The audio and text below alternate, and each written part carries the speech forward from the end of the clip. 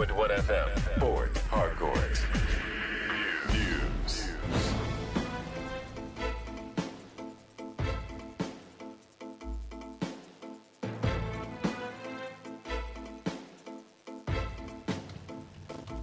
Good afternoon. Here's a Here's a business news update on Today 95.1 FM. I am Anastasia Benjamin. The Nigerian National Petroleum Company Limited has increased crude oil supply to the Dangote Petroleum Refinery and Petrochemicals, allocating 7 cargoes for May loading in a move aimed at boosting domestic fuel production. The latest allocation marks an increase from the 5 cargoes that the refinery had been receiving in previous months. This means the refinery will continue to receive 5 cargoes in April. This development comes amid mounting pressure on fuel supply and rising petrol prices across Nigeria as the refinery struggles to secure sufficient crude locally. The federal government, through the NNPC, was working to increase crude supply to the Dangote refinery under ongoing arrangements aimed at strengthening local refining capacity. As a national oil company entrusted with safeguarding Nigeria's energy security, NNPC Limited remains fully committed to supporting domestic refining, including the Dangote Petroleum Refinery. Within the framework of our existing agreements, we continue to facilitate crude supply to DRP in the face of temporary availability constraints. President Bola Tinubu has asked the National Assembly to approve a 9.9 trillion increase in the 2026 budget. The government plans to finance the budget increase through crude oil gains linked to the United States-Iran conflict and by securing new loans. The Tinubu's request, which signal a significant adjustment to the fiscal framework for the coming year, was conveyed in a letter read on the Senate floor by the President of the Senate, Godswill Akpabio, during plenary session. President Tinubu explained that the proposed adjustment is intended to enhance fiscal transparency and support the effective execution of key national programs, and the review would allow the government to properly capture existing public debt obligation within the fiscal framework. This adjustment will also provide for a limited number of strategic priority projects while aligning the 2026 financing plan to safeguard macroeconomic stability and reduce pressure on the domestic financial markets. The Nigerian equity market snapped a recent bearish streak as the benchmark all-share index rose by 0.40% to close at 201,287.78 points. This upward momentum pushed to year-to-year date return to 29.35%, translating into a significant 516 billion naira gain in market capitalization, which settled at 129 trillion naira. The rally was primarily underpinned by sustained investor interest in select large cap and consumer-facing stock, providing a much-needed lift to the local bourse. Despite the positive headline performance, Market Internal revealed a more cautious underlying sentiment as decliners heavily outnumbered gainers. Market break closed week with only 21 stock advancing against 49 that lost value, indicating that the index gain was largely concentrated in a handful of financial influential equities. However, the banking and insurance sector faced downward pressure, declining 1.76% and 2.64% respectively as investors engage in profit-taking and defensive positioning. The National Insurance Commission has declared the insurance sector the new frontier of Nigeria's industrial and economic expansion, asserting that recent reform has transitioned the industry from a state of fragility to a cornerstone of national resilience. The Commissioner for Insurance, CEO of NICOM, Olusegun Omosegun, stated that the industry is now positioned to drive long-term capital formation. The Commissioner highlighted the Nigerian Insurance Industry Reform Act 2025 as a pivotal legislative milestone. He further said NIRA 2025 represents a bold and forward-looking transformation. It is not just a reform but a comprehensive definition of how the industry operates, competes, and delivers value. In 2005, the insurance sector was often characterized weak and lacked public confidence and with fragile capital base, but fast forward to today, it is now a structured, innovative, and forward-looking industry. On the foreign scene, shares listed in Europe kicked off the new trading month with a strong rebound after notching their worst month since 2022 in March. The regional stock 600 was seen trading 1.8% higher in London, with all major bourses and sector beside oil and gas stock trading in the green. Britain FTSE 100 was last seen up 1.6%, while Germany's DAX was 1.7% higher and France CAC 40 gains 1.3%.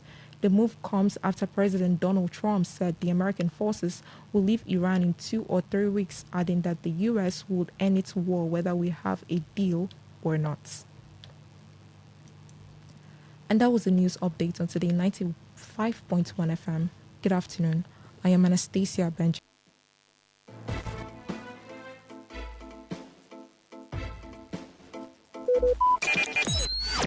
Talk radio. I listen to a lot of talk radio. 95.1 FM. Say no to the ordinary. Embrace the extraordinary, because we are the voice of the people. Voice of the people. Today, 95.1 FM. Today 95.1 FM.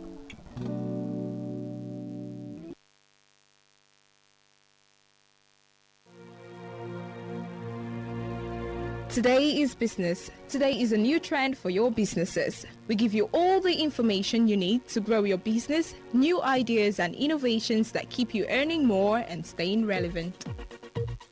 Every day we engage in business, buying and selling, trading and exchanging of services as individuals or as a country. Money goes round, it goes up and down. But have you ever wondered what business is all about? And have you ever wondered how you can stand out in your business? Today FM has got you covered every Wednesday between the hours of 1 p.m. to 2 p.m. Learn all you need from professionals on how the country runs its business affairs and how you can be an outstanding entrepreneur and grow your business. Business Today.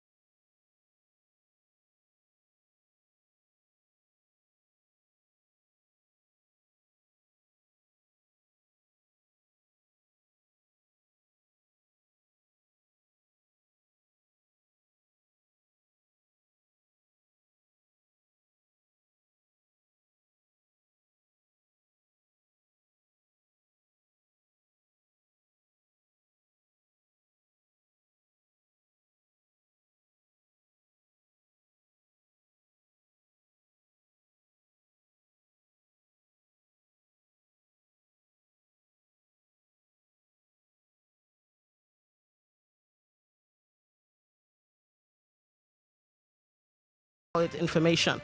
I'm supposed to have Dr. Babalola James in the building as a guest, but we have, speak of the angel and he will appear. Didn't want to say devil, but speak of the angel and he will appear. All right, so we have Dr. Babalola James in the house. I hope the traffic wasn't that terrible. Not so hectic, but the temperature was so something else.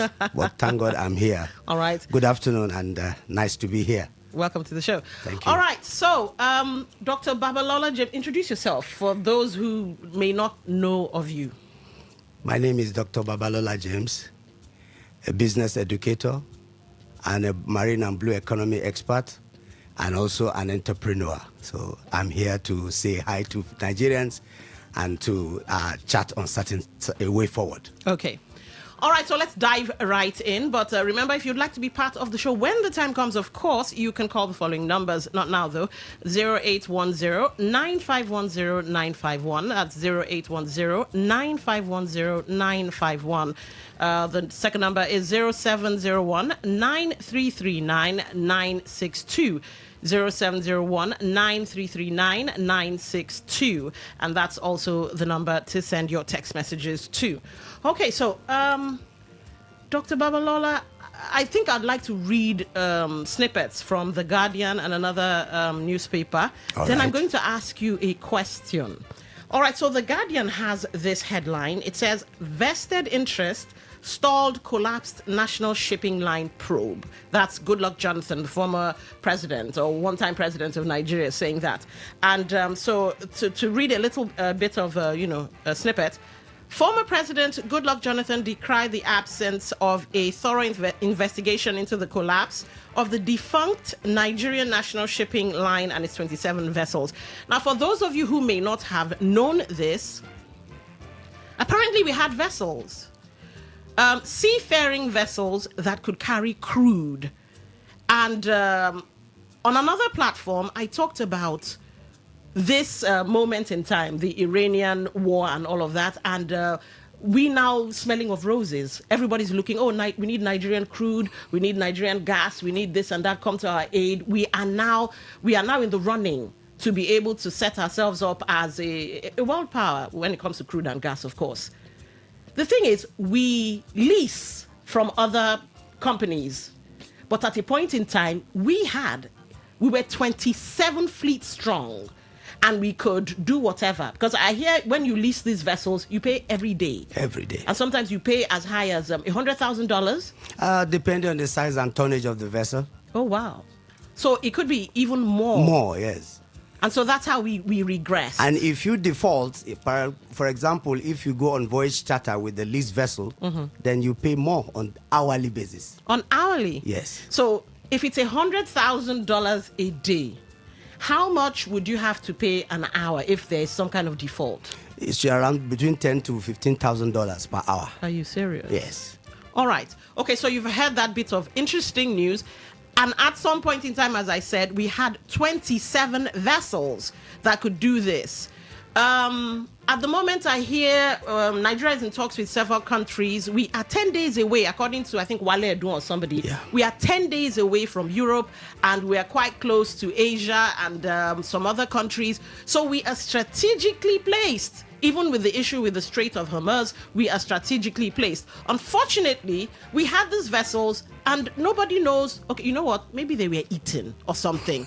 Because now, Goodluck is coming to tell us, I'm not saying it was his fault, because some of these vessels were gotten during Obasanjo's time. I do not mean the second time around, but the first time around. Yeah. And so, Goodluck is telling us vested interest stalled collapsed national shipping line probe. And let's see if we can get to where he more or less says who the vested interests were. All right, so Jonathan stressed that preliminary accounts suggested that Nigeria may have taken costly strategic missteps during a critical transition period in global shipping. According to him, while the world was shifting from conventional cargo handling to containerized shipping and deeper draft vessels, Nigeria invested heavily in 27 outdated, of course, why won't it be outdated, vessels that were being phased out internationally. So while the world was moving forward, we were taking the world's scraps. But, well, don't take that from me. Jonathan is explaining that. Now, NNSL was liquidated in 1995 and sold with its vessels. The former president explained that the mismatch between investment decisions and global industry trends may have significantly weakened the viability of the national carrier, ultimately contributing to its collapse. He noted that although the account was not fully verified, it pointed to deeper structural and policy failures that must be examined to avoid repeating similar mistakes. Okay, so let's see where he goes to. Saying vested interest and all that, if I can find that. Okay. All right, I can't find that, but, well, we have the headline where he says vested interest stalled collapsed National Shipping Line probe because I would have loved them to have been probed. How and why? Just the same way Nigeria Airways existed, and then corruption and different things have until today. Nobody has been held accountable for what happened to Nigeria Airways, and now we have these 27 vessels that disappeared. But before Dr. Babalola and I get into the question of the day, and I will tell you what the question of the day is, from this day, we have Abia converts government house to hotel. Good, great. Now, here's the story. The Abia state government says it's converting its new government house to a hotel to be managed by a five-star brand. Governor Alex Oti announced this last Friday, March, during his monthly media chat. He also said that the state-of-the-art central bus terminal in Umuahia, which he described as the largest in the country, was almost due for commissioning. Now, the new government house was built by the previous administration at Ogurube layout, Umuahia, which planned to move all arms of government and offices to the area, which already harbored the legislature, judiciary, workers' secretariat, and landmark public buildings, including the International Conference Center. However, that administration didn't complete the project, prompting Governor Oti, when he assumed office in 2023, to reject and declare the new government house unfit for human habitation. The gigantic edifice has been lying fallow until the Oti administration decided to convert it to a hotel. Now, if you would like to get more context, you can go read that for yourself. It's in this day newspaper. Now, Dr. Babalola, I love the fact that you're an educationist. So you're going to paint us a picture of how Nigerian Airways died, and that's fantastic IGR. Now we had vessels, and if those vessels were still in existence, or if we had improved on what we had, we would have been, being strategically placed, we would have been making money hand over fist, rather having a government that would rather tax people than, get money from any other place. So my question, given what Alex Oti is doing in Abia State, as in sourcing money from what's around, not from the people, is government a bad businessman? And before anybody can lead as governor or president, should you have, and show us from your papers or whatever, that you have hands-on experience in business? When I say hands-on, not that you called this, that, and the other, you delegated them and, they went and did the job. No, you know how to run a business. Therefore, you would also understand how to run a country. Thank you very much for this privilege and for the question you just put before me. Yeah, but let me start from this angle for the sake of the Gen Zs who might not really understand what we mean by the National Shipping Line, or perhaps the Nigerian Airways story. These are two institutions built by government, operated by government, run by government, but at the end of the day, that is why they say government is not a good business person, because nitty-gritty of business theory and practice are not being followed to the latter in order to give results. And that was why you see the collapse of these two big institutions. Now, let me come back to, I will be speaking about the two at the same time.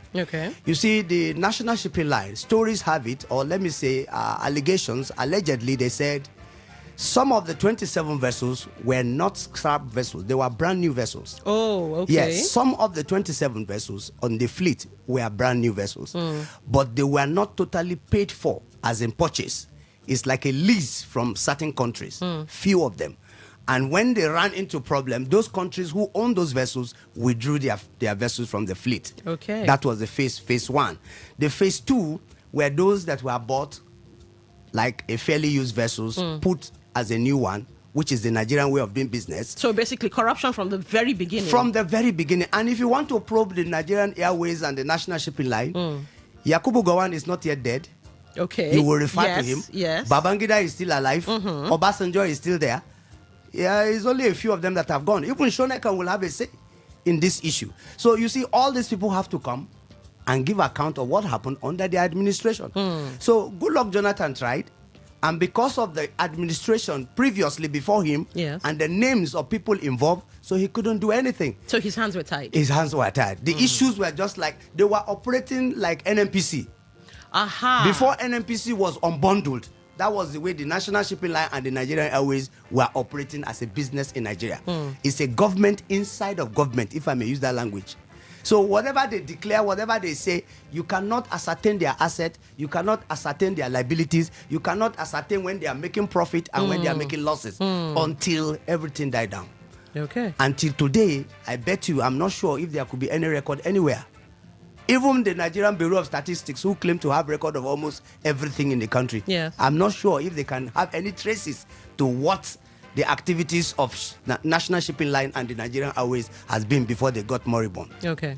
So what am I trying to put across to the Nigerians is that, see, businesses being run by government is ideal only for government to create an enabling environment and put up all the necessary policies that will facilitate the growth and development of businesses, but not in functional and strategic decision making on daily basis in order to run the affairs of a business.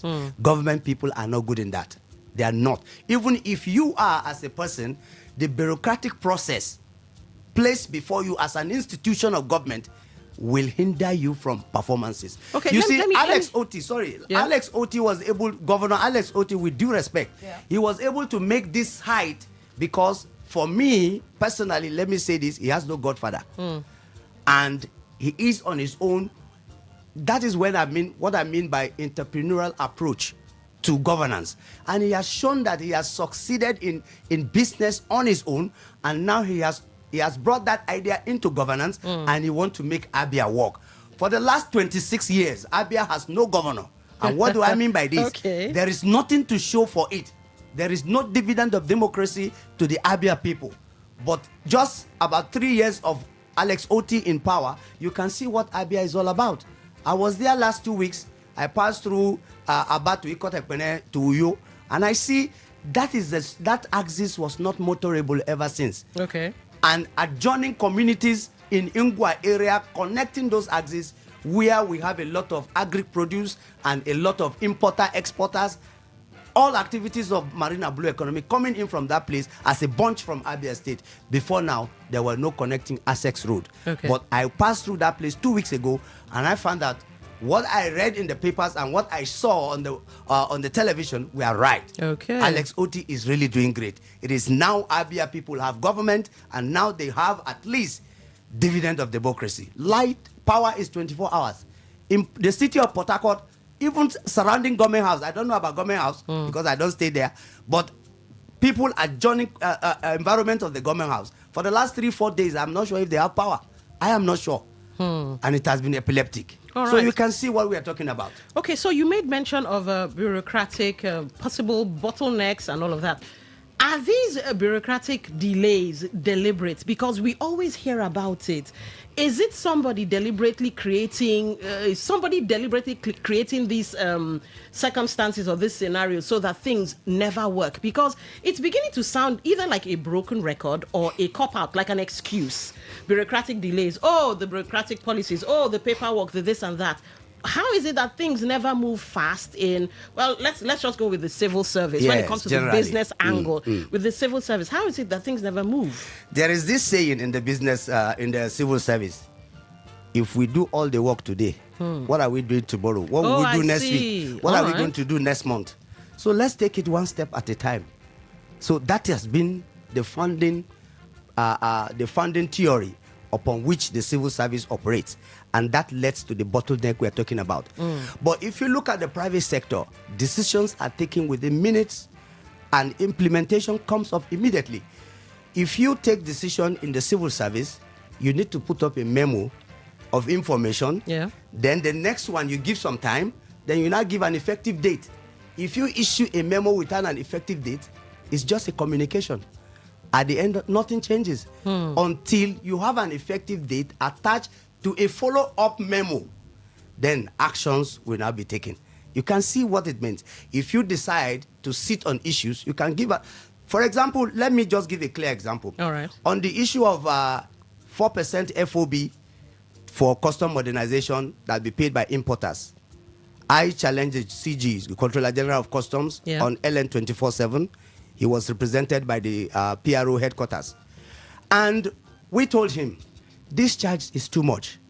Other countries surrounding West Africa, countries like our neighbors, they are charging 0.5% for custom modernization. What does that mean? To buy computers and put technology and all that in order to reduce paperwork and human interface. Yeah. That's what it means, modernization of the system to enhance ease of doing business.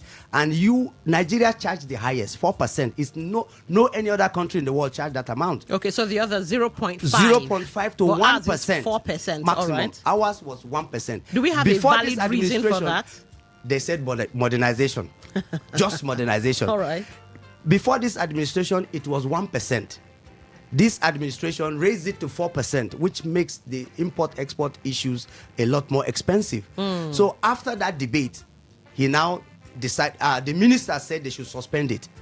But customs say it has already been imputed in their system. Can you imagine that? That it has already been imputed in their system. Your board chairman, who is the minister of finance, is giving an order that stop it. He made that in national broadcast. But because he did not follow up with a memo authorizing them. You are no date and all of that. No date, no signature, only national announcement. Okay. So they said that's just an on-air announcement. They don't work with that. Let the minister write them and append the signature. He did not. So through further debates and all that, with the Controller General, they went back to their drawing board and I said, okay, they will now grant waiver to only importers who belong to Manufacturing Association of Nigeria. Okay. How many? I challenge all the importers in Nigeria, those from the Southeast and South-South. Majority of them are not members of Manufacturing Association. They are independent importers and exporters. So while this politics is being played, the people are the ones that suffer because we bear the final cost of whatever. Of course. That's why retail good price in the market can never go down. So this is one of the reasons. Could this be the same thing that destroyed the NNL? That is where I'm driving Nigeria at. Airways? That's where I'm driving at. Okay. That's where I'm driving at. You can see issues like that. In Nigeria, we have laudable programs. We have laudable projects, commendable, that can make life easy on paper. But when it comes to implementation has always been a challenge. It's like going to the law court without having justice at the end of the day. That is it. You have good programs on paper, but how to implement these things becomes a challenge. And why? Because to me, it is deliberate. If really you want to give the dividend of democracy, look at Abia, for example. OT do not have bloated governance. Okay. Yes. All right. He do not have. Let anybody go and check. He do not have aids and aids numerous, this upon aid to aid of this, aid to aid of that. That is why governance in Abia was like one push button. Okay. Decision taken by government together with the House of Assembly easily is being implemented to the local levels. So that is how it should be in the national level in Nigeria. But it's not so. Even if the president is willing, what about the National Assembly? You need to lobby them. No, he doesn't need to lobby them. Why I say he doesn't need to lobby them, he sent a price increment for the budget. I want some more money. And I hear in 4 hours it was passed. Because they have their own benefit there. So if we looking at what's happening in Iran, one would think that Nigeria should hit the ground running in getting fact, vessels and Nigeria all of that. Should have benefited. We should have benefited from that. Okay. Even the vessels we're using now we saw the NNPC source for cabotage operations. Okay. Majority of them are not flying Nigerian flag, meaning they are not Nigerian owned vessels. So those are leased vessels leased we're paying vessels for from overseas through overseas partners. And they I hear with the war now, it's up to $500,000 or something like that. The money has increased. Iran has soft pedal anyway. Because they've seen that as an opportunity to make money now. Now, from last weekend talk, if you want to pass through the Strait of Hormuz, you need to pay to Iran.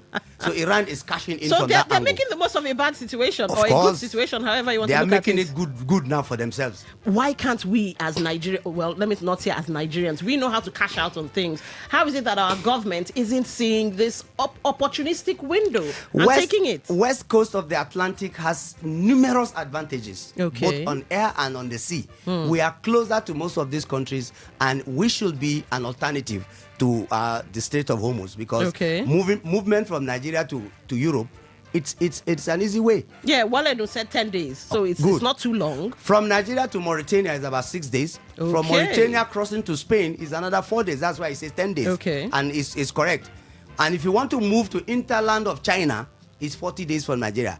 If your vessel has speed, you can make it in 35 days. So it is a shortcut. So let's go back to my question. Yes. Is government a bad businessman? And should you have hands-on experience before you get into any government office, especially sensitive government office? Now, two things in one question. Government running a business is bad. Okay. Government laying foundation and giving all that it takes for the business to be run is good. Okay. And in the other alternative, if somebody in government want to be the leader running the affairs of business, then it must be someone who has proven himself in the private sector. Like a Dangote of sorts. Exactly. But Dangote will never come and take leadership of Nigeria. He knows it's very difficult. All right. Before the conversations continue, you can also join in. Give us your thoughts, your perspectives. You can even call in and ask questions. We're asking today and we're talking today on Business Today. Is government a bad businessman? And should, would you trust a tried and trusted businessman to run your country or a career politician? The numbers are 0810-951-0951, 0810-951-0951. To send text messages, 0701-9339-962. 0701-9339-962. So, okay, let's come back to Goodluck Jonathan and him saying vested interest and all of that and the probes. Shouldn't this administration, unless of course they gained from it, shouldn't this administration be looking into probing what happened and what didn't happen and maybe learning from it and coming back from it? Well, if we want to look at probe as a punitive measure, personally, I will say no, in my own opinion. Right. I will say no if it is a punitive measure. But if it is a probe for us to see what happened in the past and what are the mistakes made and how do we correct those mistakes and move forward.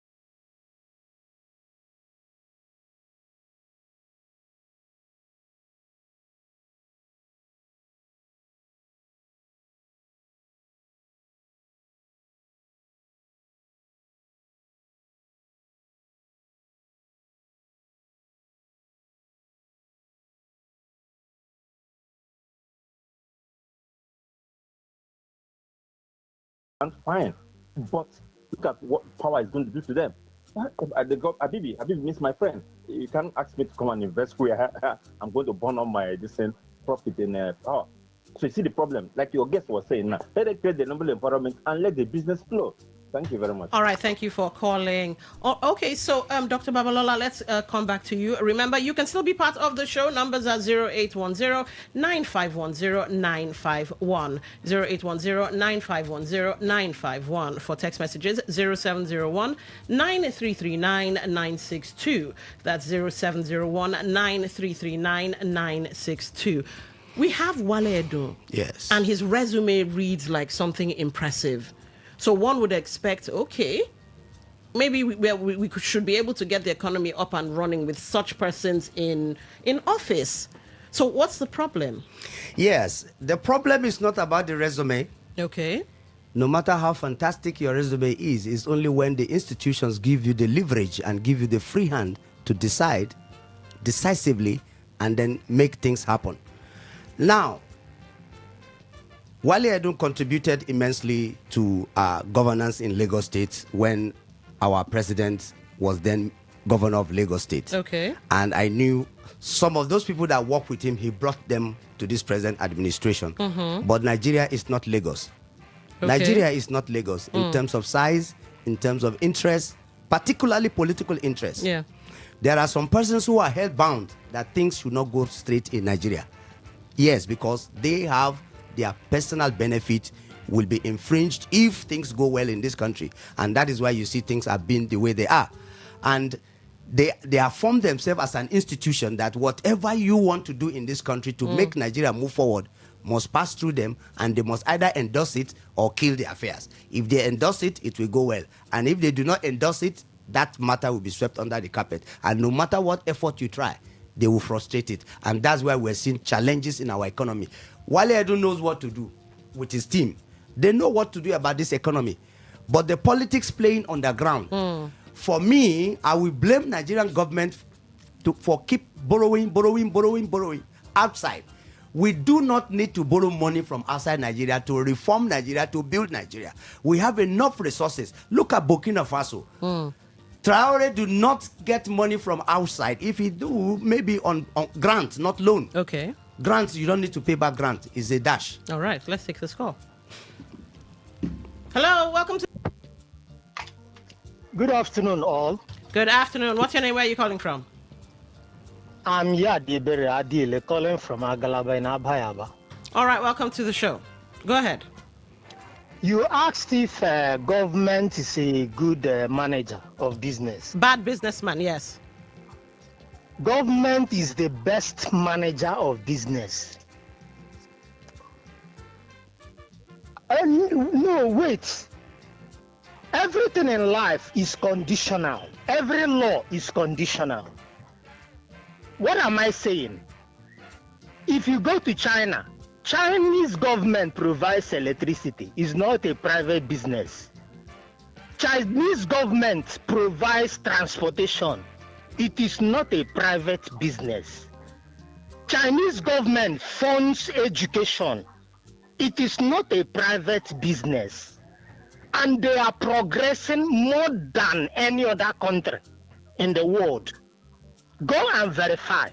But what is the difference? The difference is Chinese laws and Nigerian laws. In China, if they give you money to build a school and the money got missing, and you start telling them that Python swallowed it, those kind of stories they used to tell us in Nigeria. All right. They will kill you. Go and verify. I'm not sure that they don't even, it seems they even eat the politicians there. They will kill you. They'll try you for 1 year. After 1 year, they will kill you. And they enjoy it so much. So you can never verify, you cannot generalize and say government is not a good businessman. Government is very good in business because they know one law, they will just sign. Immediately they sign it. Even some people will leave the company, leave the organization, retire by themselves or resign. All right. They don't need to chase you away. All right. So, I myself, I am an entrepreneur, so I know what I'm saying so very well. All right. Thank you for calling. I understand his perspective. We have a call. Hello, welcome to the show.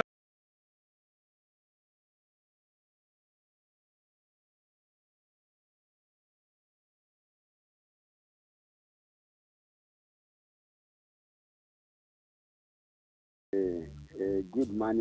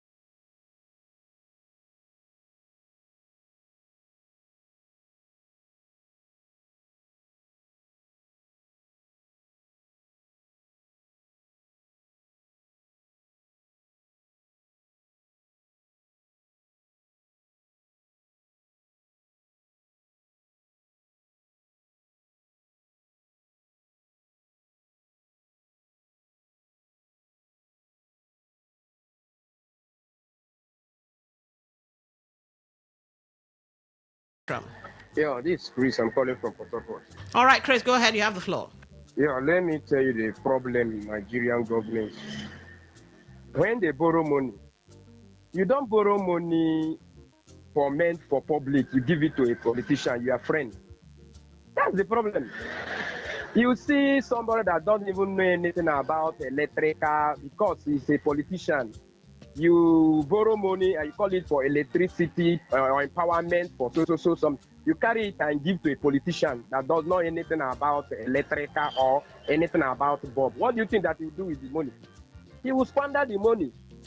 So that is the problem. They just borrow money and share to their friends. In one of my uncle in the village, he doesn't know anything about farm, but if you go to his compound, they load fertilizer and everything, food for his compound. He just back them there, using it to do campaign for his political brothers and family members. Leaving the poor, we buy a bag of fertilizer, 50,000.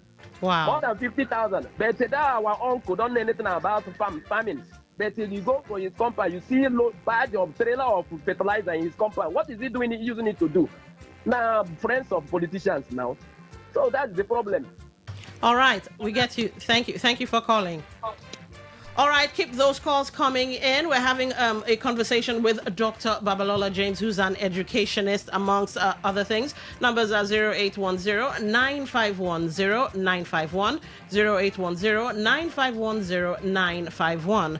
For text messages, 0701-933-9962, 0701-933-9962. Now, I get it. They all say one thing. Government is a good manager. But I'm thinking the English should be tweaked. Government should be. Government is supposed to be. Okay. So the Chinese government is. The American government is. Yeah, the Nigerian government is what? In fact, we should do a comparative analysis. Okay. They are coming from an angle based on when you have an ideal situation. There we go. Okay. In Nigeria, do we have such? Mm-hmm. Is China Nigeria? All right. Is America Nigeria? United Kingdom is not Nigeria. You can see the confusion even is already here, where we have private institutions in Nigeria who will tell you they have a combined curriculum. Yeah, combined curriculum, fine, but are you implementing those curriculum in the right way? So they end up giving wrong education to Nigerian youths. And at the end of the day, those education given to them does not lead to production and does not lead to any way forward. And you see, we contribute to the problem of the society. That is one word. In trying to make innovation, they are doing it wrongly. So that's another challenge with us here in Nigeria, apart from the people in government. Even those of us in the private sector doing business, I've just cited the education sector. In fact, we should wake up to all this. If we can address all this, we will get Nigeria back working. But whoever will be in position of authority in this country should please leverage on what is good and have it in mind to proffer solutions to what are not working, for those things that are not working as far as the country is concerned. Then we'll be able to move forward. Interest, yes, there must be interest as far as politics is concerned. Yeah, but that interest should be a national one, not personal interest. If we have a national interest and we are patriotic to move Nigeria forward as a country, definitely we will walk the way America walk, we will walk the way China walk, we will walk the way any other country that is moving forward walks. Only when we personalize issues, then moving forward will be sectional. Okay, so should we use the law? Because one of the callers talked about the Chinese law. It has teeth, it has bites. Should we come up with laws that make it mandatory? That you must be a businessman, you must have something. How do we enforce that if we make it as a law? We have laws in this country. Okay. The problem is in enforcement and the people who interpret the law. They will look at the letters, they will look at the spirit. So which one should we follow? That is the challenge. Nigeria have laws as far as law is concerned. Okay. And if not, fighting corruption, we have several agencies that have been brought up at least to fight corruption. EFCC, ICPC, and all the PCs. They are there to fight corruption. But are we doing it in the right way? Is that how it was done? It is being done in the countries where we copy those innovations from. You can see Nigeria, we have laudable ideas like I've said before. But our ideas end up at the problem come up at implementation stage. Okay. Even if, look at the present chairman of EFCC now. He swore heaven and earth he must arrest his own state governor, Yahaya Bello. Yes. He is from Kogi State. At the end, what was the game that played out there? I don't want to go into that series because it's not for today's discussion. Yeah. So that's an example. You're from Kogi State. Yeah. You are the chairman of ESCC. Swear heaven and earth, you must deal with Yaya Bello. You must be brought to book. Now, what has happened to Yaya Bello and what was the outcome of the investigation about the allegations or the things put across to Yaya Bello? Okay. The public are still waiting to hear. Yaya Bello is still there in the public space, making himself available in occasions and chairmaning situations around political settings. You can see the nature in Nigeria. Is that how it works in China that the other man talks about? You can't dare it. You cannot. Or you try that with Pyongyang in North Korea. It will get your head chopped off immediately. We have the laws, but we are not operating under the full weight of the law in Nigeria. All right. Oh, okay, so call me naive, call me idealistic. I don't know what you could use to describe me, but I really do want Nigeria to work. I'm a very patriotic, sarcastic, but patriotic Nigerian. And I believe that, with right political will and all of that, we could get Nigeria moving. Exactly. And that's why I'm going to ask the next question, because I think what goes up must come down. And I'm hopeful that at some point in time, this will be come to an end. But do you see possible solutions? Can the Nigerian government, this administration or whatever, turn things around? It's shocking. It's saddening. It's annoying that we haven't learned geopolitics, because now geopolitics is the new crude. Exactly. America gets crazy. Nigeria gets the illness. You understand? Of course. So, can we not learn that, okay, it's a new world order, and now let's start, putting our ducks in a row? Would we be able to do that? Or, somebody once told me Nigeria is was strategically created to be a mess, so that those who are benefiting from the mess continue to benefit. I agree with that. I agree with that philosophy. But there's money to be made. Of course, there is. Should we not then re-strategize or restructure the economy in such a way that, you make enough money for we the people to have small, then, I've been warned about saying this, then you can have the rest. Because, I don't know, corruption is institutionalized. It's like it's in our bloodstream. So what do you think? Solutions, or am I dreaming? You see, I want to say this. What goes up must come down. Yes. The word must be, we must underline that must. Okay. Because in Nigeria right now, currently, we do not obey the law of gravity. Okay. It's the law of gravity that says whatever goes up must come down. Yeah. But Nigeria now, we have removed the must. Whatever goes up will hang there and remain there. That is what we practice now in Nigeria. Because the moment something goes up, for it to come down becomes an issue again. Maybe you have to go to the National Assembly, resubmit paper, draft paper, ask president to sign before it will now be reversed. So that is a worst case scenario. Yeah. But it's not supposed to be so. And the reason why we are having all these challenges up and down, skyrocketing of price and everything, is because our government and the people of Nigeria particularly do not think strategically, as in we are not strategically positioned for the new world order. You mean like long-term thinking? Yes. Okay. We are only after low-hanging fruits, which are short-term. All right. Short-term benefits do not last long. It gives a relief, but the pain still continue. I have a rebuttal to that. I think they have long-term thinking. Not really sure. Here's why I say I think they have long-term thinking. They operate in such a way that their children come and take over from them. So that is generational thinking. But the pain still continue for the masses. For the masses. The masses, the pain still continue. Well, not for them. So that's the long-term thinking. Me, myself, and I. Yes, exactly. But anyway, go ahead. Exactly, That was just exactly. a digression. Exactly. So if we are able to do away with that personal interest, Nigeria will really go ahead. But the but is, there are issues we have failed as a country to address. In South Africa, Desmond Tutu Commission of Truth and Reconciliation Commission in South Africa did a great job to make sure that after apartheid government has ended, they were able to reintegrate the blacks into the society of South Africa and move ahead. Though there are some discrepancies anyway. There are pockets of troubles, but at least the blacks are a majority in power right now because of the Truth and Reconciliation Committee headed by Desmond Tutu, Bishop Desmond Tutu, now late, blessed memory. Those kind of things, the one we have here, version of it here in Nigeria, is the Oputa panel. Okay. That report of Oputa panel, I'm not sure if that report was implemented totally. I am not sure because President Yaradua died. And after that, Obasanjo and others and President Goodluck Jonathan and every other person, I'm not sure they look into that report. Nigeria, we need a fundamental reconciliation. Because I want to say this to the student of history and my elders in history, professors in history, we all know that Nigeria was not meant to be a one united Nigeria. Okay. From the foundation, before the 1914 amalgamation. All right. So the forceful marriage of 1914 is still speaking. It's a generational foundational matter that is still speaking in the politics of Nigeria. And that is where we are now. Honestly speaking. So until we address that regional thinking, because we do not operate regional government, we operate federalism. Yeah. If we want to operate federalism in the true federalism, then the state, the subnational, should have more power than the federal. Then it will work well. Because state will control resources. Okay, and contribute to the federal. So if I understand you clearly, what you're saying is if the states have enough power to push the economy, like River State will probably have its own vessels. Of course. Will probably have this, that, and the other, and there would be no need to say River State will generate power of its own, supply to Rivers people at an affordable price.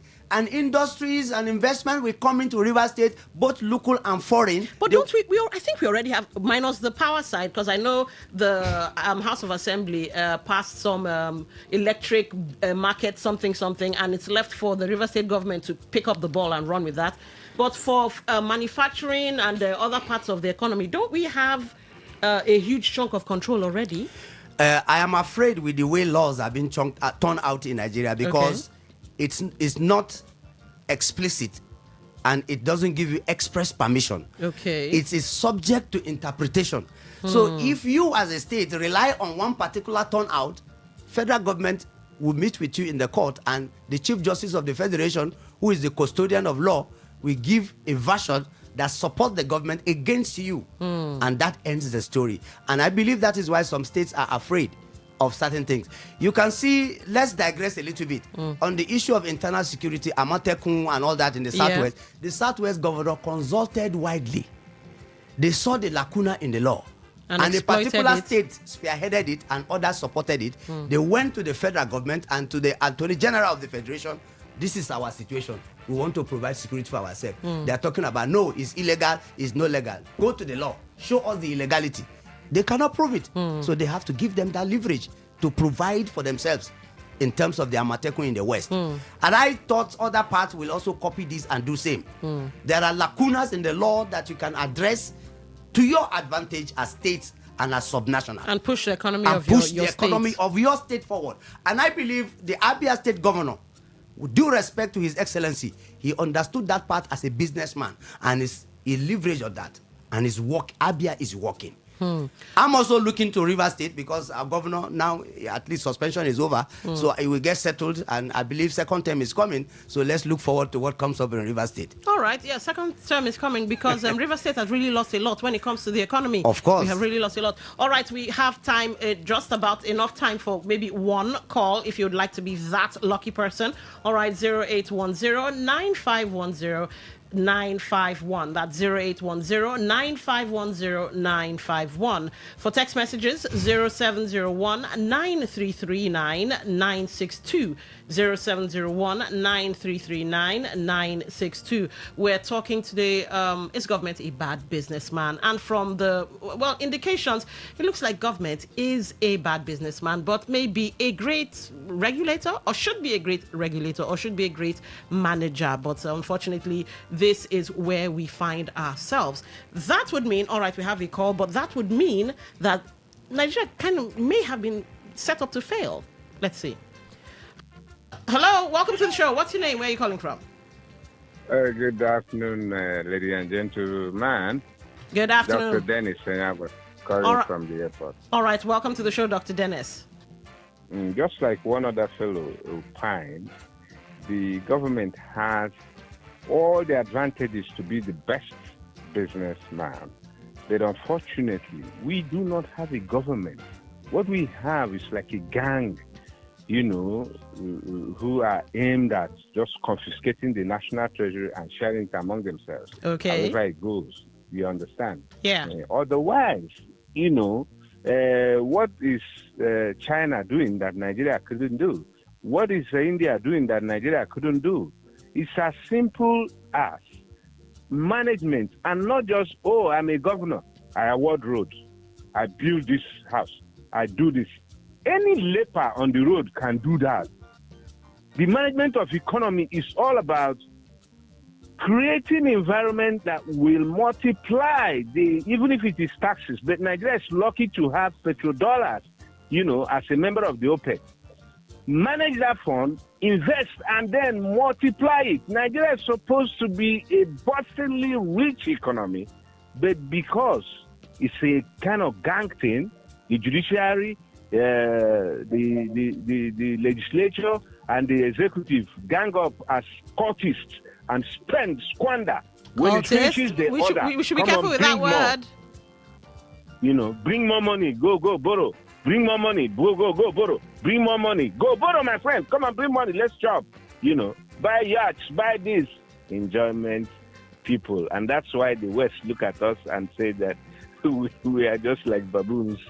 What can they do? Thank you, Dr. Dennis. All right, thank you, Dr. Dennis, for those words. Thank you for calling. But we still have external influence in our failure. Okay. Yeah, we cannot rule out external influence in what is happening in this country, honestly. Because you can see it's like when someone is on the road dancing and you can't see the drummer, then the drummer must be hidden somewhere in the bush. Okay. And that is exactly some of the things that are playing out in this country. You can't be dragging me to come and take loans, borrow. Why are you giving me the loans when I cannot pay back the one I've taken before? Why do you give additional? It's because they know we have resources that they can confiscate. Okay. And I'm telling you, Nigerian resources have been mortgaged. And I don't know what happened in the next generation. All right. So we've been talking with Dr. Babalola James. Hopefully we will we'll see more of the great Dr. Babalola James in the studio, or at least via phone lines, because you are a wealth of information. Thank you very much. It's nice having me here. All right. So this is where we'll draw the curtain on business today. At the top of the hour, we should have the news updates with Anastasia. Stay with us. It's still Today 95.1 FM. I'm Dodd Wilson. Have your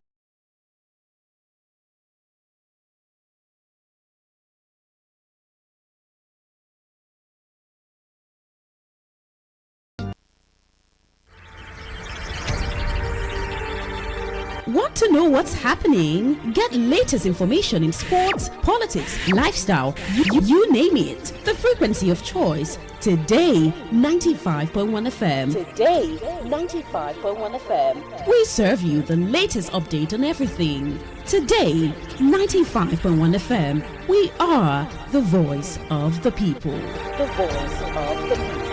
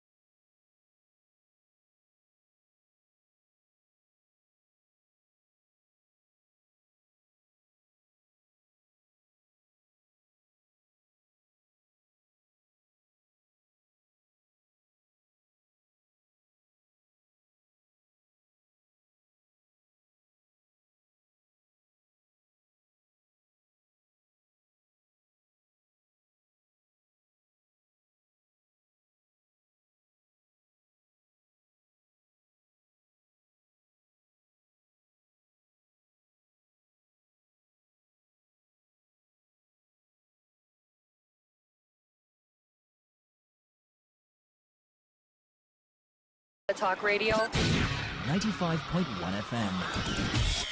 Whether it's happening in Port Harcourt, South South, Nigeria, or around the world, we've got you covered. On air, online, delivering balanced news and unbiased analysis. Today, 95.1 FM.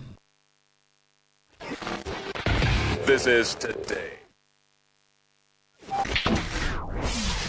Today, 95.1 FM. Port Harcourt. News update.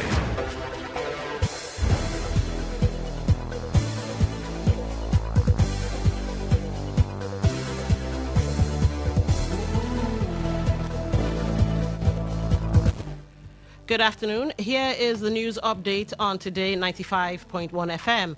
I am Dawn Wilson. The Minister of Aviation and Aerospace Development, Festus Keyamo, has revealed that the federal government of Nigeria has invested roughly $500 million in cash to modernize the Murtala Mohammed International Airport in Lagos. Keyamo, who spoke during the Aircraft Acquisition and Investment Summit in Lagos on Wednesday, highlighted the scale of the government's commitment to developing Nigeria's aviation infrastructure. The minister further provided an update on the project timeline and expectations, assuring the people of having a new phase of Lagos Airport in the next 22 months, which he said is the time allocated for delivery by President Bola Tinubu, who he said understands the importance of aviation and its gateways. The MMIA project, approved by the Federal Executive Council, is a 712 billion naira initiative designed to transform the aging airport into a world-class aviation hub. Unlike simple repairs, the project involves a comprehensive overhaul of facilities with a projected completion timeline of 22 months. Lagos currently operates a single major international airport, MMIA, which comprises multiple terminals. Murtala Mohammed International Airport, MMIA, has two main terminals, an international terminal and a domestic terminal.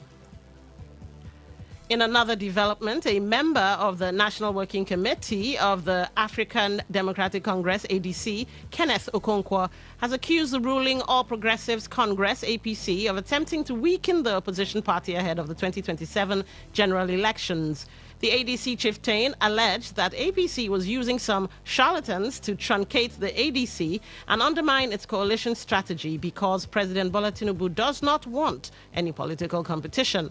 Okonkwo clarified that it was a former INEC chairman, Yakubu Mahmood, who recognized the ADC leadership after 18 months of negotiations and a thorough review. Kenneth Okonkwo's comments came after a factional leader of ADC, Nafiu Gombe, threatened to take contempt action against INEC chairman Joash Amupiton for recognizing Senator David Mark's faction as the party leadership. He accused INEC of defying the court by inviting Mark's group to meetings and monitoring their activities. The Minister of Power, Adebayo Adelabu, has broken the silence on his reported resignation that has been circulating on social media. Reacting to claims and counterclaims about the move, the Power Minister, in a chat with newsmen, noted that the letter in circulation was fake, as he had written no such letter yet.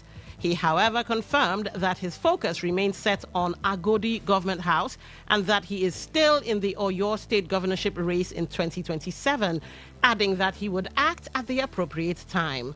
The Renewed Hope Agenda ambassadors in Oyo State, led by Senator Teslim Folarin, have hit the road running since 2025, making efforts to unite all aggrieved parties across the 33 local government areas of Oyo State to ensure that every leader and member work for one common purpose. The major concern for the group is to drum up support for President Tinubu's re-election and to ensure success across the state for the APC, with Agodi Government House as the ultimate goal for the party in Oyo State. There are reports that Senator representing Oyo South Senatorial District, Sarafadeen Ali, is also eyeing the governorship ticket in the APC. Tinubu had directed all political appointees in his administration who intend to contest elective positions in the 2027 elections to resign from their posts on or before March 31. He hinged his decision on Section 88 Sub 1 of the Electoral Act 2026 and the timetable released by the Independent National Electoral Commission, INEC, for party primaries ahead of the 2027 polls. On the foreign scene, motorists in South Africa have expressed frustration after a sharp rise in fuel prices. This is coming even as the government introduced a temporary tax cut to ease the burden. Authorities announced a reduction of the general fuel levy by 3 rand per litre, a measure aimed at cushioning the impact of soaring global oil prices linked to the Iran war. However, the relief has done little to offset one of the steepest pump price increases on record. In Johannesburg, drivers say the rising cost of fuel is hitting hard. Others acknowledge the government's efforts, but said it falls short of what is needed. Economists warned that higher fuel prices could ripple through the economy, pushing up transport and food costs and placing additional strain on an already stretched consumer. And that was the news update on Today 95.1 FM. Good afternoon. I am Dawn Wilson. Thank you for listening.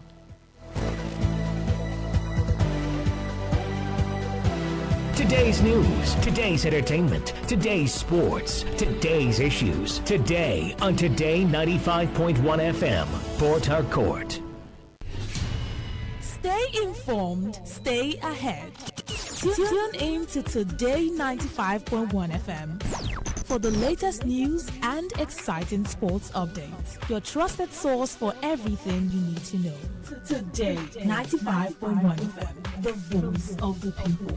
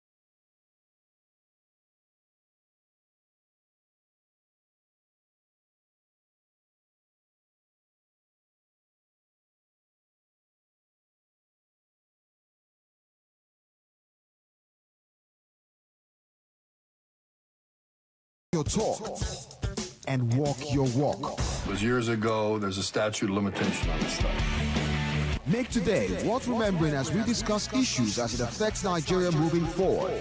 Talk that talk. Weekdays, 2 p.m. Exclusively on Today 95.1 FM Port Harcourt. Voice of the people.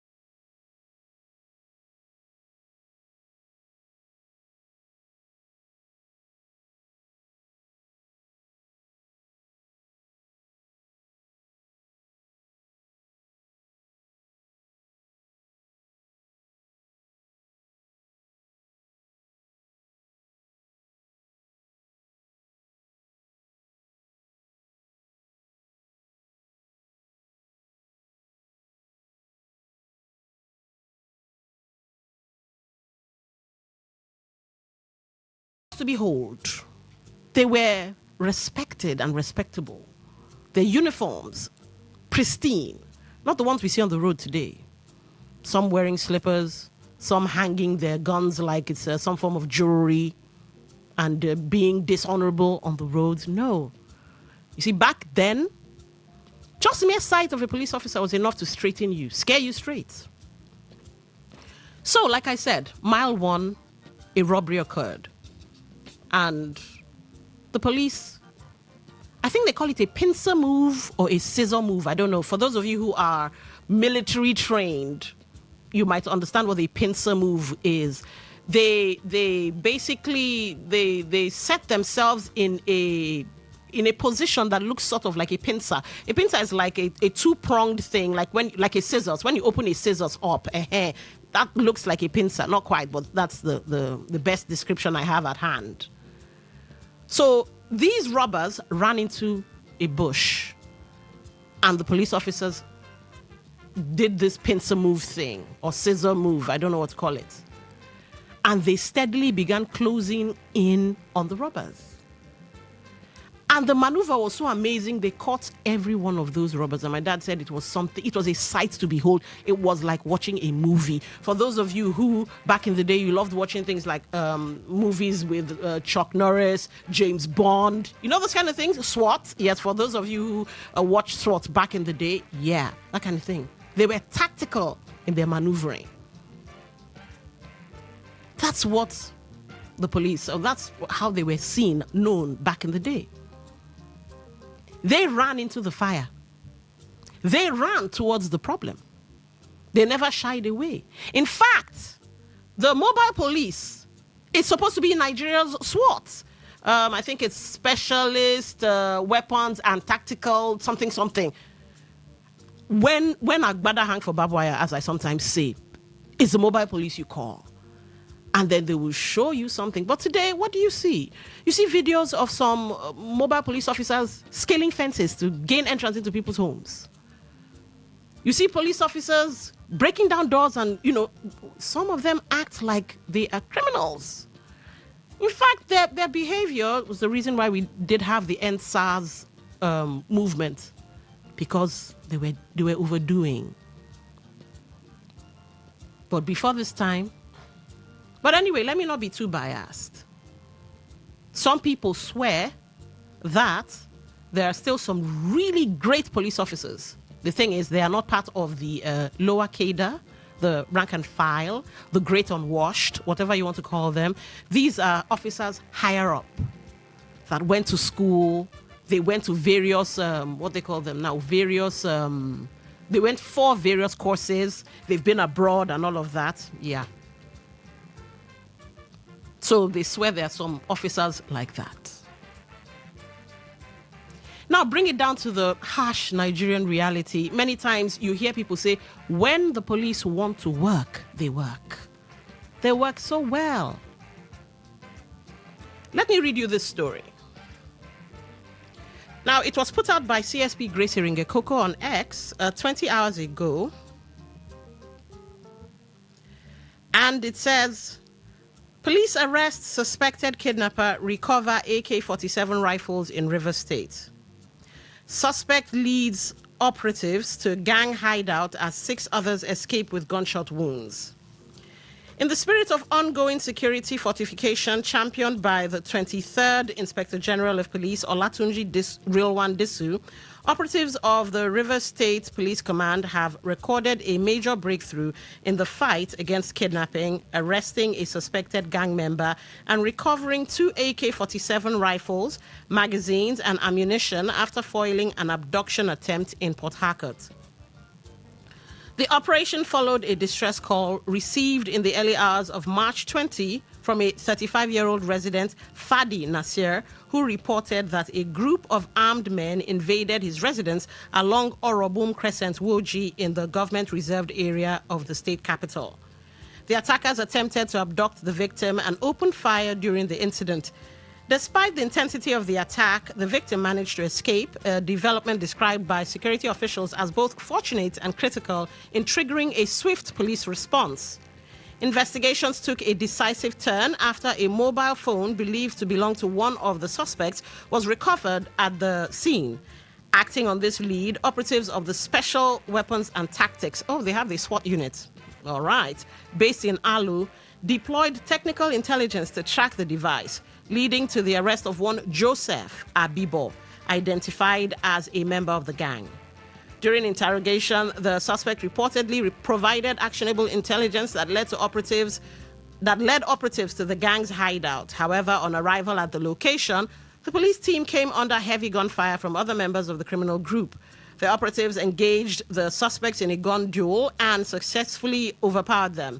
In the process, several members of the gang fled the scene, with police sources confirming that about 6 suspects escaped into a nearby river with gunshot wounds.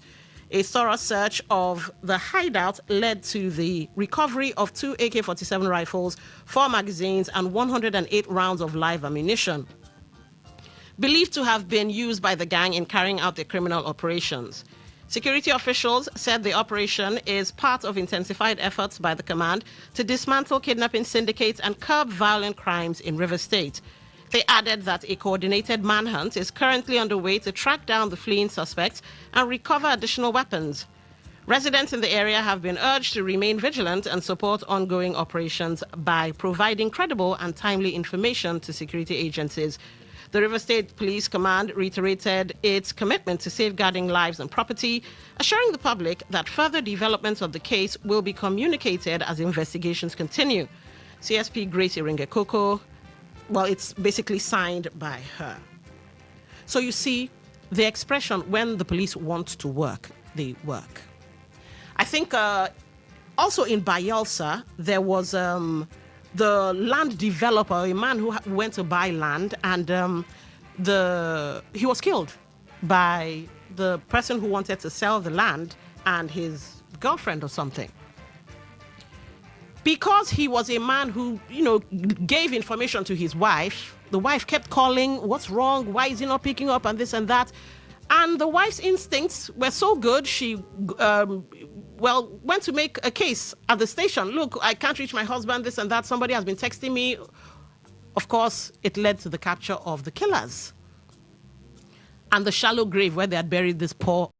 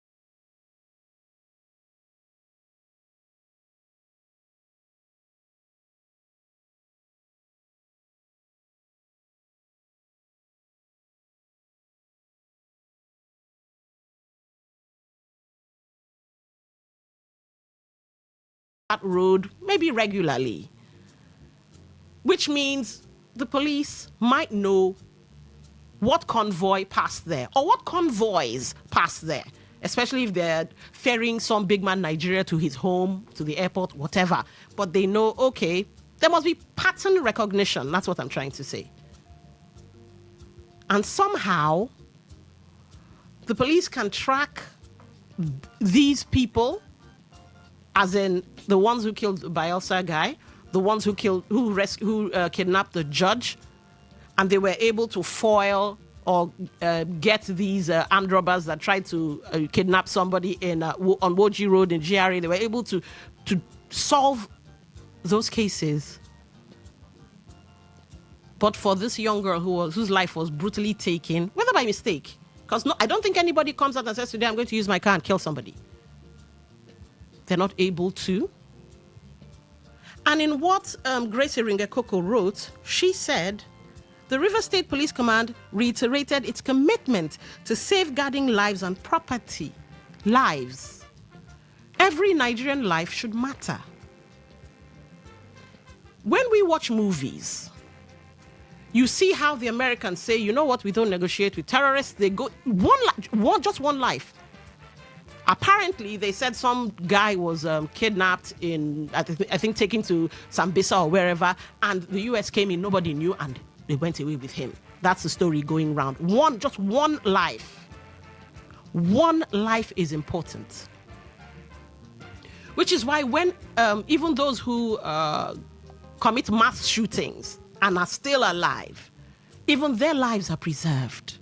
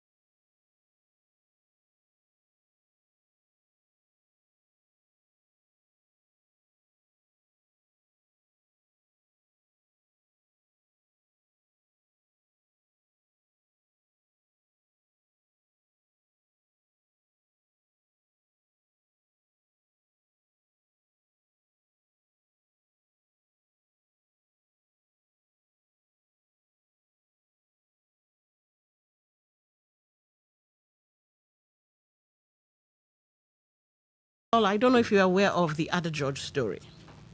Yes, over time we've had that in the news that circulating around in the city, yes, but definitely that cannot be swept under the carpet because whoever the big man they were ferrying into it, either to his home or the airport or whatever, will be known and can be made known and can be made public. And I think police really, if they really want to work, they will do their work. You have cited examples and illustrations of how swift they've been able to attend to save lives. Yeah. And I think they can still do the same at the same time. We should not wait until one big man is involved or some big madam somewhere is involved before we take action.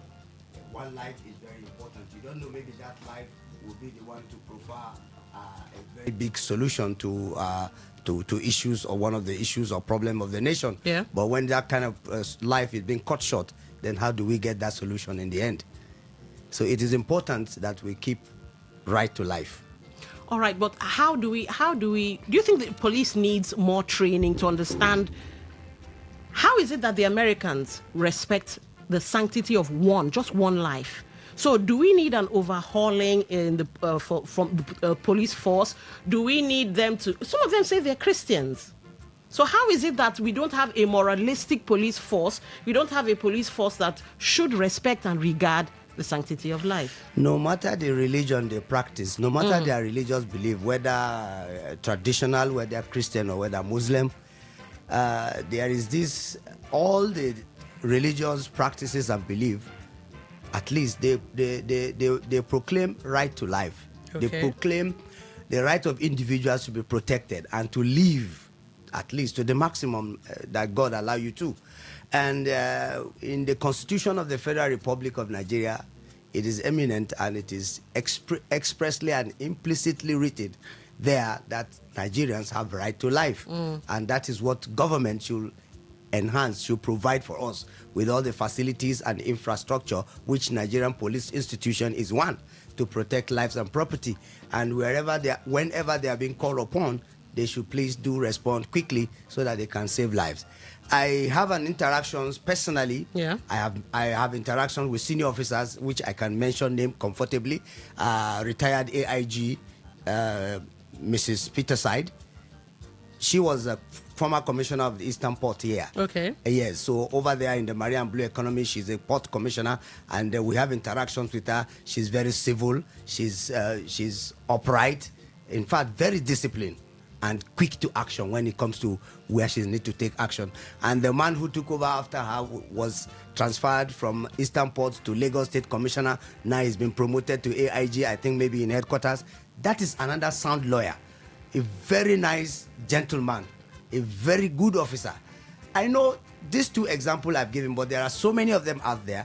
And I believe that this same attribute and character that they have should be passed down to their other rank and file. Particularly in their training institutions, maybe in the police college. Part of their curriculum should be in terms of ethics and character development, so that at least they should be able to know the importance of right to life and how to secure lives and property, and major responses on how to handle civil matters. All right. So this is where you guys come in, because they are vested with the power, control, and authority to protect lives and property. We shouldn't be leaving it to God. Yes, God is almighty and, he's powerful and everything, but he has given us wisdom, he has given us sense. So we shouldn't be leaving it all up to God. So what does effective policing look like to you? What should effective policing look like to you? Should it be policing and protection or protecting of the high and mighty alone? And then the rest of us just do what we can. We provide light for ourselves. We provide water. We provide, basically everything. And we're being taxed on, basically right now, it looks like the tax is rent. We're paying rent to live in Nigeria. Of course. So what does effective policing look like to you, and what should it look like to you? You can join the conversation. Numbers are 0810-951-0951. 0810-951-0951. If you'd like to send text messages, 0701-9339-962. 0701-9339-962. All right, let's get your thoughts. Hello, welcome to the show. Good afternoon. Good afternoon and welcome to the show. What's your name? Where are you calling from? Robin Maja, the farmer is my name. I'm greeting to the guest. All right, go ahead. You have the floor. You see, they say popularly that security is everybody's business. That's what they have been saying. But singularly, I mean the opposite. Security is not everybody's business. Security is the business of security experts and officials. Look at this, the scenario you have created, you have painted, you have told us. These are reality. If you did not mention the one of the young CEO that was brutally killed in the Pitodli Road. Oh, yes, I remember that one. Yes. Since that day to today, we have not had anything from the police. Why must police wait for people to go and report to them before they do their job? Look at the scenario you created about your dad in the early days of Nigerian police. How come? What have changed? It's very simple. Let me tell you, for those of us that are bold to speak truth to power, discuss the policy, it's not easy. We are doing so because for me, I believe life is vanity. If you come after me to kill me, one day you will die. Do you forget the number of persons that were killed in River State here that disappeared? Their corpses were not safe. Who carried out those killings? It's not those who are parading themselves, they are the leaders. It's a very unfortunate situation we find ourselves. That life does not matter. Just what is important to them is the money they put in their pocket. Why should you wait for somebody to report to you? Look at this convoy. The civilians go on convoy in Port Harcourt. And when I mean civilians, the low masses, the go on convoy is the way to be.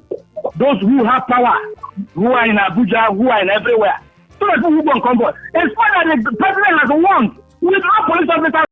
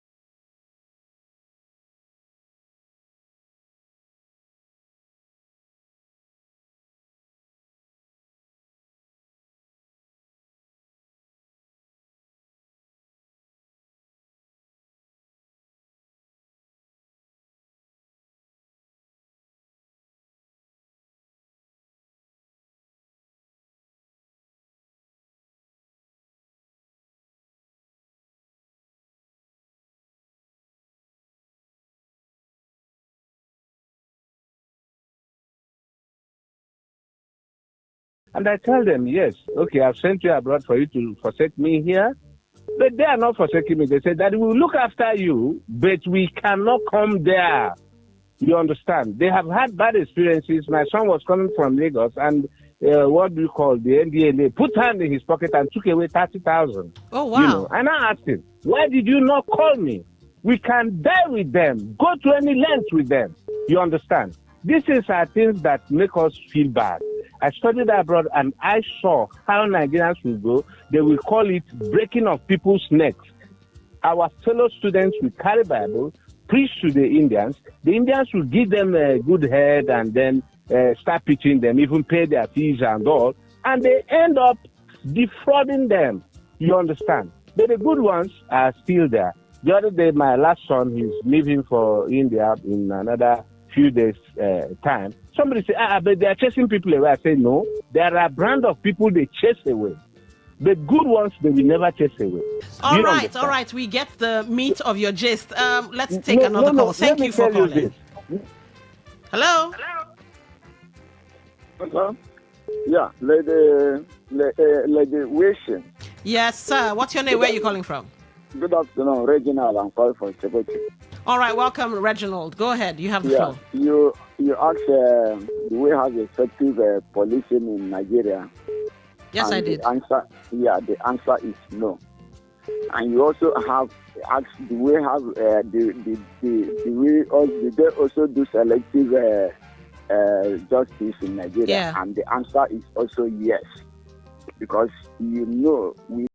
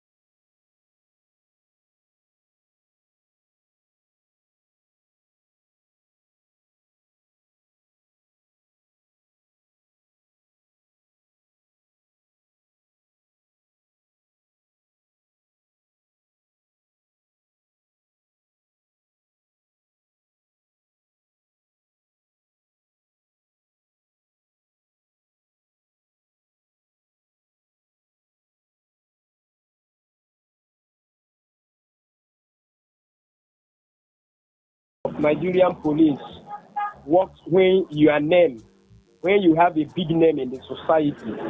But not for Mama Akara or Mama Pepe Soup. Who are you now to call police immediately? Police will respond. At times you go to the station, once you just tell them the nature of the job, you see them. If you don't have name, If your father are not Dangote or Ibiomi or other people, police is not for you in Nigeria. So to me, if they want to work, they are working according to how much and what can you offer. Just check our mothers in the village. Can they call Nigerian police to come and rescue me or do? No, now. Nigerian police will work effectively when you have the cash, money for hand, back for grant. All right, thank you. Honorable Chris, we get your thoughts. Yeah. Thank you for calling in. Okay, so Dr. Babalola, off the heels of what Honorable Chris just said, yes, could it be that poverty restructured the police force to what we now have?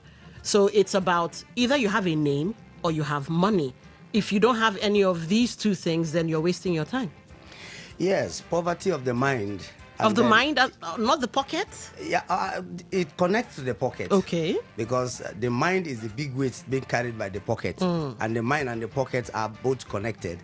When the mind and the pocket cannot do without each other. Okay. So one leads to the other one. Yeah. And exactly that's what happened. And I want to buttress this with another illustration, because some time ago, while I was a media marketer, then we traveled from Lagos to all the part of the east and south.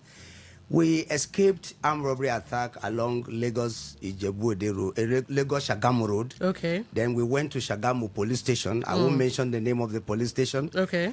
We went there. We complained. It was midnight.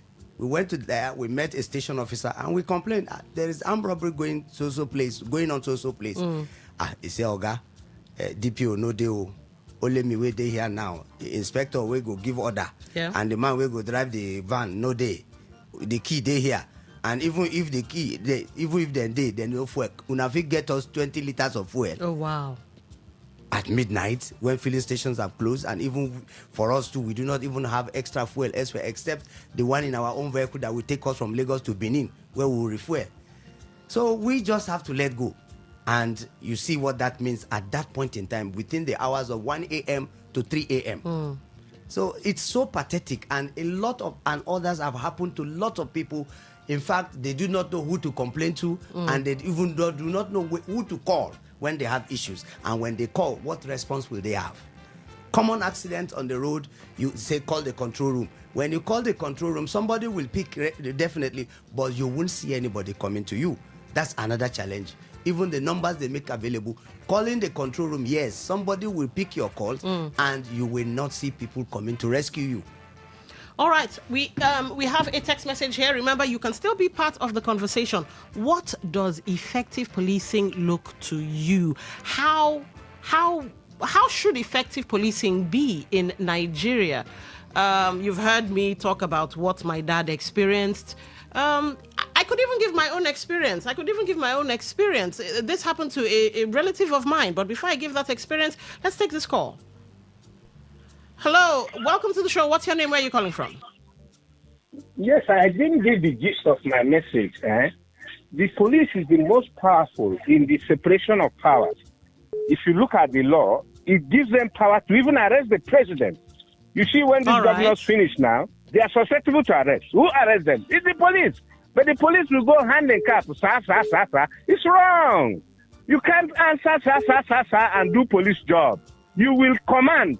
Hey, look, you are supposed to appear in the police. I have stayed there in India when Mr. Raghupati, the information minister, was arrested. I was in his house as a student leader. You understand? They told him, sir, you have to enter this vehicle. He said, now, come by my vehicle. They said, no, we are under orders to bring you to the station in this, our police vehicle. And the man tried to move. They shot the tire of that vehicle. Minister M. Raghupati. Google it. It's there. Thank you very much, Dr. Dennis. All right. Thank you, Dr. Dennis, for calling in. Wow, the police. I feel like looking up the Police Act to Can see we if have that in Nigeria? Exactly. I want to see if we actually have such powers, because we are great on paper. Police have power to arrest. for You know, even yes. the president. But this illustration he gave us now, I don't think it can happen in Nigeria. I don't think so. All right. Hello, what's your name? Welcome to the show. Yeah, this is Mr. Zion. Good afternoon to you. Welcome to the show, Mr. Zion. Go ahead, you have the floor. In a way, you are saying you want to look at the police act. My sister, don't bother yourself. Use that your time, go stop another thing. Go and study do a research on something interesting topic for discourse. Because that one alone is not an organization to even talk about. Organization that even simple to go and grab land.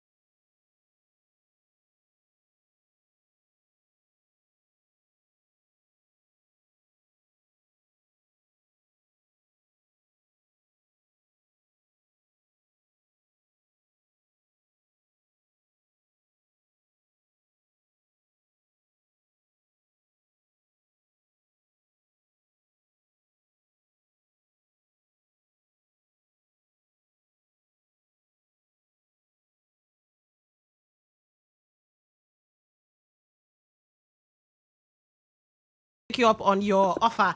I will do a little research and see what we find. Thank you for calling. Okay, we have some text messages here. Let's get to them. Good afternoon to everyone there and happy new month. We wish you the same. The only thing I can say is that if you don't have money or riches, have God, because only him can save us. Nigeria is not what it is. Politics and thirst for power, you mean, have entirely destroyed our country. Thank you and God bless you. All right, let's go to the next message. You say, Don Wilson, I welcome you to 95.1 FM. Okay, thank you. I hope you serve as for a long time. My name is Chief Brown from Rumeme Kingdom. Thank you, Chief Brown, for that prayer. Amen. I hope to be here for some time as well.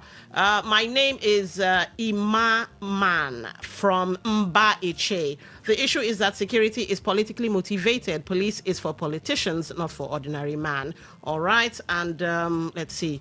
Greetings, presenter. The aberrations in the NPF dated back in the military era. Now the politicians are here. The ugly narrative continues. Just recently, the former transport minister was ambushed, shot at right in his hometown. Up till now, no arrest has been made simply because Amechi is out of the current administration. That's an expletive. We can't say that. So to blah, blah, blah with him. Nigeria's a huge joke. Friday, Olo from Uniport. All right, we have a call. Let's see who this is. Hello, welcome to the show. What's your name? Where are you calling from? Good afternoon. Good afternoon. What's your name? I'm calling from We seem to have lost you there. Hello. All right, you're back. Go ahead, you have the floor. This topic is somehow related to the former one. What do I mean? In my poultry, for me to dictate a sick bed, once I'm putting food, all of them will gather and be eating the food. Anyone that is sick, you see that one will be struggling and will not be able to respond to hunger or feeding. Immediately, I will pick that one out. What am I trying to say? If government has been able to provide jobs, whether directly or indirectly, if someone does not move out of his house in the morning to work, police should be able to go to that person's house and knock. Oh boy, why are you staying in the house? Hello? We can hear you. Go ahead. Somebody said that is how it is being done in China. In the morning, every youth is not even married people. Youths, you must leave your house and they know where you are walking. They know where you are walking. If you are going to school, they know your school. They know the time you should leave school. They know the time you should be in your house. They know where you should be in the night. There was a time in Europe, a country had a security problem. They made it a law that for you to move from point A to point B, you must register in government. It's not about changing location. I mean, day-to-day movement. Day-to-day movement. You have to let government know where you're going. Some of the insecurities are being carried out by outsiders. People from far place they'll go to another place and do it. And nobody tracks location. So for government to control what is happening now, government must take charge of every life of Nigerians. Whatever you do, they must look for a way to influence that thing positively, so that they will be able to know whenever and whatever is happening in your life. You can't tell me that somebody will be jobless. You don't even know the name of the person. You don't know his village. You don't know what he's doing, and you tell me that you can control security. It's impossible. You must know what everyone is doing for a living. If someone is hungry, someone should be able to know. Do you know in Britain, if you are not taking milk, government will know. Ask people who are citizens there. If you are not feeding well, in England, government will know. How do they know? The waste managers that move from house to house, as they are packing away those waste, they will know this person is a rich man, this person is a poor man, this person is not eating, this person is dead in the house, because you no longer be getting the refuse from the house. But here, nothing. Government has no relationship with you. So how can you control security? Even among the policemen themselves, if you go to work and if you don't go work, can governor or president tell? How do you track them? How do you track when they are doing their job or not? How do you track their position? All right. Okay. We get the meat of your gist. It has to be kind of like a collective thing. Yes. All right. Yes. Thank you for calling. So, Dr. Babalola, do you agree? Is this what he has said? Is this the solution we're looking for? Yeah, I think what I can make out from his position is that at least the issue of body camera should be made effective. Okay. At least policemen on duty and the one in their stations and wherever, at least as far as you're wearing that uniform. So if you're able to keep tabs on them, then you can keep them straight. Exactly. At every point. I think one DPO did that some time ago along my one market to that flyover. Yeah. All the officers operating along that line, there were cameras that he mounted there to monitor them, so they don't take bribe from motorists. Instead, they appoint some other boys to be collecting the money for them. Yeah. And the DPO was able to still track this then. I don't know whether that thing is still effective now. Yeah. And for that period, the issue of bribe along Ikere Road was a little bit minimized. I think body cameras should be good for all the police officers and all security agencies, at least responding to saving lives and property, so that we can know what really transpire, whether they are really doing their job or there's any misgiving in what they do. So it can easily be traced and controlled appropriately. Okay. All right. Let's see what time. We have time enough for one or two more calls. Effective policing. Now let's widen. Let's pull this thread a bit more. Do you guys agree with the last caller? Is it about keeping tabs on the police, and that way they would be doing their jobs properly? Now, okay, should we also be keeping tabs on the police? Because I see cases of videos now spiking. People are wearing spike cameras, glasses, buttons, different things, and you see the Those police will doing help. all manner of things. So should it be a collective thing? The government keeping tabs, and we as a people Individuals. keeping tabs as well on them. All right, we have a text message here. You say you are flat Earth. All right, flat Earth from Port Harcourt. We have a long way to go in this country. The impunity is too much. I recall the incident involving the mayor of Boston's convoy at a traffic stop. She is a VIP, yet there was due process and accountability. Why are there no CCTVs at our roads? Also, convoys are made up of security personnel. So how come no one has been arrested? It is a shame that the driver of that vehicle is allowed to get away with the manslaughter, a system of impunity. Flat Earth, here's the thing. From the story I read, not just one. It's almost as if, from what I read, the entirety of the convoy, they basically just turned her into mincemeat because, they were speeding and all of that. So everybody in the convoy, maybe it's a six-car convoy or whatever, everybody's bereft of morality. Does it mean that the girl looked like goat or dog that was knocked down or something? Is it not a human being? Well, some people will say, our big men don't really care about us. They do their do and all of that. So it could be that. I don't know. Could be that. All right. Dr. Babalola, final thoughts. I believe to unravel that mystery, police have forensic experts, and they have forensic officers who can investigate what happened and get back to the root of the matter and let the civil minds come to rest. Nigerian police, some of them are doing their bit and some majority of them are not. Definitely we must say that and clarify. But for those who are doing their bits, kudos to them. And those who are not doing well, should please be encouraged to do well in order to serve us better. Bail should be free, please. Bail should be free. All right. This is where we'll draw the show to a close. Look, we're talking for development. We're talking for Nigeria's progress. We're talking for our good. And that's why we have conversations like this and all the others that we usually display here on Today 95.1 FM. You've been a wonderful host. Take care. The sports guys are coming around to do their thing.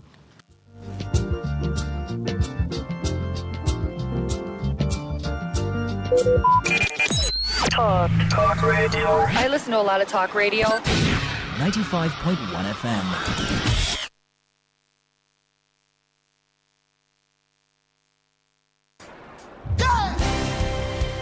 A glorious dawn is before us. A victory worth celebrating is here. Hope is alive. Love has risen.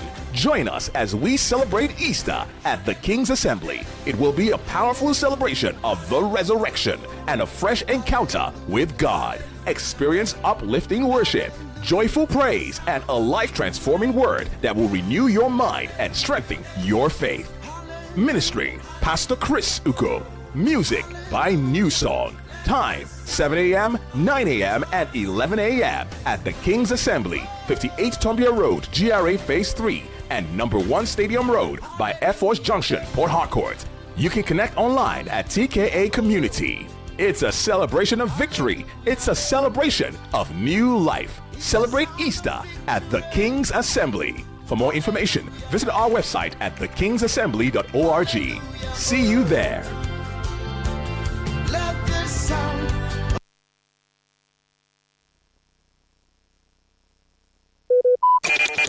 Talk radio. I listen to a lot of talk radio. 95.1 FM. Today's news in 60. Instagram has introduced a new feature allowing users to rearrange photos and videos in carousel posts even after they have been published, giving creators greater control over how their content is displayed. OpenAI has put plans for a sexually explicit chatbot on hold indefinitely amid mounting concerns about the societal and reputational risk of releasing such a product. OpenAI has disclosed shutting down its artificial intelligence video generation app, Sora, barely 6 months after its launch, as the company shifts toward business tools ahead of a potential stock market debut. On the foreign scene, Britain's competition watchdog has announced plans on an investigation into Microsoft business software systems under new measures targeting the dominance of technology giants. Today's news in 60. In 60.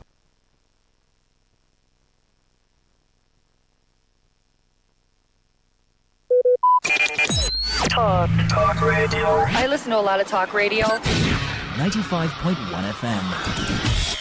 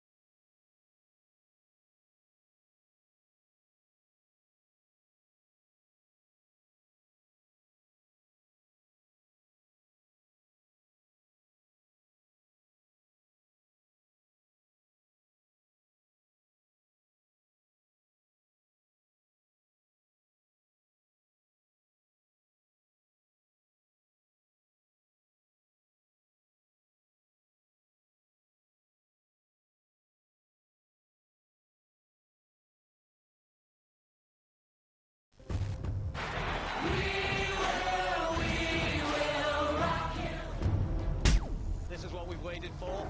The showdown. The fastest men in the world. Hearts racing. One light, two lights. They're backing off and backing. Pulse rising. Who will come out on top? Who'll take 3 lights more? Who's ready to be the star? The anticipation. Powerful, strong, compact. Time, Tyson get right. Hold all the way. He's looking right.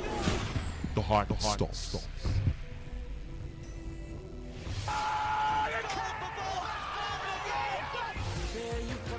Catch the sports game on Sports Attack Mondays through Fridays 6:30 a.m. and today's Sport Live 3 to 4 p.m. and also on the weekends 1 to 6 p.m.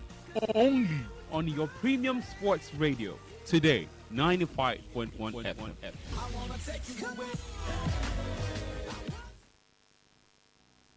My name is Gianni Infantino, FIFA president. For the best of sports, always listen to Today Sports Live on Today 95.1 FM, Port Harcourt. Hello, my name is Kanu Wanko, aka Papilo. For the latest and trending sports stories, always listen to Today Sports Live on Today 95.1 FM, Port Harcourt.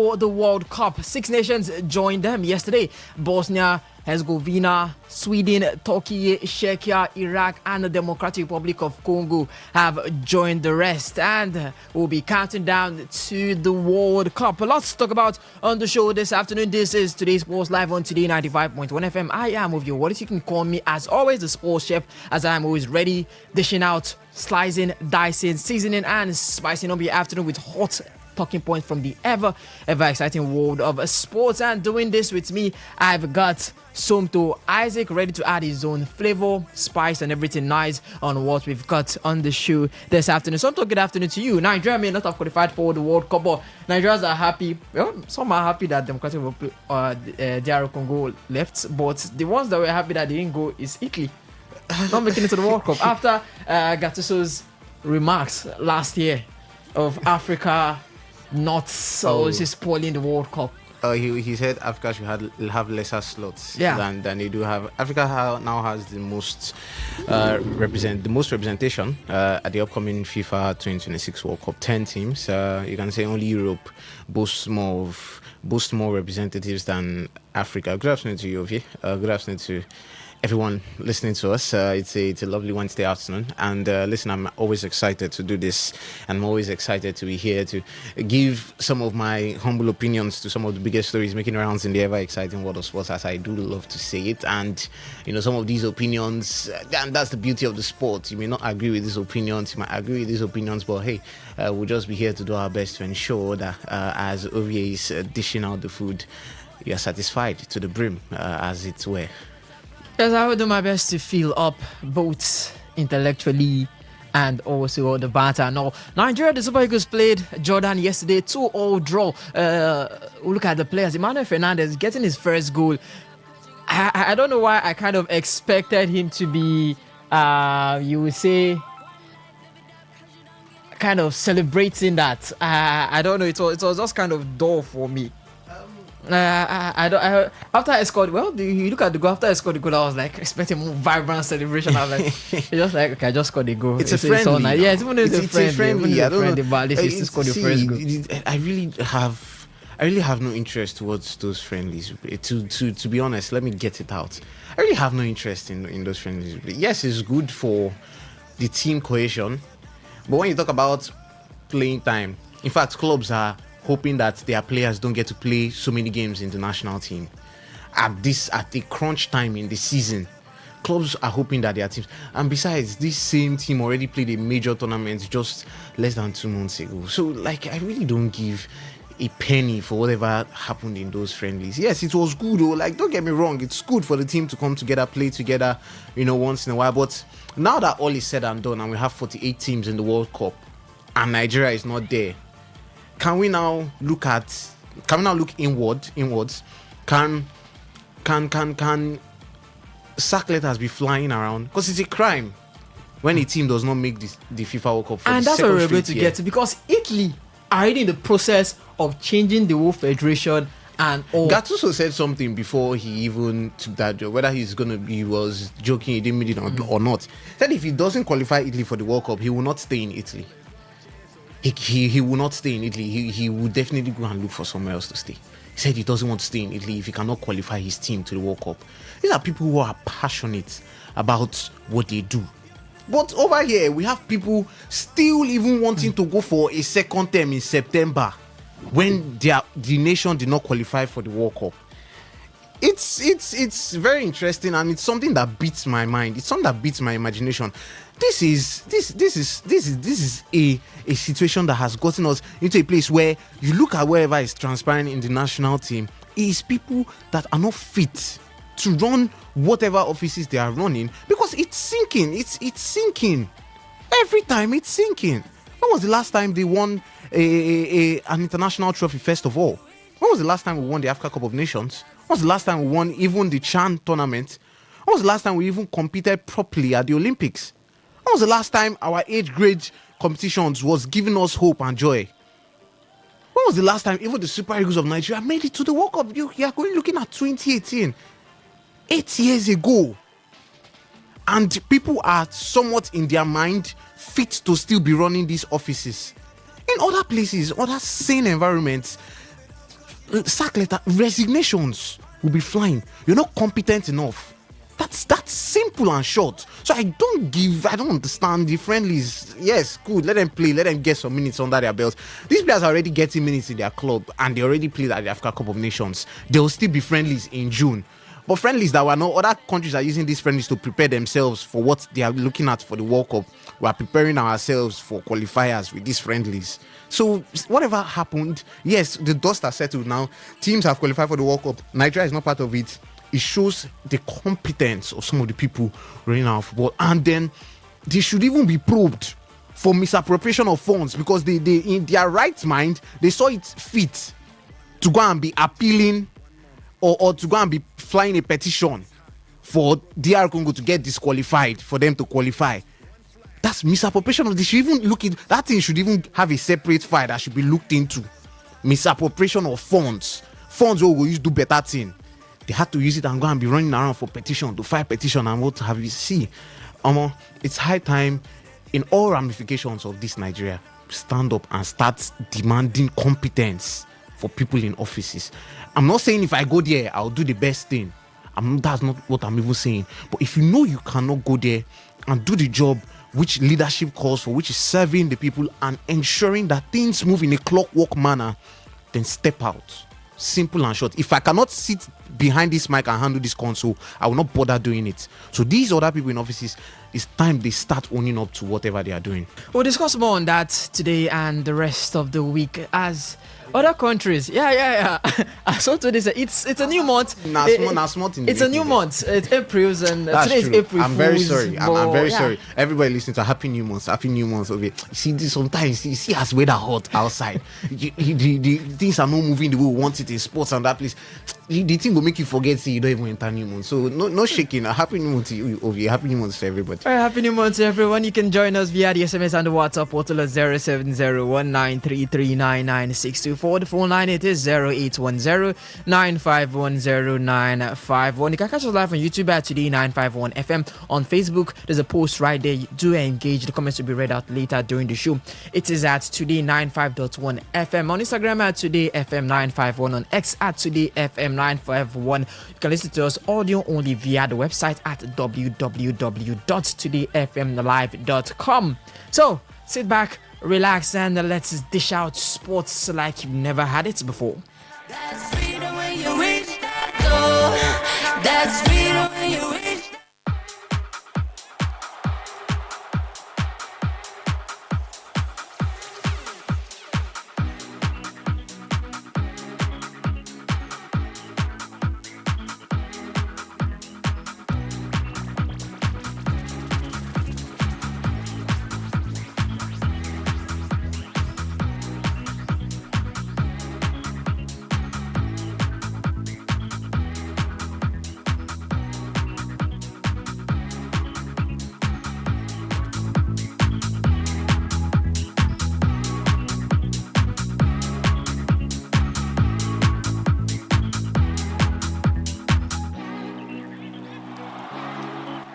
We start off in tennis as former Wimbledon champion Marion Bartoli has advised Emma Raducanu to adopt Arina Sabalenka's approach by committing to a long-term coaching relationship. Raducanu, currently ranked world number 28, is without a permanent coach after splitting from Francisco Roig following a disappointing Australian Open campaign in January. Since her 2021 breakthrough, she has worked with several coaches, with most partnerships ending quickly. Bartoli stressed that constant coaching changes could hinder Raducanu's process, pointing to Sabalenka's stability under coach Anton Dubrov since 2020, which has helped her reach world number 1 and win multiple Grand Slams. Despite her coaching uncertainty, Raducanu showed promise by reaching her first final since the US Open in 2021 at the Transylvania Open. However, Ines disrupted her recent performance, leading to a withdrawal from the Miami Open. She has also withdrawn from the Upper Austria Ladies Linz, marking her second consecutive missed WTA event after pulling out of the Miami Open. A quick one from you, to Emma Raducanu, from grass to grace, as you want to call it. I remember there was a time where she was the talk of the town after winning the Grand Slam. I think that was the US after winning the Grand Slam. And now it's turned, or the tables have turned now. And we've seen how she's been changing coaches like as if she's changing her clothes. She's just changing. It kind of reminds me of how Tottenham have been changing coaches this season. But multiple coaches in another span of how many years, and she hasn't been able to hold her foot. They've told her emulate what Emma Raducanu is doing. Since 2010, she's been with one coach, and we've seen leaps and the mountains she's climbed with that single coach. Now she's world number one. Just took the Sunshine Double. She'll be taking on the Roland Garros. What's the next step for Emma Raducanu? Is it just to focus on yourself? Because you get to a point in a athlete's career where you're big enough where you think you don't need a coach. People like Rafael Nadal, people like Djokovic at this point, they don't need a coach. There's nothing you can teach them at this point. But Emma Raducanu, she still needs our guidance, as you would say. What's the next step for her? And she's been having an injury that has dated back since January. She's missed multiple tournaments, and the way it's been projected, she might not be around for clay season. We might see her opening of grass season. For Raducanu, you call her the Nottingham Forest of tennis. I remember, when Nottingham Forest had about 4 different coaches in a particular season. But it doesn't help. Listen, the importance of a coach to whatever thing you're doing in athletics, they do have coaches. Basketball, tennis, football, baseball, American football, as they call it. A lot of these sports have coaches, because it takes one thing in a collective sport, for instance. Different heads with different opinions actually need one shepherd to actually steer them as sheep in the right direction.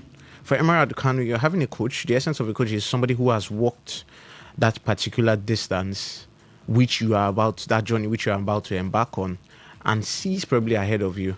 And also, while you're occupied with practice, while you're occupied with training, be it in any sport, the coach is that figurehead who settles down, also gets to analyze and study the incoming threat and how you can dispose that threat. So for Emma Raducanu, I've seen news and reports of her having different coaches at different points in time. Yeah, her last win obviously was in the 2021 US Open. I think that was against Leila Fernandez, and in the 2021 US Open, which she won, and she burst into the limelight. And you know what it's like with British media, where once any of their athletes burst onto the scene, Jack Draper, Andy Murray, British media have taken that athlete to be the best thing after sliced bread. Till now, I'm still vexed that Andy Murray still has a statue at the moment. I'm still vexed at this point. And you look at how she has played in her last Grand Slam. She didn't drop a single set en route to winning in the 2021 US Open. Yeah, I did say against Leila Fernandez. So, British media, whether be it even applies to football most times, where the media comes heavy on you, and if you're not able to replicate similar success to what you have, it plays into your head. So the essence of having a coach is to steer you, like I said, in the right direction. And yeah, you can see a similar player, or you can talk about the hallmark of the sport right now, talking about the women's world number one, Arina Sabalenka.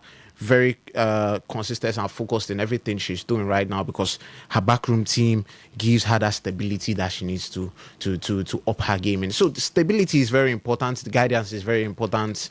The studying aspect, where you get to study, analyze your opponents carefully.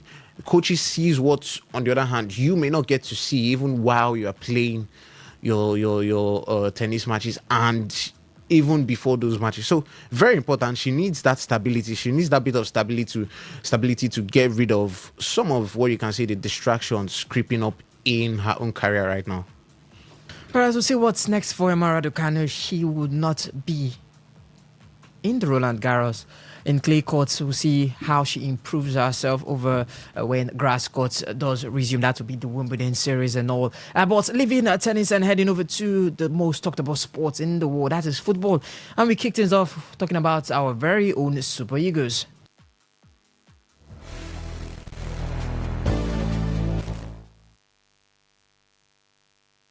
You know, but if you don't know,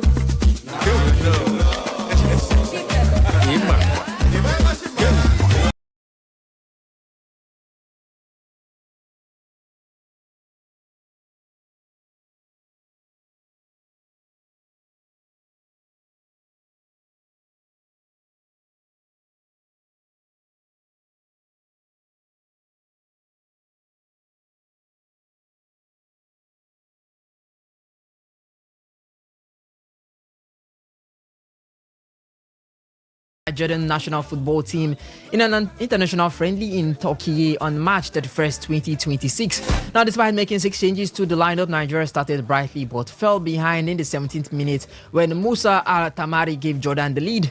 Nigeria responded quickly with a standing captain Moses Simon equalizing in the 24th minute with an earlier goal ruled out. The Super Eagles then took control before halftime as Emmanuel Fernandez capitalized on the loose ball to put them 2-1 ahead going into the break.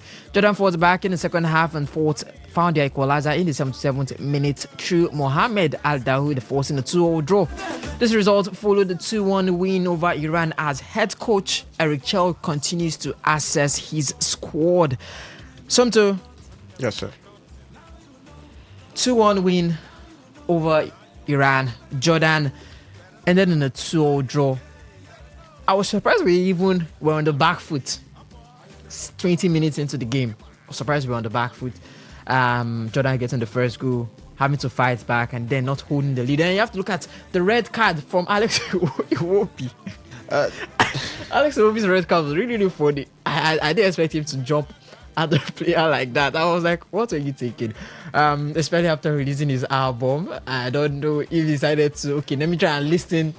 Let me go back to the locker room and listen to actually what I actually dropped. But a disappointing performance from you, and has the two friendlies been? Have you assessed the whole squad? And the performance from Nigeria against Jordan yesterday, a disappointing one, on something to look forward in, especially given different players like Emmanuel Fernandez getting his full start, getting the goal during, in that match. Even if you want to say it was an error from the Jordan defense, right positioning from the man, and all. I didn't get to see the game, to be honest, against Jordan. I did see clips though. I saw the, everybody, most times they'll say human beings have the tendency of displaying 5 seconds of madness once in a while in 24 hours in a day. And what I saw from Iwobi, when I heard, there was a red card in a friendly, and I'm like, okay, a red card in a friendly, and I, got to see those clips later on. It caused a very big melee, talking about the scuffle Alex Iwobi had with the Jordan player. He was actually pulling Iwobi back. So let me give a clear picture of what was happening. He was actually pulling Iwobi back, and Iwobi actually being on the attack, and with momentum on his side, he flinged his hands at the Jordan player almost immediately while he was being held back. So him putting his hands on the player, it was almost turning into a kickboxing match, and the ref needed to take control of the situation. The Jordan players also rightfully, you can say rightfully, I'm not going to sit here and say, oh, Iwobi is Nigerian, so he should not have, the Jordan players should not have held him back. That was a really disappointing, you can say really disappointing display from did I say Calvin Ajayi? Calvin Bassey and Semi Ajayi put up a good partnership at the Africa Cup of Nations. You can also say Calvin Bassey looks like one of the most solid centre backs in Africa right now. Good. Let's move to the midfield. Without Wilfred Onye Ndidi in that semi-final of the Africa Cup of Nations, we were looking a bit shaky in the first half against Morocco. We're looking a bit shaky. Yes, we had to settle on later in the game. Remind me of the man, he's played this, I'm trying to remember, he plays for Bruges, that played in midfield for Nigeria. I'll get his name, I'm trying to remember his name. But without Wilfred Onye Ndidi. Is it Ralph Onyedika? Ralph Onyedika, thank you very much. He was a bit shaky, but then he got into the game later on. Alex Iwobi, in this new position he played at the Africa Cup of Nations, seemed a good fit. So if we can just get the spine of the team first off functioning, if we can just get it functioning, and then we can just consolidate on some of the other positions we had, very good. I mean, even I also saw a report that this team also had, 3 players from the under-20 ranks, keep on playing with the national team, the likes of Akwa and Samuel Chukwueze. So at least let's also see that our age grade teams can be very. Nigeria has an abundance in talent when it comes to teams. That's why I'm crying about competence. Some of these things. Nigeria has an abundance in talent. We just need to hone some of these guys, some of these young talents who you can find in the streets, who you can find in club academies.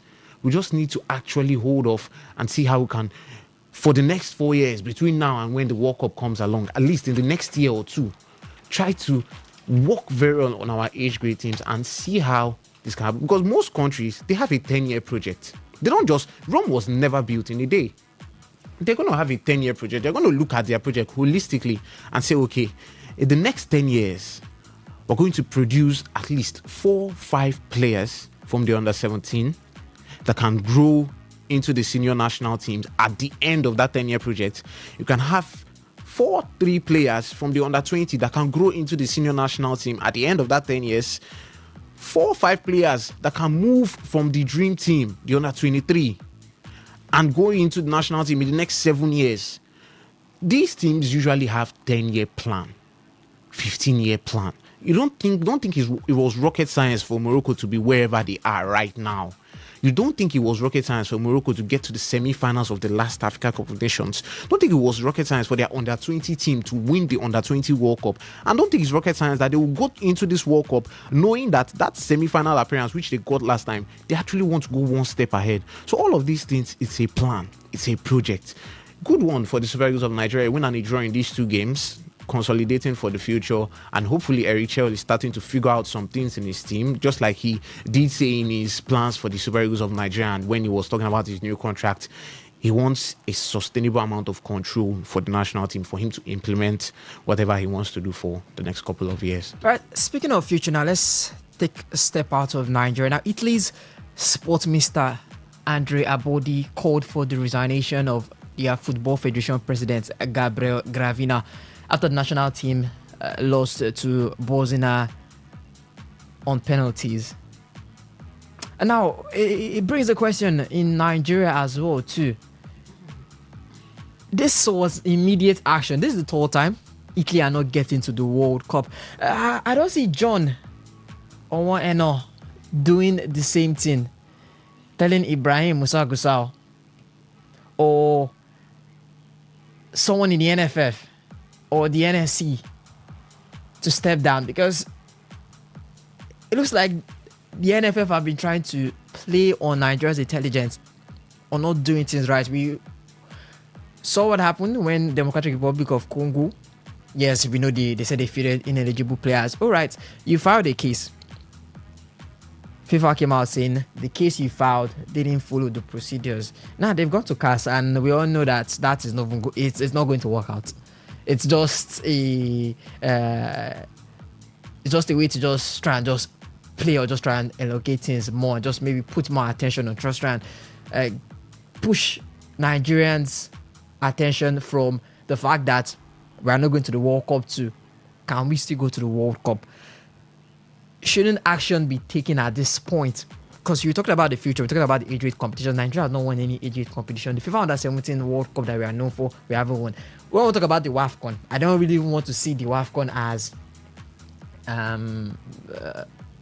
well, maybe the NFF, but if you want to talk about football in Nigeria, that's the only thing that you can actually brag about when it comes to football in Nigeria, the women's national team. For the men, all age group competitions, nothing to write home about. It's gotten to the point where these men need to be handing out their resignation letters at this point before we even head to the next AFCON, before we head to the next World Cup qualifiers. We do not want things like this to happen. Right now as well, they still haven't tied down Eric Sekuchel when it comes to the contract. The contract ends, I think, in a few months' time, and they haven't secured a new contract for the man. Looks as if they're playing with Nigerian football once again. Is there a point where the sports minister has to do likewise and tell these guys to, or tell them to hand in their resignation letters? Do they need to tell them to hand in their resignation letters? I mean, in this part of the world, maybe they need to even force them. But incompetence is the bedrock of disappointment.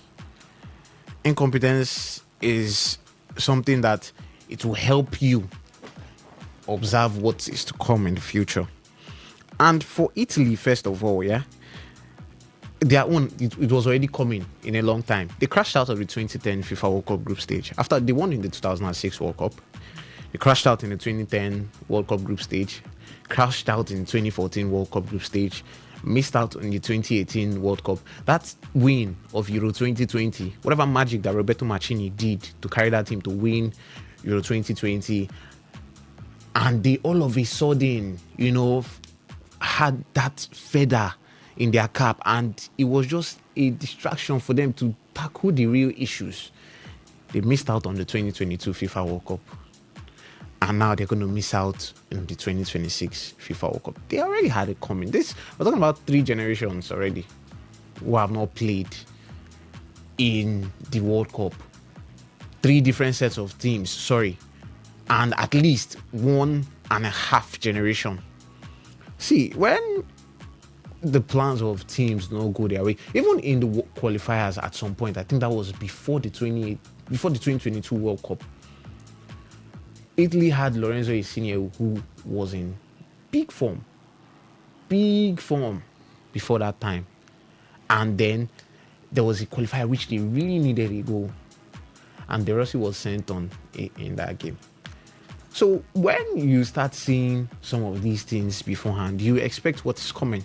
For Nigeria, let me balance and talk about Nigeria and the Nigeria Football Federation. You see, when the NFF Congress happened and there was supposed to be an election for the new president of the Nigeria Football Federation, first of all, Segun Odegbami, one of the legends of the Super Eagles, 1980 said there needs to be an amendment in the statutes of the Nigeria Football Federation, because there is a systematic way which they move from being in the state FA to get into the Nigeria Football Federation. It's almost like we're taking the whole thing now as politics. Yes, this is the sports side of politics. We're talking about one of Nigeria's own, which is now the Secretary General of CAF. He's overcompetent for that role because of his track record. And when you see some of these people, you wonder what's, apart from being in the Zamfara State FA, what was Ibrahim Gusau's contribution to the growth of sports in Nigeria? Can you really boast of Zamfara State, first of all, being a hub for football in Nigeria? I'm not even going to talk about, Akwa Ibom, the Godswill Akpabio International. Apart from the Godswill Akpabio International Stadium in Akwa Ibom hosting games, Akwa Ibom State as a whole, what has been the shining light coming out of Akwa Ibom State and their sports in general? Now, a lot of these things, we talk about, the NFL, but can we now go to the grassroots? Can we go to the bottom of this thing? Because if the foundation is destroyed, what can the righteous do? Let's talk about the foundation. Let's talk about the roots. When you're planting a tree, you're starting from the root. The root of sports in general, the sports culture in the country, first of all, from the root, is slowly affecting to whatever the fruit is going to bring out. So this is the fruits that we're reaping. Because we can tell you that in the last Olympic Games, in the last series of Olympic Games, when last can we talk about Nigeria putting in a good performance at the Olympics? Sports, which now has different branches, football, basketball, and all as it were. Now mainly about football. There's going to be a congress coming up in September, and you're still going to see so many people of incompetence come to the limelight and say they want to take over the football in the country. But now, some of these people, you look at their track record, is when I was with someone, at my previous radio station, and then that show, the Bishop, Ida Petersai, called. There was a lot of clamor for, Ida Petersai should be the next Football Federation president. Ida Petersai called and wailed. He shouted, "Person, they are sharing dollars. Yeah, they are sharing dollars." During the election process, they are sharing dollars. They are sharing dollars. He called like what he was seeing in his eyes, that he has never seen what was happening in the politics of Nigerian football happen. Now, I fully understand that there is politics in football. I'm not even going to kid myself because I've followed up on documentaries about FIFA and understands what happens firsthand behind the scenes. Sorry, before I say firsthand, you say I don't travel go FIFA headquarters was Zurich. Second hand from my screen on documentaries, real life documentaries of what has happened in FIFA and the politics of football. If we want to go into the politics of football, if we want to run our football like politics, trust me, what you're going to need to do for things to start going in the right direction is a kind of wave like water flow that will wash away, in quotes now, the respective people putting stones in the glass house. I'm talking about the FIFA politics. Do you know the kind of whitewash that FIFA needed to, that the FBI needed to do in FIFA? Gianni Infantino was the second. No, what was that? The third in UEFA. And after Sepp Blatter and the FIFA Secretary General had already been washed away by the corruption scandals that happened, it was now looked at Michel Platini to be the next FIFA president, like just filling the role. Platini's own corruption issues happened. Okay, Gianni Infantino was now second in command to Michel Platini, and he had to take like all the water that came, washed away everything in FIFA, and he had to come from a second in command UEFA to come and take over. That's what I'm trying to say here. That is overhaul. It's supposed to be overhaul. It is incompetence at its finest that we are in this situation where we are. It is incompetence at its finest that some people have not had reflection on what has happened with the national team. My guy, I'm seeing Curacao in the FIFA World Cup, Uzbekistan and the FIFA World Cup. Africa was given 10 slots, 9 automatically, 1 to go through the playoff. 10. Nigeria could not even scrape through the playoff, through backyard to enter. We want to go and file petition for Congo to be disqualified. People that got their own merit on the pitch. We are talking about how Senegal and Morocco, how Morocco should have not been crowned Africa Cup of Nations now, how Senegal should remain Africa Cup of Nations. We are talking about, yes, for football, but in our own country here, some people, even some of the Nigerian journalists, I'll look at my phone, and some Nigerian journalists were giving Nigerians false hope about what can come out of that petition that was filed by the NFF to FIFA. FIFA didn't even send what NFF was doing. That shows a working cooperation, not be the one way CAF they do. They didn't even look at it. What are you presenting here? You lost. It is incompetency at its finest. The NSC should not look into the men who thought it was wise to file. Yes, I understand the rules. But this same DR Congo played with those same players at the Africa Cup of Nations now. Are they not supposed to be ineligible there too? They'll say if Congo did not know what they were doing, or if we did not know what was happening, why didn't they now receive that whatever repercussion that they were going to get from the Africa Cup of Nations? But we thought it wise. Yes, we tried to. But the thing is, like I said, when you asked me about Senegal last week, I said you have to really dig deep, look inwards. Yes, even if it takes time for you to submit that appeal, but you have to get your due process right. And we were hearing that after the petition was filed, that the NFA did not even follow the due process. The appeal was supposed to be lodged earlier.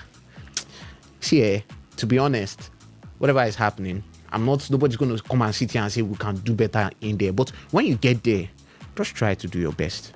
Yes, every time I get there, yeah. Every time we come here, we try to do our best. We try to gather the information as it's factual. We go to the editing room, we try to put together a bulletin that will serve as timely and accurate, that we can come here and give to people for them to listen to radio. So if anybody serving in any office feels like they are not getting it right, you have the leeway, you have 2 legs to take your baby steps and walk out of the office if you know you are not up to the task. But these days, they go there and they feel is, a position that comes with collecting money and looking after their own pockets. But for now, names have not been flying that are resigning from offices. And the Congress will come and we'll still be looking at these same people that are leading us to failures. Because I've called how many? Chan, we know they win. Africa Cup of Nations, we know they win. FIFA World Cup, we know they qualify. Under 17 World Cup, we never win in long. Under 20 World Cup, Morocco just won. We know they win. Olympic gold, when last? The last thing we had was bronze with Samson Siasia.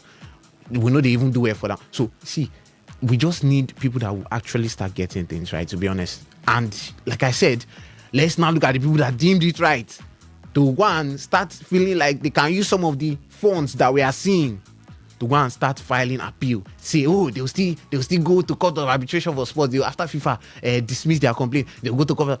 See who these people who do they want to come and start using their funds to do all these things? Public funds where you go pay Eric Chair when they cry for. That is the funds that you want to go and start chasing to go to court of arbitration for sports, for World Cup. We will start for June. You can play World Cup in your dreams if you really want the Super Eagles to qualify for the World Cup. Go and control it on FIFA FC 26. Set tournament and play with the Super Eagles of Nigeria. The World Cup is happening. Happy for the teams that have booked their place. DR Congo booked their place yesterday. And you can see a team who really worked hard for what they want to get at the end of the day. Democratic Republic of Congo booking their spots in the World Cup 2026. Sweden 3-2 winners over Poland, crushing Lewandowski's hope of ever. And you can guess who scored the winning goal in that one. Victor Gyökeres. That's why the man didn't go back to Arsenal. No, see, okay, I've seen a lot of talk if about they had qualified. If they had qualified, he too would have said he was injured. Okay, see, I've seen a lot of talk about Arsenal are cheating. No, it's not cheating. No, okay. People are saying saying Arsenal are sort of no. The players are faking injuries. Now, see, let me tell you. Is there anything wrong with faking injuries? The narrative flying around.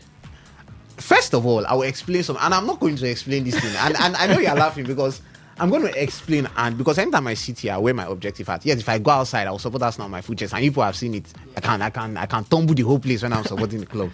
But I'm going to sit here and refactor and tell you that 10 players still represented Arsenal in this international break. Out of how many players that Arsenal have? 10 still represented their countries. Now, I will also tell you that 18 players will represent Arsenal, like 18 Arsenal players will represent their country in the FIFA World Cup. Okay, what is 18 players? That's a match day squad. 18.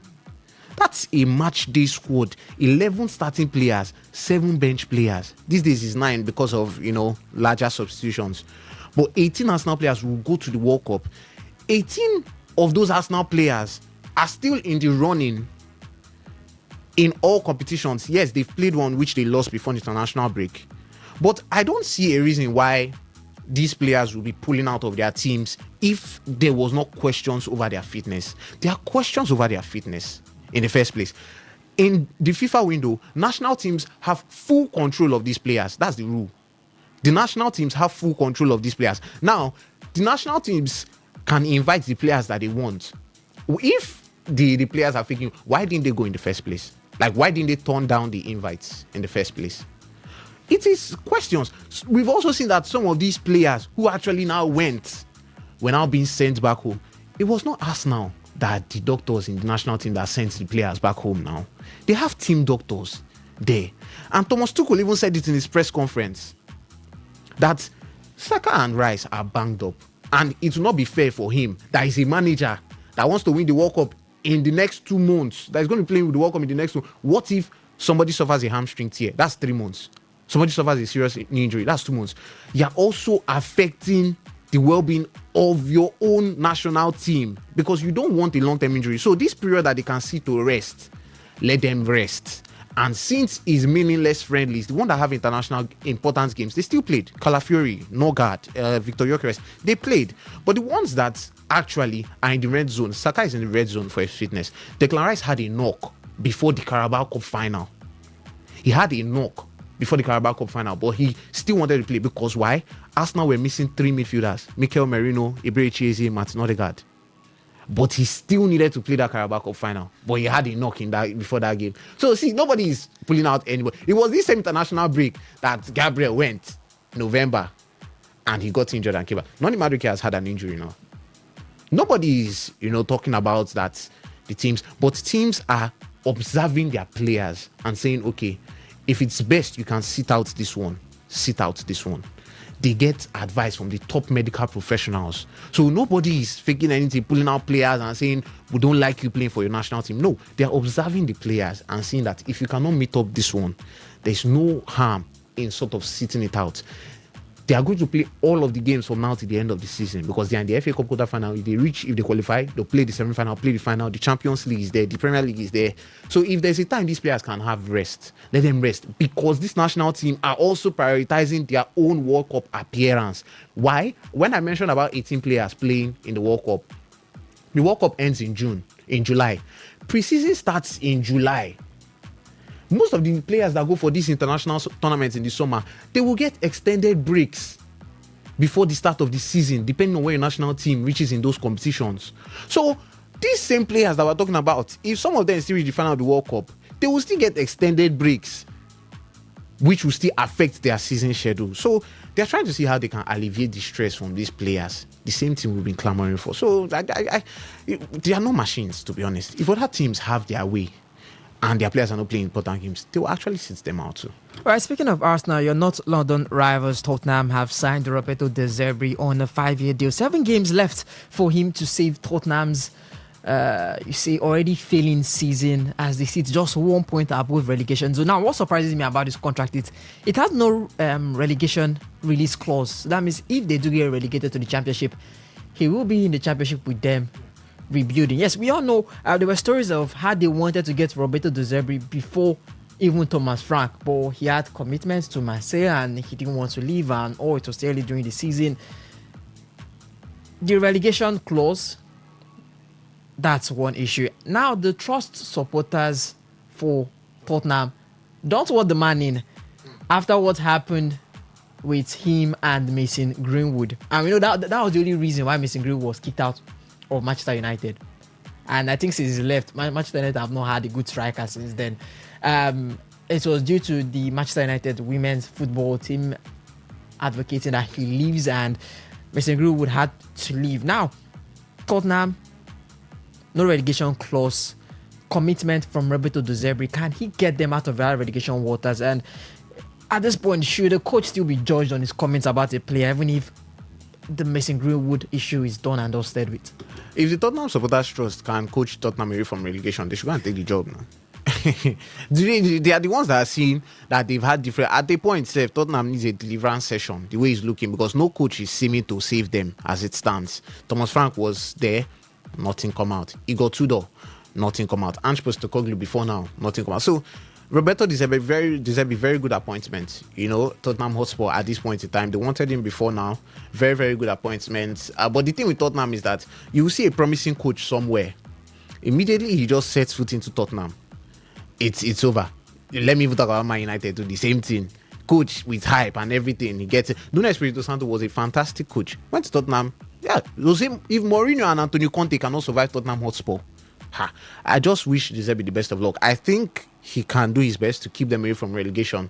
But then there is something deep at Tottenham. They need a serious conduction of deliverance there to ensure that coaches that come there that have hype will perform well in that club. All right, let's head over to the phone lines and bring you guys in. For the phone line is 0810-9510-951, 0701-933-9960. There's a full post on the Facebook platform as well at Today95.1fm. Hello, caller. Good afternoon, Kabulo Barry. Yeah, okay, I greet you. Yeah, we greet you too. I greet you also. We greet you too. All right, top here. Make those their fans. Make them go coach their club, come up for relegation. With this thing where they do not say they're not going to support that coach, then we'll go relegation. Yes. Then for our Nigeria, we don't need to break our head for Nigeria. Because those people wait there for those that glass that are within their corner. Now the people where they run our country and put them there. So me, I'm not going to put you there. You're not going to give me waiting I want from you. Those people, they're not in presence of make Nigeria football go. Waiting them they there for now for their pockets. Give me, I give you. If not, for where better things happen, therefore don't resign.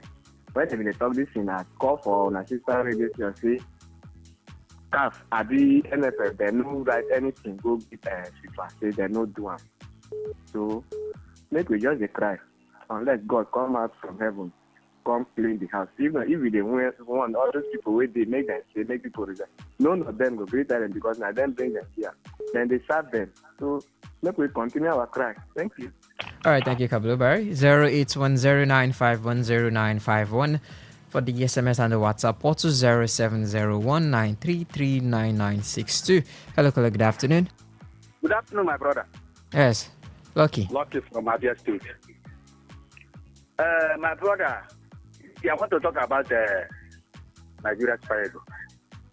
Go on. Playing draw with Jordan. Very good one. But after all those things, you know the game anywhere. When you finish, then you stay at home. Good one for them. You see, Italy, Italians, back to back, they don't qualify. In the pen, I say in the pen, Italy. Yes. My brother, everybody wait there for glass house. Hello? We can hear you. Carry on. Everybody wait there supposed to go their house. Everybody from A to Z supposed to go their house. So that you go to shop the glass house. Other new people. You don't do. Let them go their house. Thank you, my brother. All right, thank you, Lucky. Hello, caller. Good afternoon. Hello, Yes, this is Radio Governor. Barry Bigiadom, the radio program. Thank you very much. Yes, carry on. Well, my honest rating for the Super Eagles after that 2-2 draw against River Jordan, I think, honestly speaking, I was impressed. I'm telling the gospel truth. I watched the match, but I wasn't impressed at all against Jordan that is ranked 50-something on the FIFA ranking. No, they're supposed to beat them mercilessly, like 6 or 7-0. Oh no, I wasn't impressed. So honestly speaking, I'm disappointed in this sort of Super Eagles player. Then what's his name? The Zabi, the new Tottenham coach. Can he save sports relegation? It's just 7 games left. I think it's going to be very difficult, honestly speaking. Going to be very, very difficult. I'm not seeing him saving the people from relegation. But at this moment, relegation is inevitable for sport. I'm telling you. Thank you very much. All right, thank you, Radio. Hello, caller. Good afternoon. All right, let's see if that was a drop call situation right there. 0810-951-0951 for the SMS and the WhatsApp, or to 0701-933-9962. Hello, caller. Good afternoon. Good afternoon, guys. Yes, Simon. Simon for Room of 9. Yeah. Please, if I start what I want to say. Did I hear you say that these people still filed a petition to CAS? Yes, they said they will file a petition to CAS. Okay, they said they will or they have. Said they will. Okay. If they say they will, I know they are not going to do anything. But if you are telling me now that they have, I will call some of... See, they say, sometimes we say no radio-friendly word. You see these men that are running our football. You see these men. Look at Nigeria that are supposed to be rubbing shoulder with the best of the world in terms of talent. We are struggling to qualify for World Cup back-to-back just because of people that are managing our football. It's a pity. Person like me now, I don't even know that World Cup is coming. I don't even all these friendly that I play. I don't care. I don't even know this. Yesterday, I was thinking that they said in the night when I opened my phone, I was seeing results. I said, have they played the match?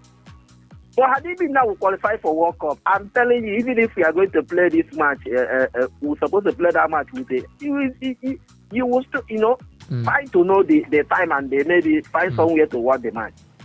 Right. In fact, these people, I don't even know what I will call them. I don't know what I will call them. Right. Congratulations to DR Congo. Yeah. He even fight the case. He did not even follow the process to fight the case. And they call yourself. He came out and started making noise, giving people hope, giving us false hope. Why people are not? We are not even attending to your case, and you are giving us hope every day. All right. In fact, these people they're supposed to tie the rope and hang all of them. All right, Simon. Thank you. All right, thank you. Head over to the SMS and WhatsApp portal. This one from the WhatsApp portal says, Ernest from Modi, Italy should go back to what we know them for instead of trying to play from the back, both in the league like a Pep team. Everyone wants to play like Pep. Imagine Como doing well in Italy, playing tiki-taka. Who born Fabregas to try this when the Italian team was, if you miss the ball, don't miss the leg. This one says, good afternoon, sports crew. Kes from PH. News just, okay, it's Deep Refuse news at Iran has withdrawn and Nigeria has taken their World Cup spot. This one from the Facebook platform says, I feel for De Zerbi because he can't do much for an already disjointed Tottenham. For Super Eagles, whatever they're doing now is meaningless to me. They are preparing for. All right, that's all we can take on the show this afternoon.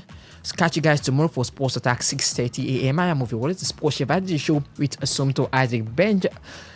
Anastasia Benjamin here for the news update at 4. I'll catch you guys later. Have a good day. Bye-bye.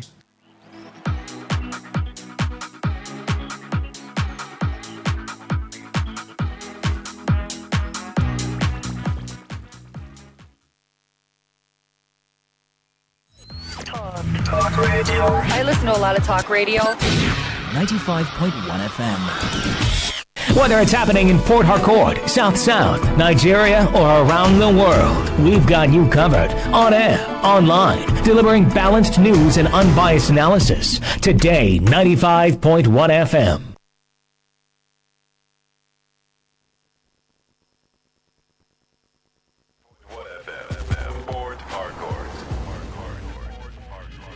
News update.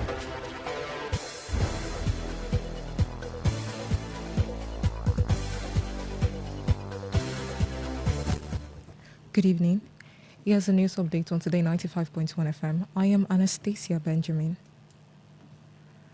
Reports reaching our news desk says a political gathering of the African Democratic Congress, ADC, has been disrupted in Ward 1 Ngo Town in Andoni local government area of River State after suspected thugs stormed the venue and vandalized property. Although no casualty were reported at the time of filing this report, but the attackers are alleged to have destroyed canopies, chairs, and tables set up for the event, causing panic among attendees. Reacting to the incident, the state deputy leader, youth leader of the ADC, Gogo Glad, condemned the attack, describing it as an act of lawlessness aimed at intimidating party members. He reaffirmed the party's commitment to its mission, stating that the ADC would not be deterred by threats of violence. Glad also called on party faithful and supporters across Andoni local government area to remain calm, resolute, and focused ahead of the 2027 general elections. The incident has raised concerns about political safety and security in the area as stakeholders continue to call for peaceful political engagement. The attack is among several attacks on ADC members and their supporters in recent times, including attacks against ADC in Eleme, Igruta in Ikwere, Ubima, and leaders of ADC South and former Minister of Transportation, Rotimi Amechi. Operatives of the Department of State Services has took former Kaduna State Governor Nasir El-Rufai into custody. The action of the DSS comes after proceedings at the Federal High Court in Kaduna on the bail application. El-Rufai, who is standing trial over alleged corruption, had just concluded a hearing on his bail application filed by the Independent Corrupt Practices and Other Related Offences Commission when DSS operative bundled him into a waiting vehicle and drove him away, reportedly heading to Abuja. A heavy DSS presence around the court before the hearing has fueled speculation that the former governor might have taken into custody. El-Rufai had arrived at the court at about 9:05 a.m. in a Hilux van, drawing attention from security personnel and observers. Speaking to newsmen after the proceedings, led defense counsel Oluwole Iyamo confirmed that the court had fixed April 14th for ruling on the bail application. He also noted that the defense team is prepared for a related case scheduled for April 10 at the Federal High Court in Abuja, describing it as a separate matter. Director General of the World Trade Organization, WTO, Ngozi Konji-Iweala, has advised the federal government of Nigeria to invest in the upgrading and maintenance of country's airport facilities. He gave the advice on Wednesday at the Aircraft Acquisition and Investment Summit held in Lagos. According to her, for the countries such as Nigeria seeking to move up the global value chain, upgrading and maintaining its existing airport infrastructure is not optional but a prerequisite. She advised the federal government to call for private partnership and also called for the review of rising fuel, taxes, and airport charges, which according to her could lead to higher operating costs for airlines. She also advised the government to maintain a competitive and fair tax regime, advance market liberalization by opening roads to other nations in a reciprocal manner, and work with other regional governments to remove bilateral restrictions that tend to limit where African airlines can fly. According to her, although Nigeria's safety records have improved in the last 20 years, she called for improvements, adding that the existing airline needs to upgrade and increase their fleets. On the foreign scene, South Africa motorists are reported to have headed to gas stations in large numbers in anticipation of record fuel hikes that will come into effect at midnight as the world continues to feel the impact of the Iran war after that has affected global oil and fuel prices. This is despite the country's finance minister Enoch Godongwana announced the 3 rand decrease after little fell in an attempt to caution against the price shock. The 7.1 rand price rise for diesel, the highest on record, and the 3.06 rand for gasoline has already sent shockwaves across the Southern African nation. By Tuesday evening, some gas stations in the east of Johannesburg were turning motorists away as they had run both diesel and gasoline. At some stations, only gasoline was available for those seeking diesel were turned away. And that was the news update on Today 95.1 FM. Good evening. I am Anastasia Benjamin. Today's news, today's entertainment, today's sports, today's issues. Today on Today 95.1 FM, Port Harcourt. Wake up to the ultimate mix. Today's quest, today's connect, today's hustle, all on one station. Only on Today 95.1 FM, the voice of the people, where the streets speak and we amplify.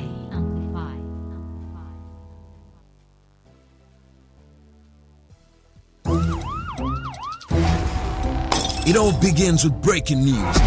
Now make no mistake, this is a difficult mission, and it will remain difficult for some time. Then it keeps trending. Events, issues, personalities, all struggling to gain attention.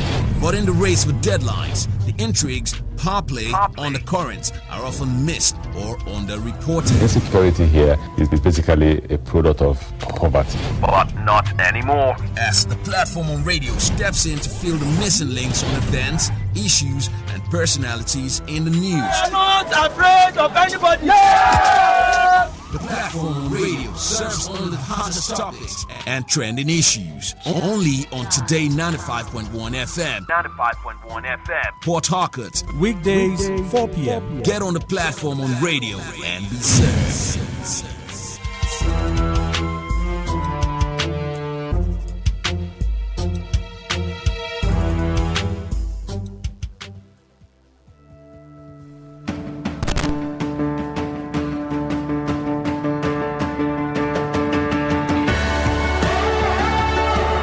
Education never ends, and we believe it starts even way earlier than most of us think.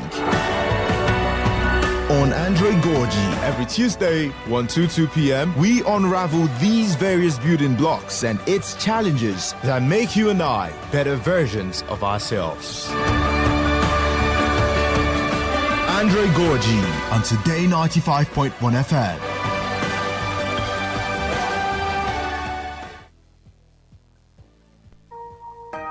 Red is passion.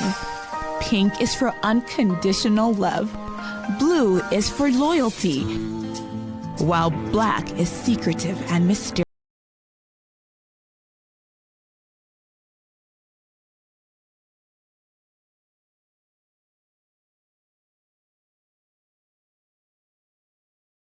In between on Lovey Dovey, Mondays to Thursdays from 11 p.m. beneath the night sky with the Amak.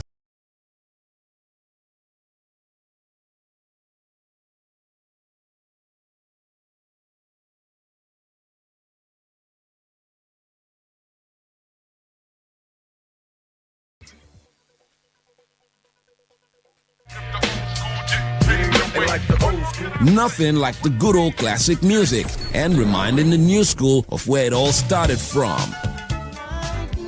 Get the best of classic old school music back to back. Nostalgia Drive. From 10:30 p.m. It all begins with breaking news.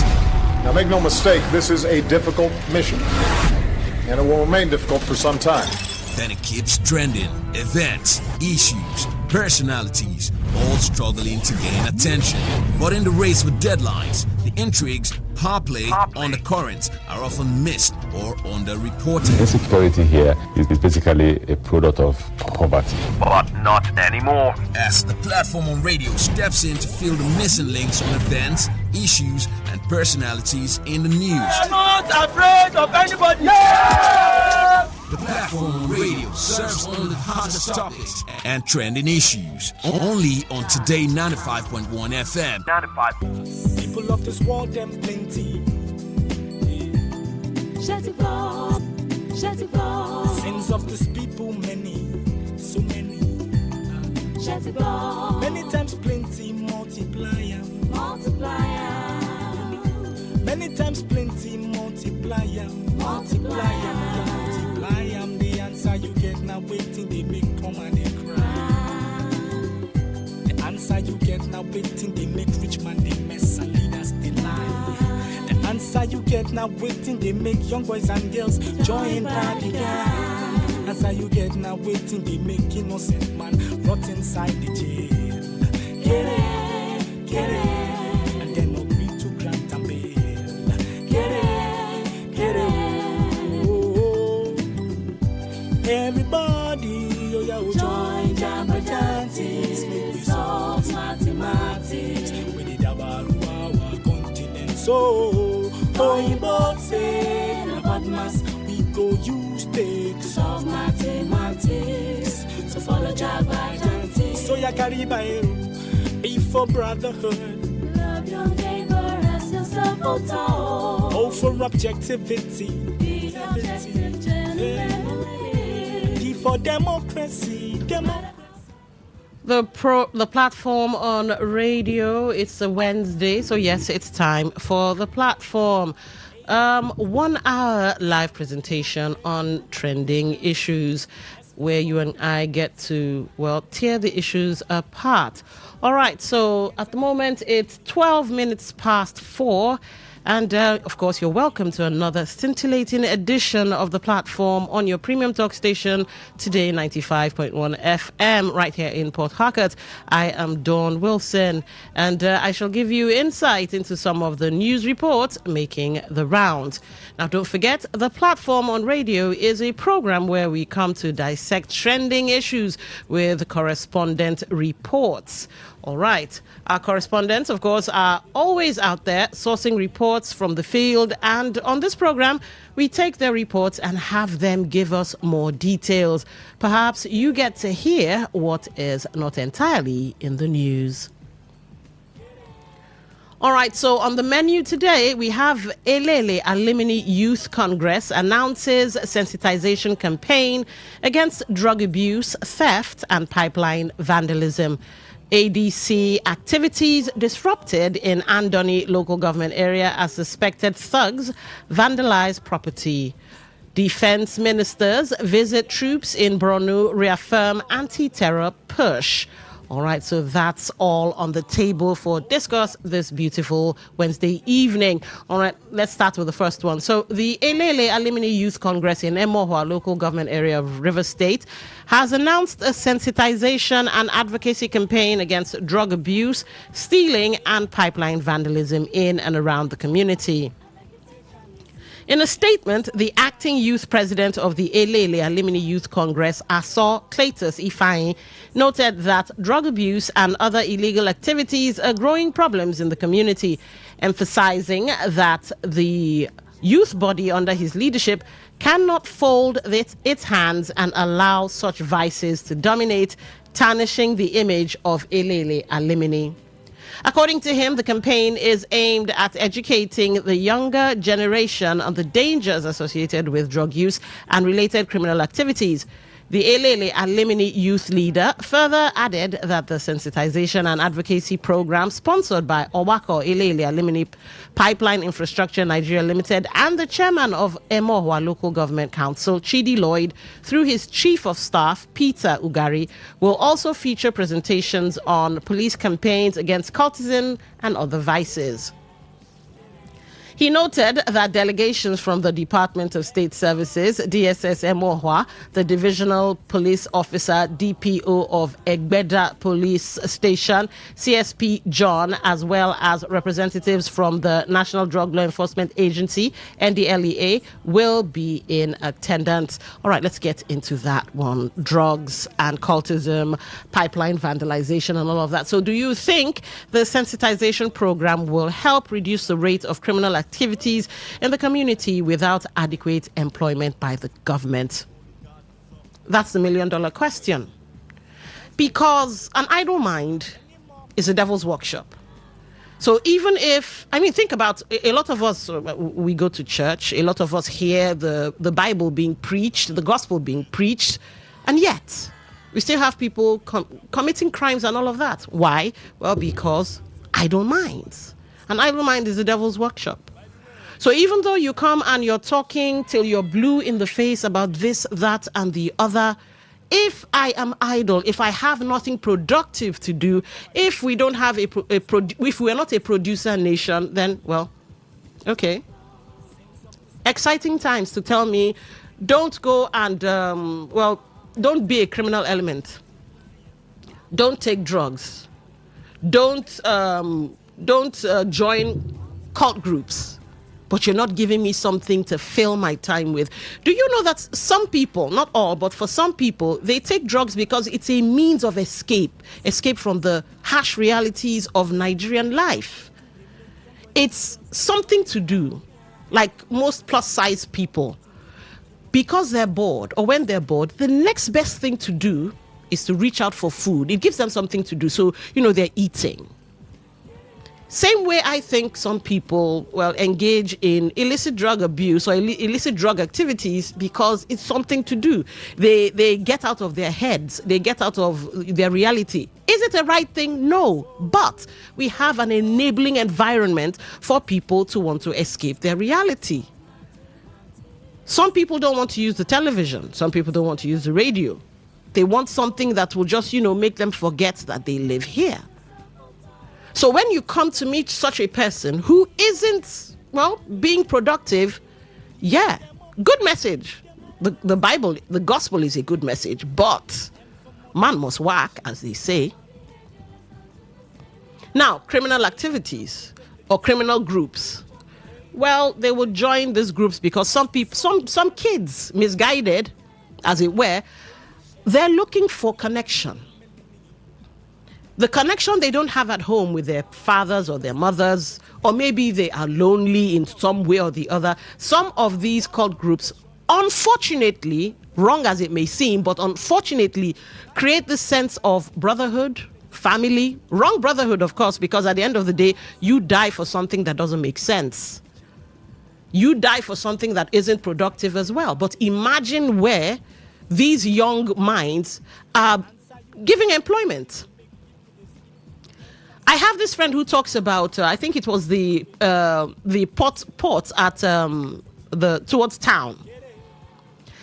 In the 80s, according to this friend of mine, when it was LNG, when LNG began, the bad elements or the criminal elements around town that were always waylaying people, ambushing people and collecting their monies and all of that, found jobs doing, what you could call Ogwaja work. It was plenty at the port. And before you know it, they started buying their little cars, buying their stereos. There was a time back in the day when people, if you did not have a CD player or you did not have a television or an air conditioner in your home and all of that, you were not a human being. Yes, they started having money to buy those things. And guess what? They got off the road, or the roads. They got off the streets. They were given something productive to do. So while this sensitization program is a beautiful thing, they say is talk no do. So while you're talking, you're also doing. So the next question would definitely now be, since this is a wonderful program by a number of agencies, including the Emohua Local Government Council, how about creating jobs for these young minds? And you see, there are jobs can be created even in the rural areas. Jobs can. We hear that the local government has now been made autonomous and, they're giving them their money and all of that. Okay. We also hear that with that said autonomy, you can go and meet various companies and say, you know what, we have land. We have land you can use for agriculture. We have land you can use for manufacturing. We have land you can use for anything. And I think there's water around Emohua. I think there's water.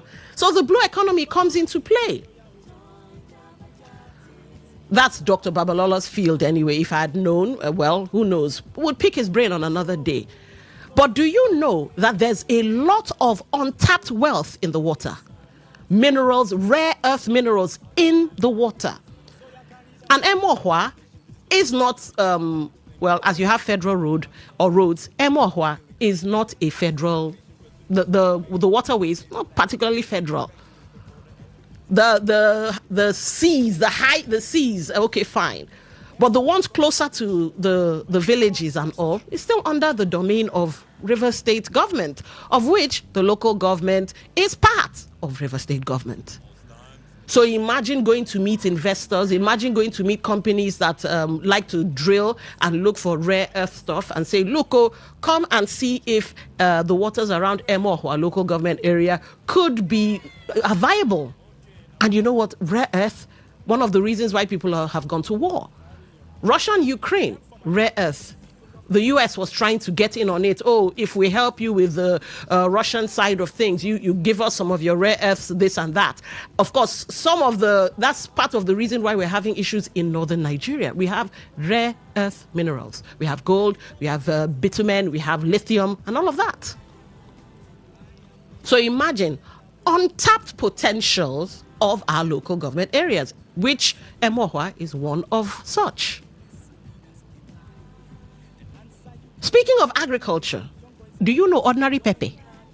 I know of a guy who, when he wants to go and party, all he needs to do is just he has a big farm somewhere in, I forget the name, but in River State here.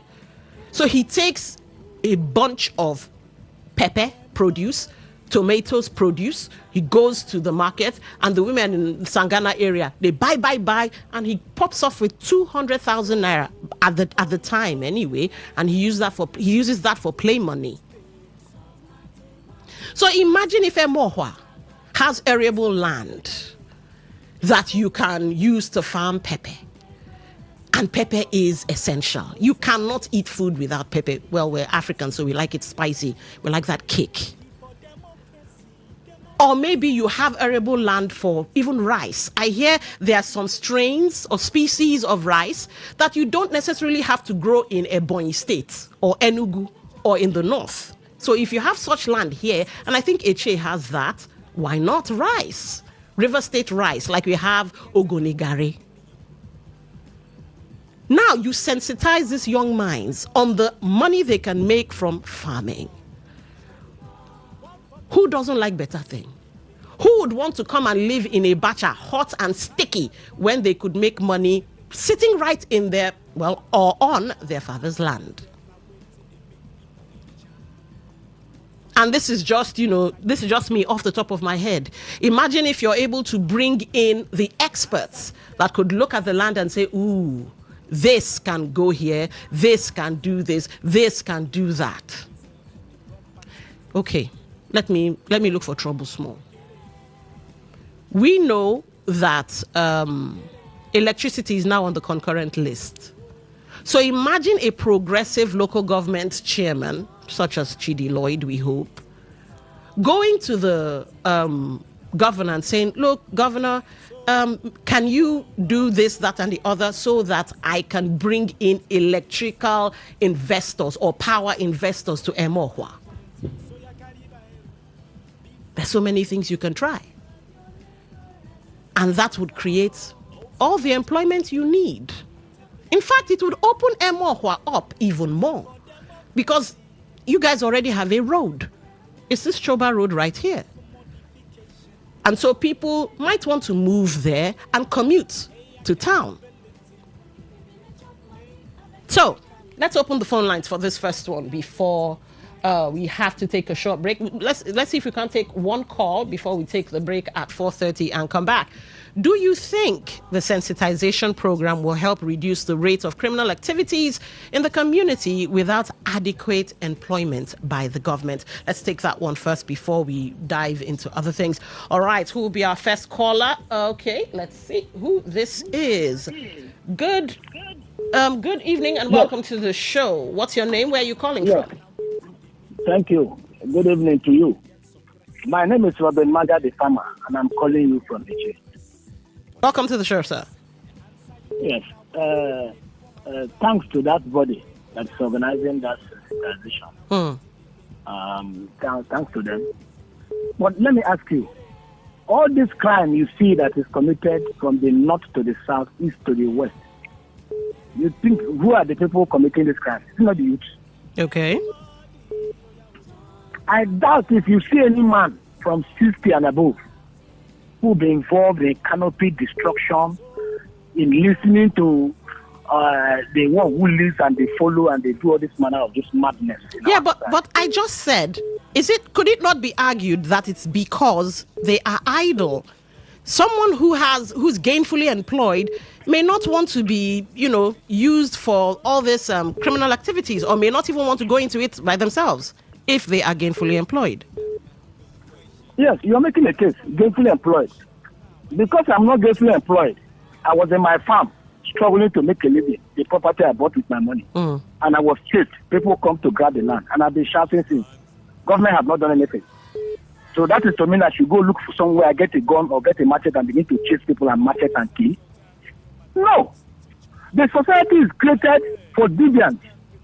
Those who do jobs, those who are having jobs. Have you not heard about the sons and daughters of prominent Nigerians that are involved into, like the ladies into prostitution? Have you not heard about the prominent son of Nigeria in robbery? Crime must be committed, but the government must create a balance. Those who commit crime should be punished. Yes, we don't have jobs, but does it mean that crime should be the way it is? Because they themselves, most people who are in governance as we speak today, they cannot even practice their trade. Some claim they are medical doctor. They cannot carry out any operation. Some claim they are lawyers. They have not defended one matter. The only option they have is to jump from one political position to the other. That's why they became millionaires and business. All right. So we get you. The group, I commend them. But there's a failure on the side of the government who ought to do the needful. Okay. All right. Good evening. Welcome to the show. Hello, good evening. Yes. What's your name? Where are you calling from? This is Akuku from Abokeche. All right. Go ahead. For the comment you are talking about, it's a more thing we are talking about. If you cheat the laws and create a job in those things. And let me tell you, most of them who are the politicians are the cause of all these things. Because most of them has these words in their house. After everything, they keep them empty hands. Like most of them who attack other political parties. Are you hearing me? Like here, what happens in the chair here? When they stop sand, people who say sand, who dig sand, who don't, that was able to create a lot of criminality in a chain, not a chain entirely. Let me tell you, Umayago, Kodago, and agree. Are you hearing me? As the chairman closed those things, most of the boys, the stores we are being break. A lot of them have some, a lot of them were into bad drug and all. But when they go that job, they see money to feed themselves and eat. They were able to overlook those things. But when they stop these boys were hungry. They are now doing a lot of atrocity, breaking stores, breaking a lot of shops. Since then, are you hearing me? They have to come back. No, this is they have to create a lot of things in that community, in that local government. So most of these people they stop job, which they were complaining, kids the law stop them not to pay them. How do you think that most of them will be happy? Most of them, then they come back, the parents touch their children money to take this, they feed them. But when these things are not happening, you see all these boys moving into this atrocity. There's most of them I know. When they come back for work, they give their children 2,000, go and buy this. Most of them use it to hold themselves or buy soap. But when these things are not working, you see a lot of atrocity happening in that local government. That's the approach. The law should look into towards of employing. Okay. We're taking these people that is employed back to the work. All right, we need to go for. All right, we need to go for a short commercial break. When we come back, the conversations will continue. Stay with us. Thank you, my good sister. Thank you. This is Akuku from Abokeche. All right, thank you. So you carry Biro before for brotherhood.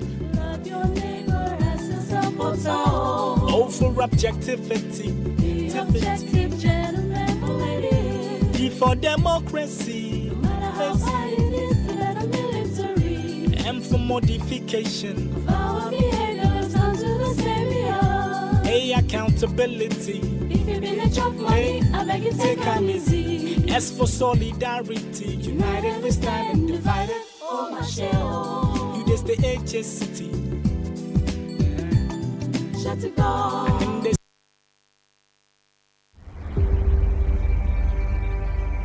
Maybe home is somebody's smile when they look at you for the first time. Maybe home is being a... Catch the latest news, real talk, real stories, all on Today 95.1 FM, where you belong. True strength. What defines it? The brilliance of a player, or when a team comes together to win. A solo beat, or the rhythm of many. The flair of one dancer, or the art of a troupe. One distinct voice, or the beauty of the symphony.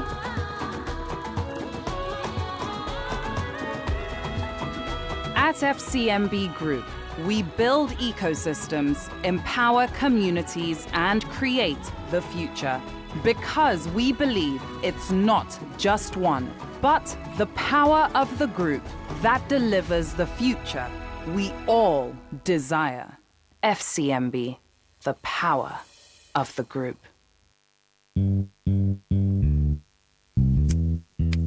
All stands, greet. Good morning, sir. Good morning. You're welcome to Jagbajantis High School. My name is Sound Sultan, your new mathematics teacher. By the way, do you understand Pidgin English? Yes, sir. Okay. All right, welcome back. It's still the platform on your talk station, 95.1 FM, Today FM, of course. And we've been talking about the sensitization program that's been going on in Emohua and all of that. Let's take some more calls and then we move to the next story because we are pressed for time. All right, let's see who this is. Hello. Hello, good afternoon. Good afternoon. What's your name? Where are you calling from? Yeah, this is Honorable Chris O'Chris. All right, go ahead. You have the floor.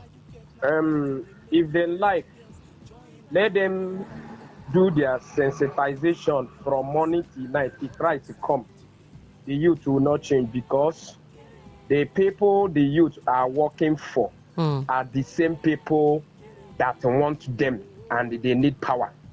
You remember how they flogged hell out of people during 2023? Okay. You remember the time crier? Who paid the time crier to go to the community and start telling people, if you know that you are not voting to so, don't come out. The people, they wipe their buttocks with bulala and they been the ones they chopped off their head. How many of them are in the prison today? Which of the parties did those youths work? The people that flogging, the ones they flog people. Who did they work with? Which of the party? Which of the president they work for? Did the president prosecute those people that flog our elderly mothers in the community? See, the thing that is eating the cola nut is inside the cola nut. Remember the Canadian court rule. What did they say? That one of the party, two of the party here are behaving like terrorist organizations. Not they are behaving, they are terrorist organizations. See how they are terrorizing people. You come out, some of them will hang on the window, waiting for the last person to vote. Once the last person votes, they don't carry the ballot box. So what do you have to say about that one? If they like, let them sensitize them from morning till night until the ruling party and the people they are sending them are brought to justice, if there is any justice. So my name is Honorable Chris O'Chris, allegedly. Allegedly. All right, thank you for calling. All right, we have to move on, but here's the thing. As the third topic for discourse, you can call back and touch on any topic. But let's move on to the next topic for discourse. All right, this one says, report reaching our news desks says a political gathering of the African Democratic Congress, ADC, has been disrupted in Ward 1, Ngo town in Andoni local government area of Rivers State, after suspected thugs stormed the venue and vandalized property. Although no casualty were reported at the time of filing this report, but the attackers are alleged to have destroyed canopies, chairs, and tables set up for the event, causing panic among attendees. Reacting to the incident, the state deputy youth leader of the ADC, Gogo Glad, condemned the attack, describing it as an act of lawlessness aimed at intimidating party members. He reaffirmed the party's commitment to its mission, stating that the ADC would not be deterred by threats of violence. Glad also called on party faithful and supporters across Andoni local government area to remain calm, resolute, and focused ahead of the 2027 general elections. The incident has raised concerns about political safety and security in the area as stakeholders continue to call for peaceful political engagement. The attack is amongst several attacks on ADC members and their supporters in recent times, including attack against ADC in Eleme, Igruta in Ikwere, Ubima, and leaders of ADC South-South and former Minister of Transportation Rotimi Amechi. All right. Okay, so do you think the police has done enough to end the confidence of the public ahead of the 2027 elections, given that, what happened has happened? Let's go back to the story and see. I doubt there was any reports about the police. Okay, so there were no casualties, but attackers alleged they destroyed stuff. All right, reacting. Lawlessness aimed at intimidating members. All right, he reaffirmed. Okay. All right. The attack is amongst several. Okay. I think here's how I want to come at it first before we start looking to the police. I think we need to, the sensitization, it ties in with the sensitization program that was had by Chidi Lloyd, obviously. And yes, going around and talking to these people and telling them, don't do this and don't do that. It ties into that. It also brings up the, idle hands angle as well. It also brings up what I like to call native sense. Let's talk to the thugs in question, what I like to call native sense. In times past, our elders, ancestors, attended the school of life. And it was very difficult to fool them. You come with your bukuru or your books and this and that, and yet they're still able to, run circles around us in the things they say, the way they think. You come and say, I want to do this and the other. They use native sense and say, but it looks like you're trying to cheat me or this or that. The question now is, do our youths not have native sense? Did something happen between our ancestors and this time that we can't think for ourselves that these people are using us? Is it that poverty has so eaten deep into poverty and maybe politics, the need for power and all of that has so eaten deep into our psyches that we are willing tools or willing fools in the hands of politicians who know better, by the way? No young person has the native sense to say, where is your own child? Why is your child not in the streets joining us to, carry out acts of thuggery? How is it that your kids are abroad or your kids are attending wonderful schools in Nigeria and I'm here killing myself for, urgent 2K or 5K? So where is the native sense? Is it that our kids, the young ones, are so hungry that they do not understand that they're throwing their lives away before you even bring in the police to say, oh, the police should have been there to safeguard lives and property.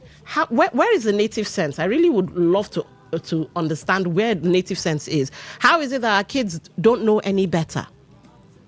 So yes, that's where sensitization could come in. That's where being a producer nation could come in.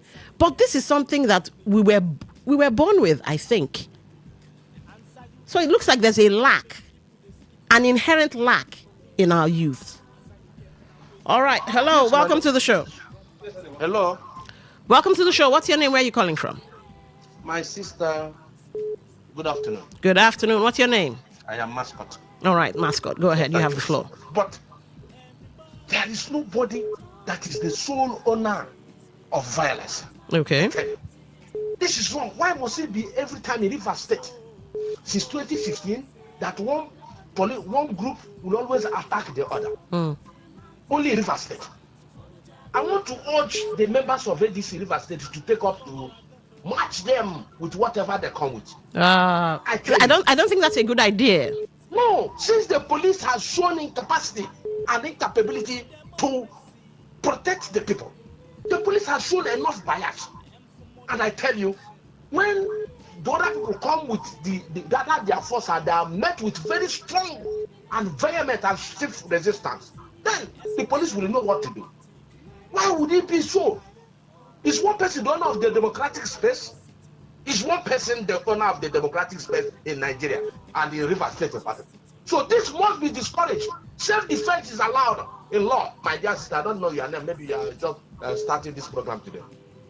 But thank you and God bless you. All right. Thank you for calling. Let's take another call. Hello? Yeah, Annie. My name is Dawn. I'm not Annie. Okay, no problem. What's your name? Where are you calling from? This is Honorable Chris. All right, welcome back.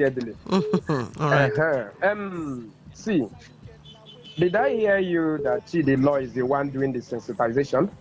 Him and a number of people, a number of bodies. What was his role the last time he was in this scene? See, you don't use fire to go and quench it. What if the people that are doing the sensitization are the same people that are giving them the backbone to do what they are doing? Okay. It's not today now. Like I said before, the people that keep on flogging people, that flog people during election, did they bring them to book? Are they in prison? So the only thing that can stop, if you have rats in your house and you want to stop that rat not to eat your brain, what do? You buy tosa, or you mosquito too much, or you buy shetosh now. If you have dog in your house, I have dog in my own compound. You have this, I have that. When you want to come to my gate, I think you will knock. So the problem is this: self-defense is allowed. Nobody should tell me, and I keep on telling my family members, don't allow anybody to chop off your head before you complain. If you see that what I have reached to your distance, do the needful. Okay. Then tell me the police station. I will come there. All right. Thank you for calling. Remember, of course, that the opinions of the callers remain the opinions of the callers and in no way, shape, or form reflect the opinion of Today FM 95.1. All right, let's take another call. Hello. My dog. All right, that's interesting. Who am I speaking to? Miss Yoma. Oh, Miss Yoma. Hi. Okay. Welcome to the show. Welcome. Thank you. Thank you. You see? Thank you very much. I'm looking for you all the while. And now I stood up here. I saw your voice. I said, no, I must call. Okay. All right. You see, what is happening in this river state, I don't understand. Others are doing their own campaign. You people doesn't want another person to do their own campaign. What are they afraid for? Let them come out and tell us what they will give to us. APC have already told, and the police, let police do the needful. The way they are attacking opposition, if those ones stand up and attack them, are we going to breathe in this river state? The answer is no. Let them rethink. Let them stop all these things that they are doing in this river state. Go and show your working. Since the APC entered seat, I have never seen light. Let them not come out and use their light and come and disturb me for my own ear. I don't want to hear it any longer again. But all these things that they are doing, their time has already gone. Thank you very much, my Don. All right. Thank you, Ms. Yama, for calling in. All right, let's take the next call. But before we do that, native sense. I understand the need for the police to be on ground and the police to safeguard lives and property. We did talk about that earlier on, of course. But do our kids not have native sense? How is it that they're being enticed by 2K, 5K? Hello. Welcome to the show. Yes, I am back again. Robert Maja, the farmer. All right. You see, were you in River State here when our serving governor, present governor, Mary Fubara, was attacked by water cannon? Were you in River State? Okay, yes. I think I remember that, yes. Remember? A sitting governor was attacked by police with water cannon. They poured him water, hot water, in River State. Don't you think the police acted by directive? Okay. What happened to the police officer that supervised that action? He was promoted. So these are histories. So if a governor, sitting governor, cannot be protected by same police that duty, his primary duty is to protect life and property, and the governor is number one person, he was attacked. You think I'm now? All what right. will happen to the rest of us now? Okay. We are in a pitiable state. It's a fact. But I want to say something. Those who call themselves ADC, not even Nigerian Democratic Congress, African Democratic Congress, do you know the meaning of their name? That their party faithfuls will be attacked all across, including the leader of their party in River State. Will not be allowed to attack his hometown. Attack has taken place in Elebe. It happened in Iguruta. It's happening in Andon. And they are sleeping, thinking that the people or those who are chasing them in 233 will allow them to stand anywhere and say anything. All right. They should continue to chicken out. Thank you. All right. The Thank farmer. you for calling. Okay, let's move on to the last topic for discourse. And then, it will be a free-for-all. Whatever you'd like to respond to or react to, sure, you'll have the floor. So this one says, the Minister of Defense, retired Major General Christopher Musa, and the Minister of State for Defense, Bello Matawale, have visited the headquarters, Theatre Command of Joint Task Force Northeast, Operation Hadinkai in Maiduguri, Borno State. Reiterating the federal government's commitment to the fight against terrorism, Musa and Matawale were at the Theatre Command's headquarters to assess ongoing counterinsurgency operations. Addressing newsmen, retired Major General Musa commended the armed forces for what he described as significant progress in the fight against insurgency, attributing the gains to improved coordination and professionalism among troops. He stressed the need for continued national support and reaffirmed the commitment of President Bola Tinubu's administration to tackling insecurity. In their address to troops, the ministers conveyed the president's appreciation for their sacrifices and urged them to sustain the current momentum against insurgents. The ministers paid tribute to fallen soldiers at the Maiduguri Military Cemetery and where they laid wreaths in honor of troops who died in the line of duty. The visit also featured the inspection of a newly constructed command and control center aimed at enhancing intelligence gathering and operational coordination, as well as the commissioning of newly built accommodation for military personnel to improve welfare and morale. At the Theatre Command headquarters, the Theatre Commander, Major General Abdul Salam Abubakar, briefed the ministers on operational development. He disclosed that troops neutralized more than 280 criminal elements during the Ramadan period, disrupted logistics networks, and rescued abducted civilians while maintaining pressure through coordinated land and air operations. All right, that's a good one. How do you think, then, the government is tackling progress in the fight against insurgency in the country? Do you think the government's doing a good job in their fight, in the progress of fighting insurgency? You know what? Given what happened in Jos recently, I don't know if I would give them too much of a pass mark, because there are too many. Okay, Jos is one. There was Yelwatda, I think I'm correct on that. There was that. over 200 people killed. And one of the governors coming out to say a call was made and we don't know who made the call. And then the military who were there left. So all these spotty bits that point towards some sort of, I don't know, break in the chain of command, in the chain of communication. And by communication, remember the colonel, I think colonel or so, that was killed, Uba, that was killed in a very funny way. So coming to boost the morale of the troops by telling them, oh, you did good and you did well. I see it as, I usually call such things Turanchi or photo ops, a photo opportunity to come out, take pictures and have your name in the newspapers. That's for me anyway. But let's hear where your heads are at.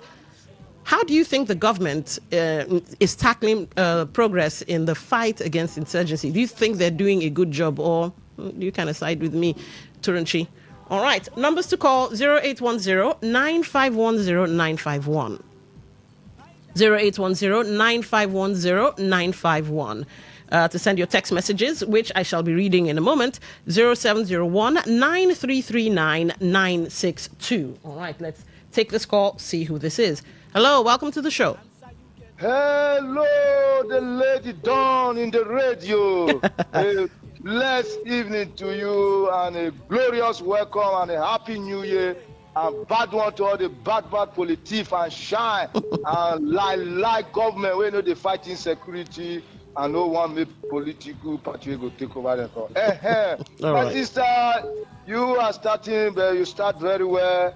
But try to give us time tomorrow so that we can make calls. Some of us like talking so much. This is what makes our mind calm down when we talk. Okay. So you see, my sister, sincerely, these people, this government of Jagaban, they are not ready to fight insecurity. Just imagine it was yesterday that Jagaban said he wants to go and buy equipment. After all the killings that has been going on, killing our military personnel, killing civilian mothers, burning houses, it's yesterday he said he wants to go and buy equipment. And looking at these people who are terrorizing ADC party, sincerely, I would say this very police commissioner, I think is trying to be the worst of all. Looking at comparing to the former one who said there is tiger and lion roaring in him. This one at least he would have said snake is moving slowly in him. So that let us see some best. Since he came, he has not been doing anything. And let us not deceive ourselves. Right from 2023 when election was to be held, we saw the people who were terrorizing the town political party. It was no other person than their master leading them. But they are supposed to create employment. I made created 13,000 teachers. One out of these people, one of the governors to grade up to 16,000. He promised to grade 5,000. Are we going forward or backward? Are we going forward or backward? But it's very important that our budget will increase annually. What is he doing with that? What is he doing with our budget? What is it? What is it? Our money? Our budget will increase annually. So for him to create the employment of the youth, he cannot increase employment. In short, he's supposed to be a governor. He's supposed to be a chairman. I don't understand. All right. Backward. Why is it not to move short? Or I'm highly angry because of nothing. I remember my mom from Beche. All right, thank you for calling. Okay, this might be our last call. What's your name? Where are you calling from? Yeah, this is Chris. I'm calling from Port Harcourt. All right, go ahead. No improvement in anywhere.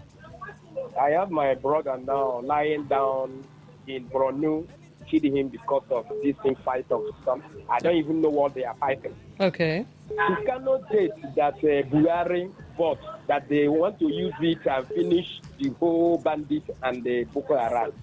Where did they pack? Is it because the condition attached to the Tucano jet that you cannot take it outside Medugri or north to southeast? Is it the reason why? Which means the reason why they bought that Tucano jet is not what they told the United States. Because the United States told them that they don't take it outside Tucano jet. Where is Tucano jet today? They are killing our soldiers like chicken, killing our brothers and sisters like chicken. You see what out 2 days ago? I don't really understand who is bandit, who is Boko Haram. I need to know what are they fighting for. Why are they killing people? Nigerian government, you people should repent. You people should repent. All right. Thank you for calling. Let's take some of your messages and see if we can squeeze in one more call. Good evening to you, presenter. The ADC meeting in Andoni disrupted and properties vandalized by armed thugs. This is the precursor of what to expect come 2027, a repeat of 2023 intimidation of opposition parties. I like to hear that the same measure is meted out to the Rainbow Coalition of PDP APC in River State whenever and wherever they meet. This is an evil mustard seed that could eventually grow into a huge tree with its branches sprawling everywhere, if not nipped in the bud now. That's Friday, Orlo. From Uniport. All right. Presenter, welcome. Greet mascots, Honorable Chris O'Chris and Robin Maja the farmer. They are great and sincere men. Send their phone numbers to me. Thank you, Dr. Ike from Umwebulu. Okay, let's take the last call. Hello. Hello, Gavin. Good evening. What's your name? Where are you calling from? Beloved sister Gavin. This is Akonuchi calling from Port Harcourt. Akonuchi, that's wisdom. All right. Welcome to the show. You know, since I recognize and I understand this part in the Bible that said that the kingdom of God suffered violence and the violators taking it by force, is so deep and it's something we need to go and understand it very well. The attack of the ADC is not a welcome development.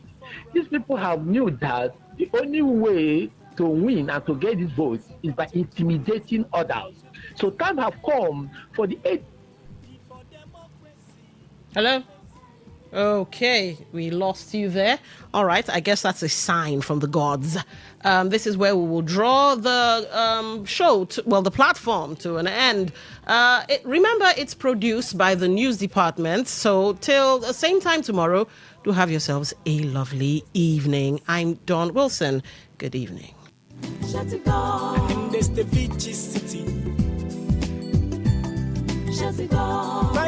Level for City. Tune in for a journey beyond the ordinary. Fasten your seatbelts. We are not just a station, we are the station. Today, 95.1 FM, the voice of the people.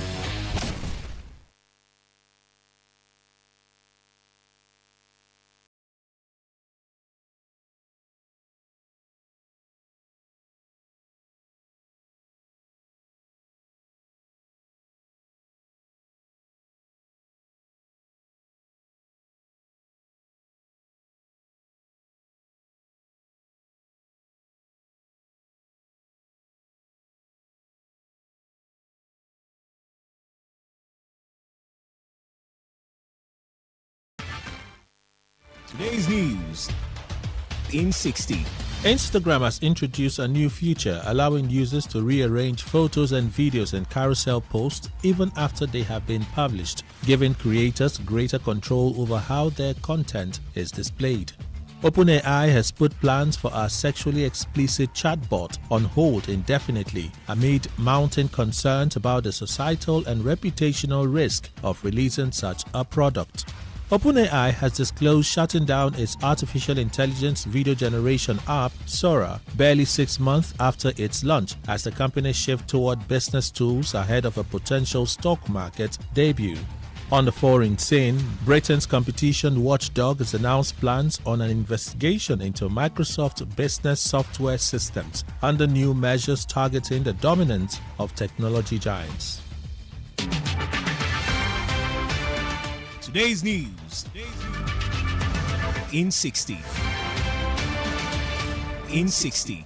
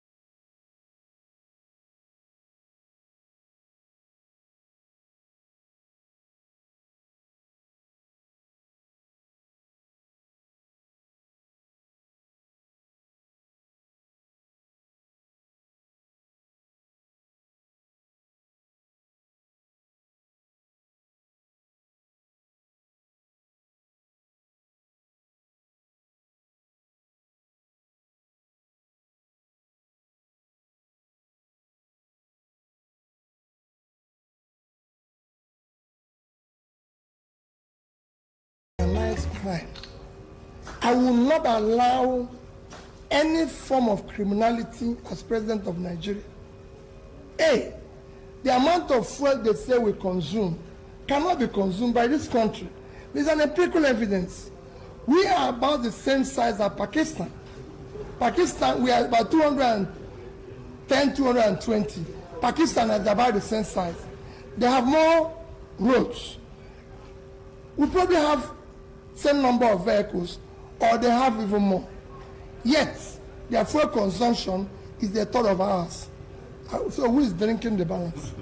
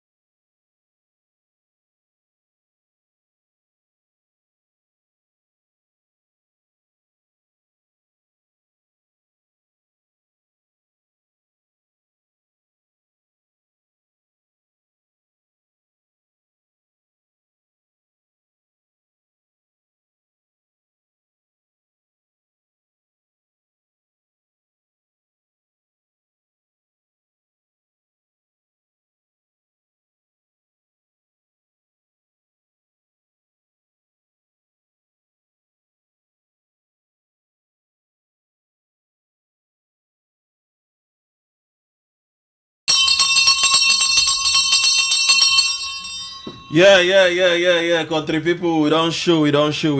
Alpha, how they be? Everywhere just hot. Everywhere no hot. No hot. We're not observed say as they come. You know this country. Waiting hot. Everywhere the weather is hot. The weather. And if I said the weather hot. Okay. Be specific. But inside the studio the weather cool. Here na I'm not chilling na. Hamatan. Inside here now, this one they negotiate and they cool every everywhere time. Just cool. You know that. No, kind inside of here they always stew. That one na marama. They know the dragger. Do you notice as everywhere hot now, so the country hot? Oh, MC Kuro, you won't find my trouble this afternoon. No. You notice as everywhere hot like. The Nigeria outside. not just hot. And if you get it past hot, now Nigeria dey now. Wait. Because I see how did they talk for school, for nursery school? Hotter. Hottest. Oh yeah. So Nigeria is hottest. So Nigeria is hottest. We dey for 90 degrees Celsius. Try. Now wow. But anyways.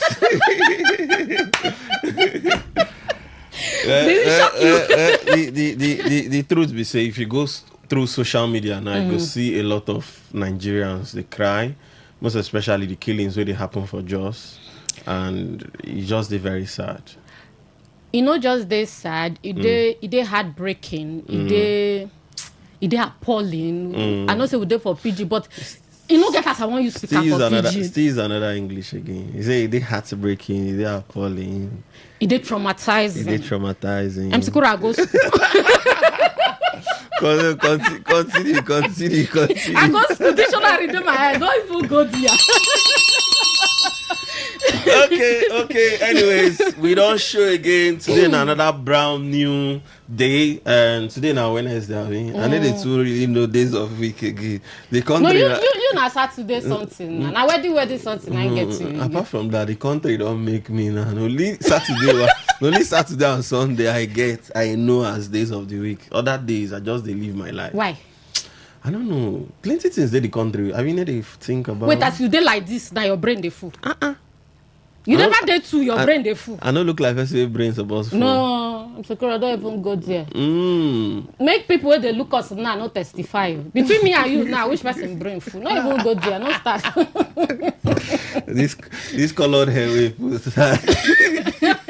I get problem. This your colored hair. Okay, anyways, we don't show again. We did for 95.1. Waiting they happen at the show, and I know how this show they be. We be say anything where they happen for we country and outside we country, as the thing they drop, who they bring them for now, live and direct. And we'd always tell them, I say we they talk serious matters on seriously. So I beg anything what they yarn for not just carry and put for mind. I beg, because they say BP. No be love song, BP no be love song, a real story. So if you want to see us, just go on Today FM for YouTube at Today951FM. If you want to see us, you want to look how we just did for the studio, and also the topic them we don't drop them for our Facebook page at Today95.1FM. Go for Facebook page. All the Tory did there. Then also, you fit listen to us for our website on www.todayfmlive.com. Just click for the menu list button. When you click there, you go see listen. You click listen, you go to hear our voice. As we just there, they do all the things one after the other. I could just introduce myself sharp so that this senior woman where they are now could just tell us who she be. Because she just carry plenty. You carry plenty diamond. Keep me for no use all this diamond where you go deal, boo. I wish I could go find you. No use all this diamond. Everywhere just shine. Anyways, my name is Sikuro. They call me the king of weddings. Anywhere wedding they happen for the city, outside the city. If you look very well, you go see say I'm Sikuro. Where they are the way stock this thing. Say Pekin where they carry for back. In they no say the Johnny Fowl. We don't show. Madam. The country people. All right, so my better country people, how una day? Yes, so my name is Mary Queen of the Most High. I know say go there some people like a pray food. They go say wait to I know they hear where no be a pray food. Now Mary Queen in flesh and blood. Now me they here. So I don't show on top waiting they happen for Today FM 95.1. But we can't chook mouths for the Tory. Okay, Mary Queen, you get something I want to do. I just need the first caller will call us now. I want to give the person 10 million naira. I'm school leave caller. I am here. No. You will carry gold, full body. I better leave caller. You carry, how many gold you carry? No, these are not even gold. Diamond. 1, 2, 3, 4, 5. The first, and people they call. Why Nigerians? Nigerians play. You never cheat on I want answer this. I want pick this call. I want give the first person who call us 10 million naira. You say something full your head. Something full your head. No, what's 10 million naira now? MC Kuro, please. 2173. Wait. And when people will be the call, the first person who call, I won't give that person 10 million naira. That person call back again. Max, the person still they call. I wait to. Mosi. Hello, good evening. Hello, good evening. MC Kuro. I want to give 10 million naira. Are you ready? Yes, sir. Are you ready for the questions? Yes. When did they give birth to Donald Trump? What year, date, and the particular day where they born Donald Trump? Not me be the papa. I think Sam now you don't miss 10 million naira. Sam, sorry. I think Sam. No, like say answer that one. Me have to ask my own. Okay, Mo. Another person call. Mary Queen get question for you. Okay. Hello, good evening. Good evening, MC Kuro. Are you ready for the 10 million naira? Mary Queen. Music Emperor. Music Emperor, you don't find me rich here. Where go? Yes, so I did everywhere. You know, I did everywhere. I don't see him.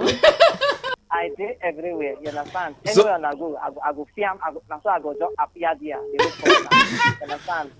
Marie Queen, you want 10 million? By the way, you know hear the name. Okay, you no need them. I know call for 10 million. I thought to stop by to.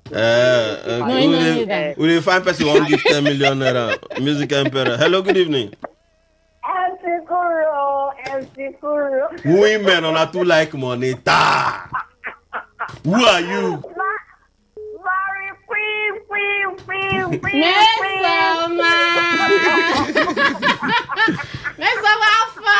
I'm Mary Queen day here of flesh and blood. I don't catch you for our station.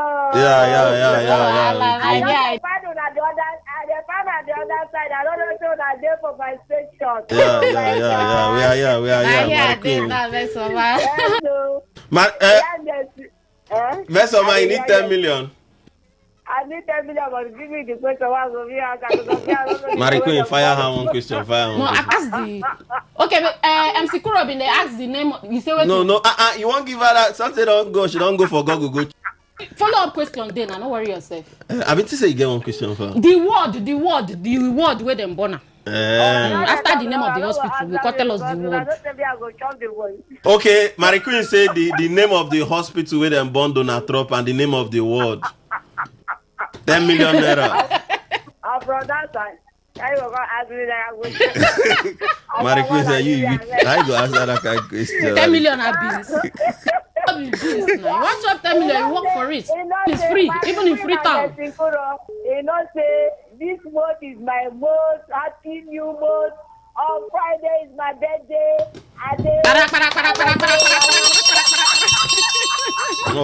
Friday, Mary Queen Day. All of us today I will celebrate you. Cake come on. My son go do cake. Anyways, not true. Happy New Month, right? I nearly want to hear pray food today. I just say, man, leave you. Nah, this was serious for the 10 million. Wait. I think for Nigeria, is it I know if you joke again? And then forget it today, I pray food. I beg. Before you follow me, go my house. I beg. I know if I get 10 million there, I go there hotel the Lord Joe. I beg. If MC Kuro get 10 million, I go just carry paper and pen. If I get, I humbly resign. I no do again. If I get 10 million naira, I don't block Rumokoro Junction now. Like seriously? Waiting there inside there. I to just call 2 van now. I carry 2 van keep for Rumokoro. What's there? Shut down. You know this matter. We were just under the flyover there. They popped it. You know this matter. Okay. Anyways, Mary Queen don't show. Mary Queen just step attack people one thing. Some people there they say, who is this Mary Queen? And some people didn't know you too. Don't trace you come here. Just step attack people one thing. Port Harcourt people. You know, so don't be just Port Harcourt today. Yeah. See, as we dey like this, even if you dey inside water, you go just follow that website who will give you. Just press play. Yeah. You go to hear us whether you there for water or you there for Ukraine or you there for Russia or you there for Iran or you there for America. Anywhere where you there, go to hear us. And even if you go for YouTube now, you go to see us screen crack. I talk like my brothers. You understand? So not be only my Port Harcourt people I go greet. I go greet everybody when they hear us now. Both those way they online and those way they offline. That's true. So happy new month. This month go cement for us. You know, if you get another 2 way past you. Go jollof. It go sauce. I think you like sauce. So yes, for those of you who have been they find me, so no find me again. Now here I did. Now we're gonna run them like this every day, 5 to 6 p.m. Mondays to Fridays. So Okay. Set your alarm. Tell your brother, tell your sister, tell your pale, tell your pale. Say Mary Queen don't show. Everybody, Mary Queen, aka girl to Mary Queen of the Most High. Of the Most High. Oh yeah.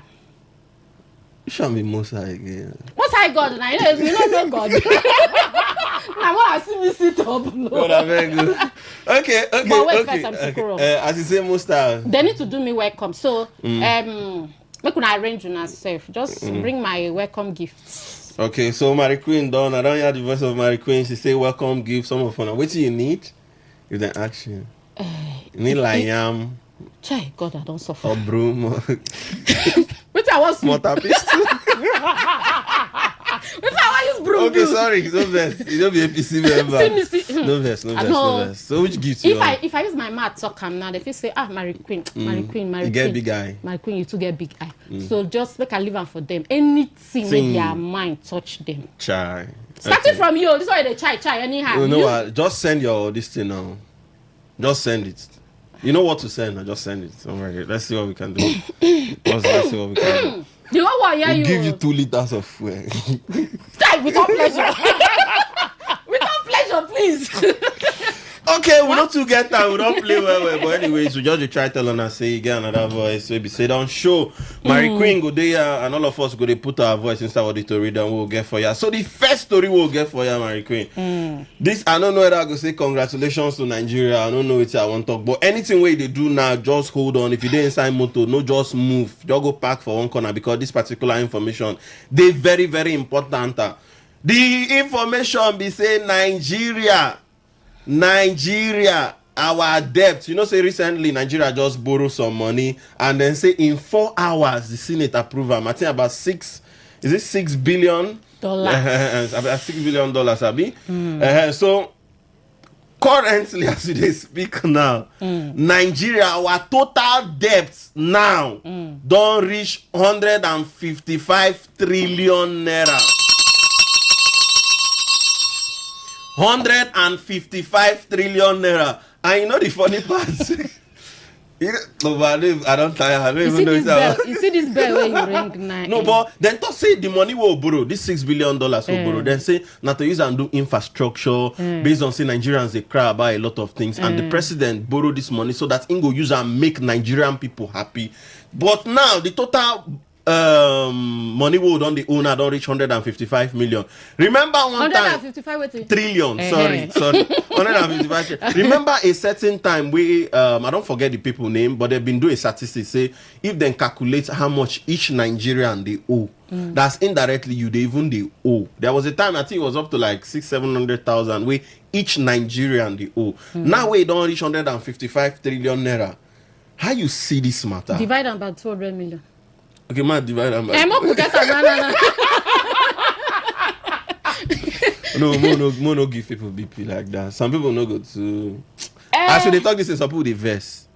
Me say for the verse. Now make us ring that bell. You just tell me let's collect the bell. No, I be one congratulate. You don't congratulate us. Say we based on the $6 billion we'll take now.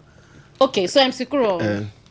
Yesterday, before we come out from this studio, reach house. They don't talk say president write letter saying once in the 6th Senate to blah blah blah blah blah may they approve. No be before we go reach out, say they don't approve. Normal. Until say wetin happen now. Now for the good of Nigeria. Which good? Infrastructures now. Which infrastructure? Shey they cry say light no dey. They don't tell you say light go soon dey. How do the light won't use them? Because before they enter studio, they say they don't increase gas. So how the light won't use them? When Jenko's already, they talk say the gas no deal, they can't increase them again. Meanwhile, this money now they talk say they won't use and do ports. And the ports now for Lagos so that's another problem. Which thing they happen to other ports? Okay, it's all right. If you ask me, who I go ask? Tell me who I go ask. I go ask. So now, my own issue be saying the Senate even say okay, maybe they even add dramas more. Okay, you understand? Our Senate President Godswill Akpabio, at least if I even just say okay, before they come, say una where they decide, una go there for. Una where they decide, una go there against. Make una just do like say we dey debate the thing. Unto say make it just be like say you know something even happen. You understand? Then not be say the eyes will not have it or the eyes will have it, but make it just be like say. It look like saying a rubber stamped Senate. Oh, now that grammar be no one use since, but you get the one way past rubber stamp. Oh my gosh. I be no one use that grammar since. So this particular matter. Nah, they don't go approve. But how one take pay these loans? How want you pay the loan? You get any idea? Maybe I feel just okay, so you know say we'll get private jets. presidential jet. How much them buy am? $9 million. Okay. Then we'll get the yacht, Abi. Some will sell. Then we'll get the SUVs. We still get solar too. No, we get solar. We get solar. And they count the one with we get SUVs. We carry green, white, green. Then we'll still get oil. The oil we'll get sharp. We get oil. Wait now. I know say get some part of the oil where they don't already sell. Yes. That one day. Then you get the one where be say we still they sell now where this war day where would they sell big money. So not be say they sell the whole thing 100%. Yes, if it also maybe they sell higher percentage. Okay. But we still get the one where would they sell. Where would they use they survive now? Okay. Where are they even ask say with that money, what seem be the need of the $6 billion where they go borrow? Make we not still forget say last month, last 2 months. Now our president tell us say, as he be now, say foreign loan, we not get hand inside again. Say now we know they do foreign loan something. So we don't pass that level. What's going to happen? Why we can't they reverse? They go back. An emergency, no. Emergency. Waiting happen for the emergency. Plenty infrastructures. They need to do a lot of things. For which infrastructure will be the emergency? Now, bad roads and all that. So they keep people. I'm sick. Anyways, if they listen to us, you go tell us it is. I see that matter. More enter the second story. We not to get. I will not calculate the money. Your calculator go catch fire. I swear. More enter the second story. Recent. That was some days back. I think yesterday we see Cubana chief priest. Where we say now one of the head guy for City Boy movement for Imo State. In come out can't write something for social media for a story. Where we say people can't they blast them, they attack them for social media. In talk about the Plateau killings. First of all, in talk say like. In the very cold, like in the sad, say a woman go come and like the woman carry her picking. Say, I say see the video self, you know, just know himself, like he feel very sad. But in to say the president, they do some good jobs. But this particular killing, this bomb blast will happen, this attack will happen for Jos. Say not to rubbish the president for his birthday. In come out, can't talk this thing, and social media they shake everywhere. Just the bass goes. People don't attack him. Say which kind of talk be that one? Because why you go they make such kind of talk? Say now because of say they want rubbish Mr. President. Now make them do that carry that attack for in birthday. Okay. But you see this matter like how you see this matter? If you say it they. You know they sensitive to the people. No worry. The plight of the people. Make me a follow for the people we rubbish. Because me self go rubbish. Yes. MC Kuro, 2 weeks ago, it happened for Borno State. Yeah. That time na President birthday. No. Where President talks they make all the service chiefs there, make them relocate back go that's Borno true. State. Yeah. That time na birthday. For where? The one where they happen for Benue State since na birthday. Na birthday. No. How many times President they celebrate birthday a year? Once. Okay. So you can't reach for the one where be in birthday. Where be saying birthday na Sunday. And the thing happen which day on Monday. So they do after birthday party. Chai. My question now. See, some people they carry the yarn, sha. Must you talk?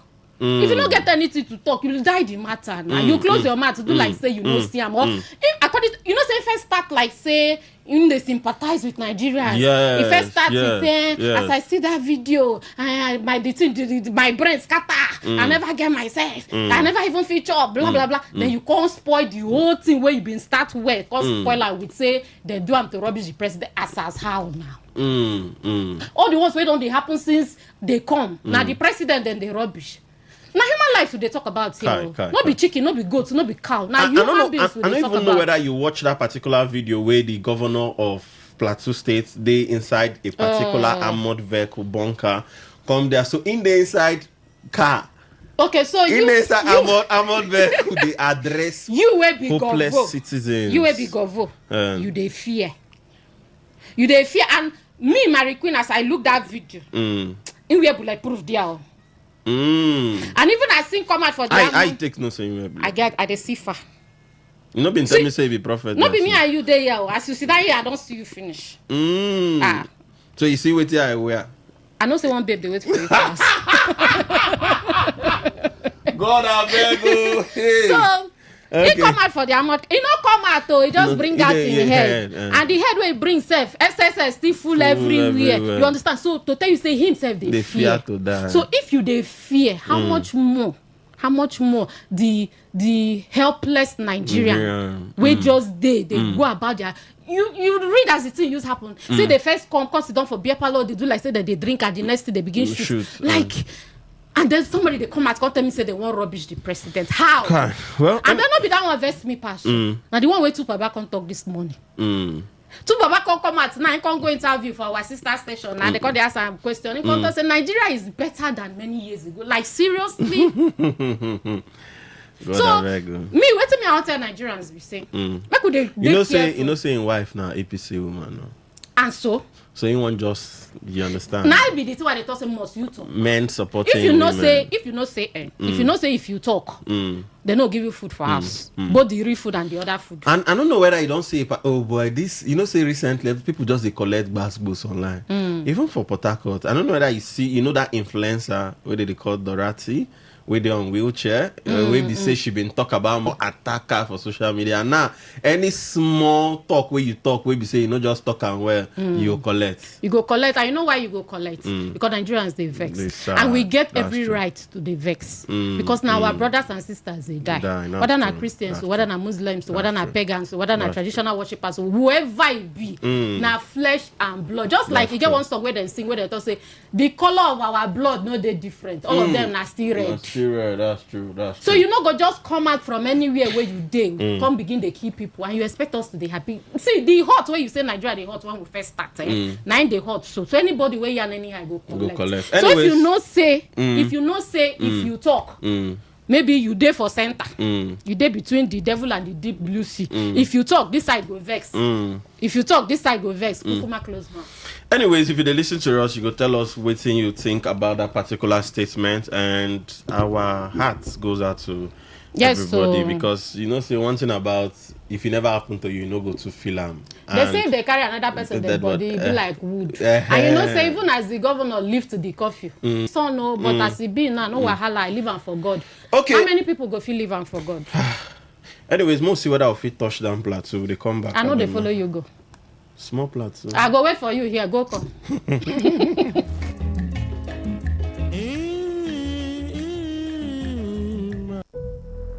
True strength. What defines it? The brilliance of a player, or when a team comes together to win. A solo beat, or the rhythm of many. The flair of one dancer, or the art of a troupe. One distinct voice, or the beauty of the symphony.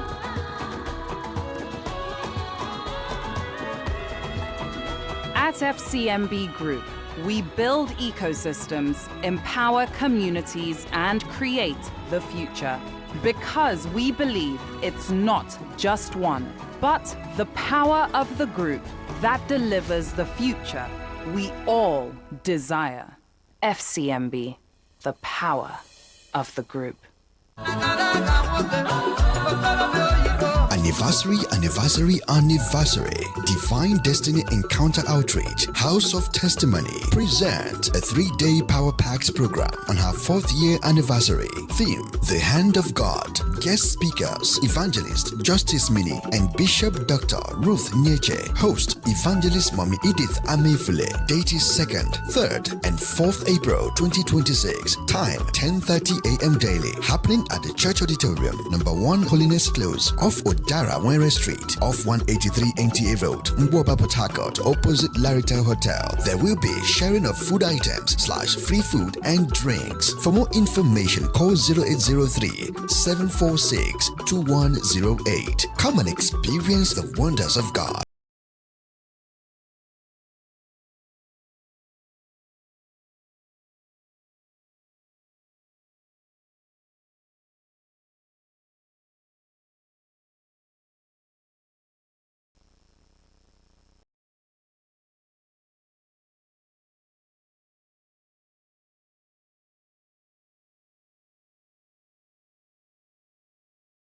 We don't show back. We see there for 95.1. Waiting to happen at the show. My name is Sekura. I still there with Mary, Queen of the Most High.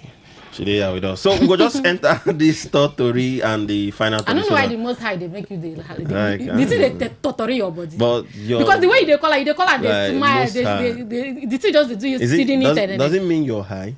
Hey God, I don't die. No do me they sack me for work. Work I just start today.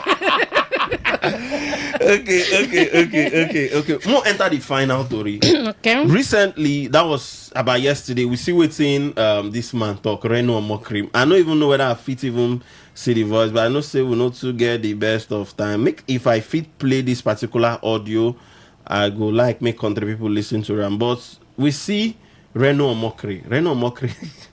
You know, say anytime we hear that name, they like saying a small controversy. Man, see whether if you play this particular video sharp, make country people tell me how they see them. Oh, the video no fit play. But no wahala sha. So Reno Mokri don't come out con yarn one thing. Into say for US, United States of America, where in they currently. Into say in go buy fuel 45 liters. 45 liters in buy am for 115,000 naira for California. Say many Nigerian people need to complain, say, hey, everybody they shout, hey, fuel down. He say this fuel problem now global problem all over the world. Fuel don't increase. He say, in fact, we need to personally thank the President Tinubu and thank Dangote, because how much be fuel for Nigeria? 1,200, 1,300, at most 45 liters of fuel for Nigeria. You know go reach better 65,000 naira. You understand? Why they laugh like that? 45 liters of fuel, you say you know go reach better 65 to 70,000 naira. But yeah, in there for US they buy 45 liters of fuel for 115,000 naira. You know, they say we need to even thank the president and Dangote, because other countries they say fuel don't increase. Okay, I'm Sekuro. We are the president. I want to go Dobale for. That's a rock now. Okay, so I'll go meet and there. Normally, if you go as a rock, you see. I'm Sekuro. Get back to where go talk. I go say okay, talk. Not be people like Reno Macri. What did they do for California? I'm not going to even start from there. No, he like to travel. You know, suppose they Mexico. He never resumed. You know? He never resumed. I mean, Mexico too been bounced out. You know, say you get some kind of countries where they be something like they like say never resume. They never approve it. Okay, better. They never approve. So, if they tell us say fuel they cost everywhere, America and buy fuel 1,000, how that one use consignment? 115,000 naira. Okay, if America they sell 150,000 naira for 45 liters. I'm Sekuro. How many times did I call you? 3 times. Jere. Did I say won't get anger issues? If like several of them my front now for tell and word. Like seriously. Okay, the things where they cheap for America, where they cost for Nigeria, in the come out, come shout. Then if they talk, because this for all of us know the genesis of the problem. So now the war now in the cost. And who starts the war? Now in President, yeah, we're in there, now in President, now start the war. Okay. We with our own here, straight bullets, they meet us. And now in the time we say our fuel is supposed to cheap pass. You know why? Because fuel don't cost. I'm not talking say not before crude don't cost. You understand? As the crude don't cost, now would they make money? No be normal. Federal government is happy, they are making more money. And they are borrowing more money. So now wow, God I beg. If you see that is in Nigeria, you go just get headache every day. You go ask us, say, you get what the person tell me. He say, if they explain Nigeria to you, you understand them. Then you know understand them. But if they explain it to you and you don't understand them, at that time you understand them. So when you think say you they make money, now that time you it just like where husband and wife they for house. You know, they give your wife maybe 50,000 before on a norm, more not say inflation and it on a norm. You they give her like 50,000. Then somehow you can increase the feeding money to 100k. Maybe you hammer small money, you can increase that. So you can't expect to make your soup make go slow, plenty inside. Instead, now that I got the chop water soup. You know, ask your madam say, babe, what's the apple now? Shoe. The money increase, the soups can't spoil. Try. So now what they will do us? So make Rono know they tell us say fuel cost for America. How do we use consignors? Fuel is supposed cheap for Nigeria. Yes, they even thought again when they even block the road where the crude no they pass. Okay, why those people where would they all crude? Where would then they say, you see, or they don't block road though, we don't fit bring the crude though. Then they can't use that one now subsidize for their own people. Wow. Now that's it. So like this now, because another thing again we me I'd even consider be say how much be their minimum wage rate than they for there. Okay, let's their start minimum from there. wage they higher. You understand? How much be Nigerian minimum wage? How many persons will they even pay the 75,000? And even that cry when they cry, the citizens of America don't protest. Nigerians get anybody who don't cough. People they protest online. No? Is also rock online? Is online. You don't talk to obedience. Obedience is online. When they win election people they online. protest for radio too now. People are protesting online. CMC But people they fear to go protest run, outside. see, I know I like people where be say when they see whites. They'll call them black. No be even black. They try paint them. Make it no black but then no be white. Chai. Okay, now I might shock you. Okay. See, they say Namibia slashes fuel levies by 50% to cushion customers amid ongoing war in Iran. No be country be that. No be country be that. And Namibia are for Africa, be? It is for your backyard. Kai. So make rain or no, they always do this comparison. I know they, they go well. You know they go well. That's true. Ask and say how much be bread for America, how much be bread for Nigeria. Wait, bread for America costs much bread for Nigeria? I did ask now. Me and I don't go there before. No, like the way you talk with confidence, like no, say you know. If it cheap there, cost here now. Are you sure about that? I am not sure. I know they fly because for night. Togo go bread cost for Togo past Nigeria. But know how where bread go cost for. But most of all those America things now just Nigeria. And that's just like that's now, bakers go tell you say flour don't cost, egg don't cost, butter don't cost, everything don't cost. You go blame them. Pizza go cost. Not true. You understand? Okay, more enter the final story. So yes, if you go tell us how you see that particular matter, the last story we'll get for you. This particular story na man and woman story. And thank God say you there here. You go also tell us what you think about this one. Now, if you listen to us, you be man and you be woman, tell us what you think. So a particular man, a particular media personality that they call Ayundio, now be the person name. You know how much can talk say every homemaker, which is mostly homemakers, now mostly the wives, say they suppose they get 25% of their husband's salaries. Because say most times when the husband go, if they pay the husband, sometimes some husband then they very carefree. They don't even take care of their wife. Immediately then pay them their money, they don't go flex and they don't go carry side chick. Say if them pay husband 100 naira, 25 naira, suppose the company suppose they pay that money directly to the woman account. Say, I don't say women go like this particular one, but you get some men who go the best. Say they suppose say because say some men they nonchalant. You know, some men don't even get time for the family. Immediately salary come. They need sometimes says some of the families say now women they chest all the bills. You think say a good idea? Make them introduce them for some companies.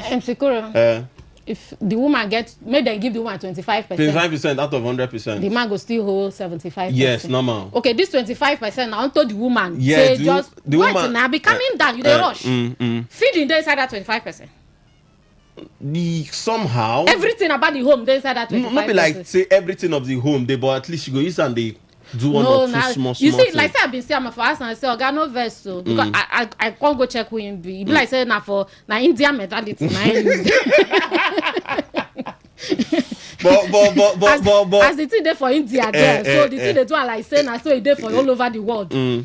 If they pay about 100 naira, now company say okay, madam we no want hear you they complain again. Take 25%. Waiting him they do with 75%. No, that's 75%. English and they do manly job now. Like English and they support in family members.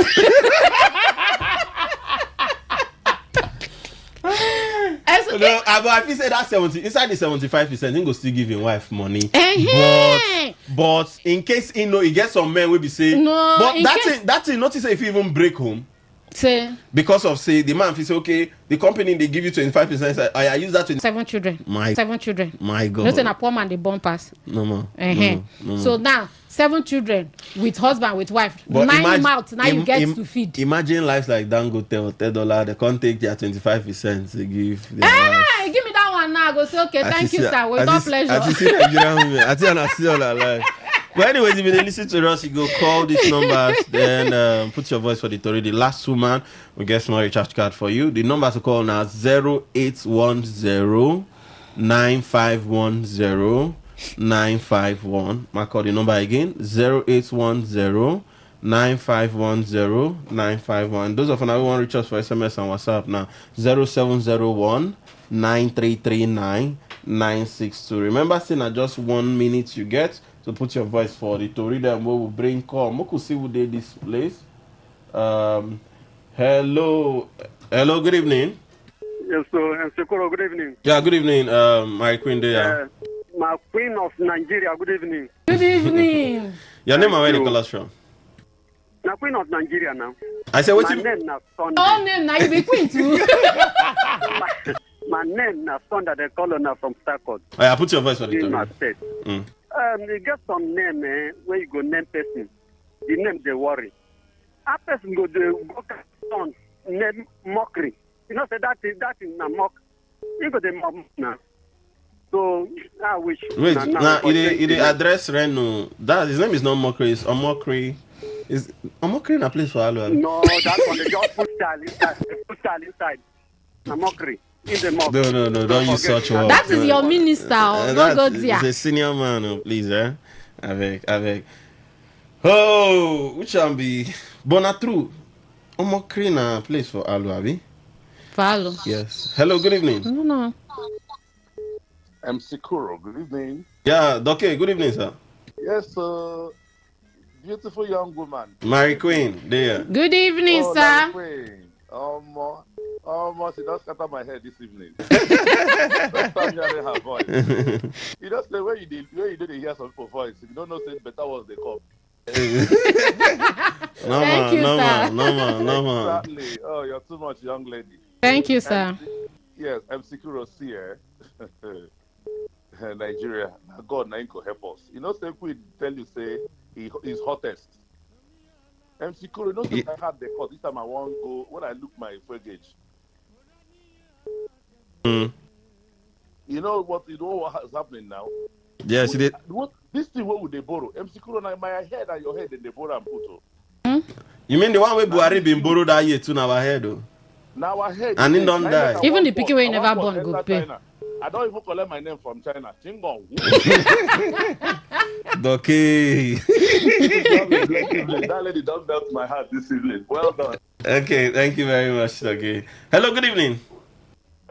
Yes, so MC Kuro and my Mary Queen.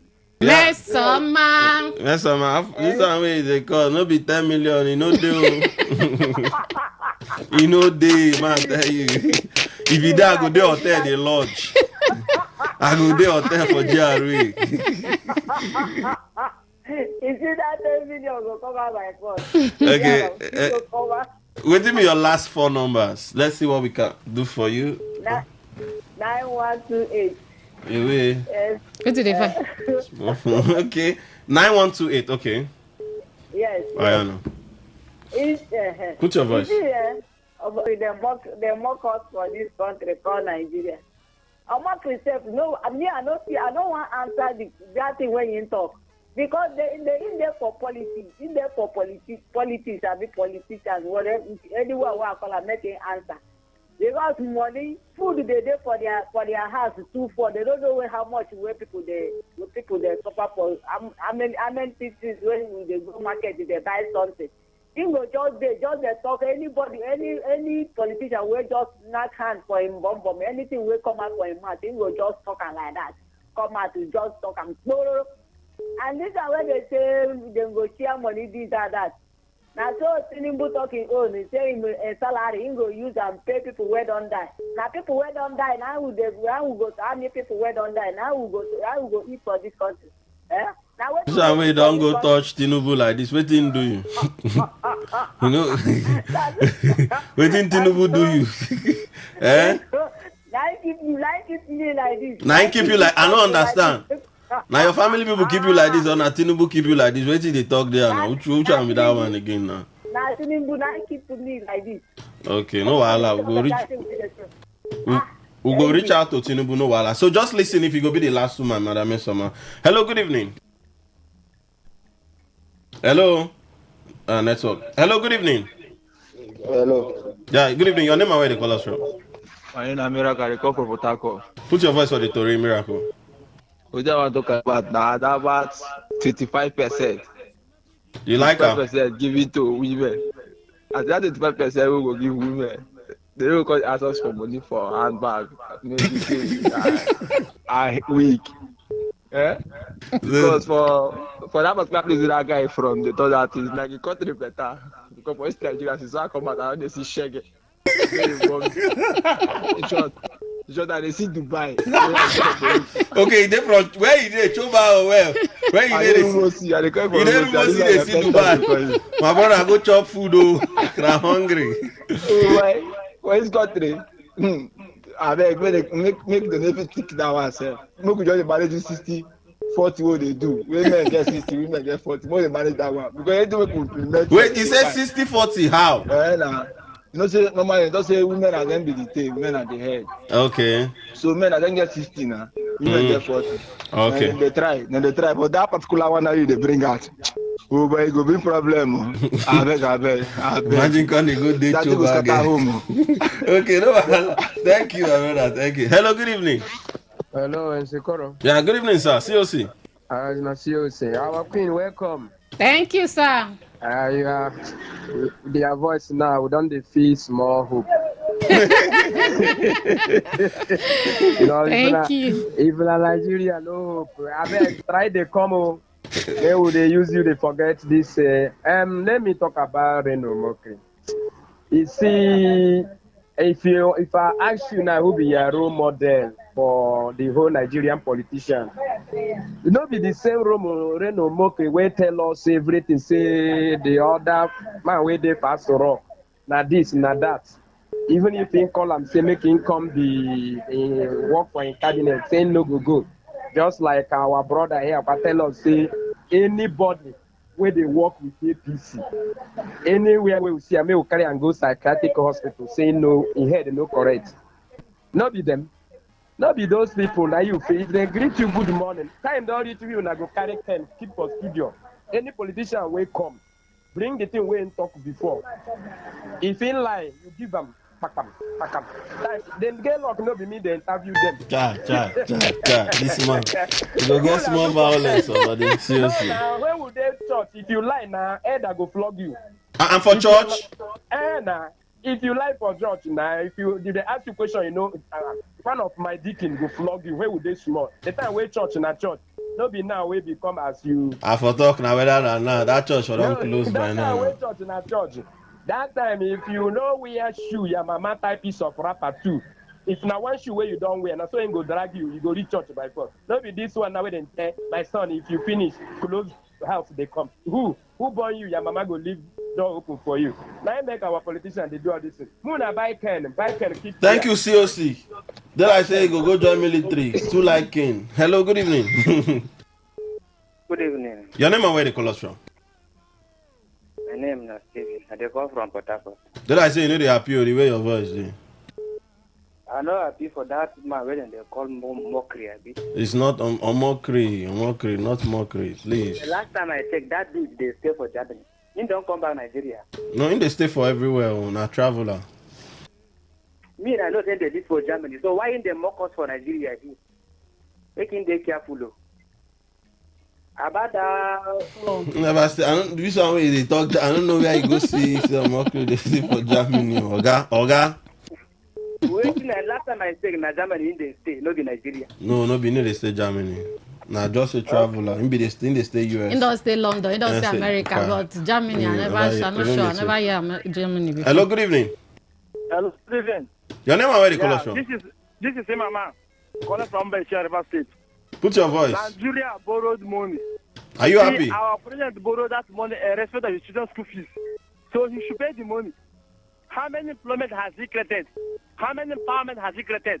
So he should pay the money because he is going to pay his children's school fees and pay tax prices. So he should pay the money. Or waiting. He should ask Mr. President how many employment has he created? How many empowerment has he created? It's kind of fortunate because they use our money for selfish interest. A country that is blessed with only limited resources But it's very unfortunate that they cannot be able to maximize their potential for the benefit of masses rather after selfish interest, which is very unfortunate. It's very unfortunate for Nigeria. Sorry, sir. Don't. This man is really shouting. It's not happy. Not happy. Queen. Hello, good evening, sir. Good evening. If you speak up a little bit louder. Our queen, good evening. Good evening, sir. I took more for mockery. You see, waiting the name for mockery. In the mock Nigeria now, in carry name can the mock Nigeria. I will make impact come out. Okay. I take this final call, then we enter SMS. Hello, good evening. Hello, I'm Sikuro. Yeah, good evening. Your name and where you call us from? My name is Prince, calling from Port Harcourt. Prince, put your voice for the Dorina. My issue there, I'm okay staying the life for 115,000, 45 liters. 45 liters. We can try another country now. The price na per liter we na.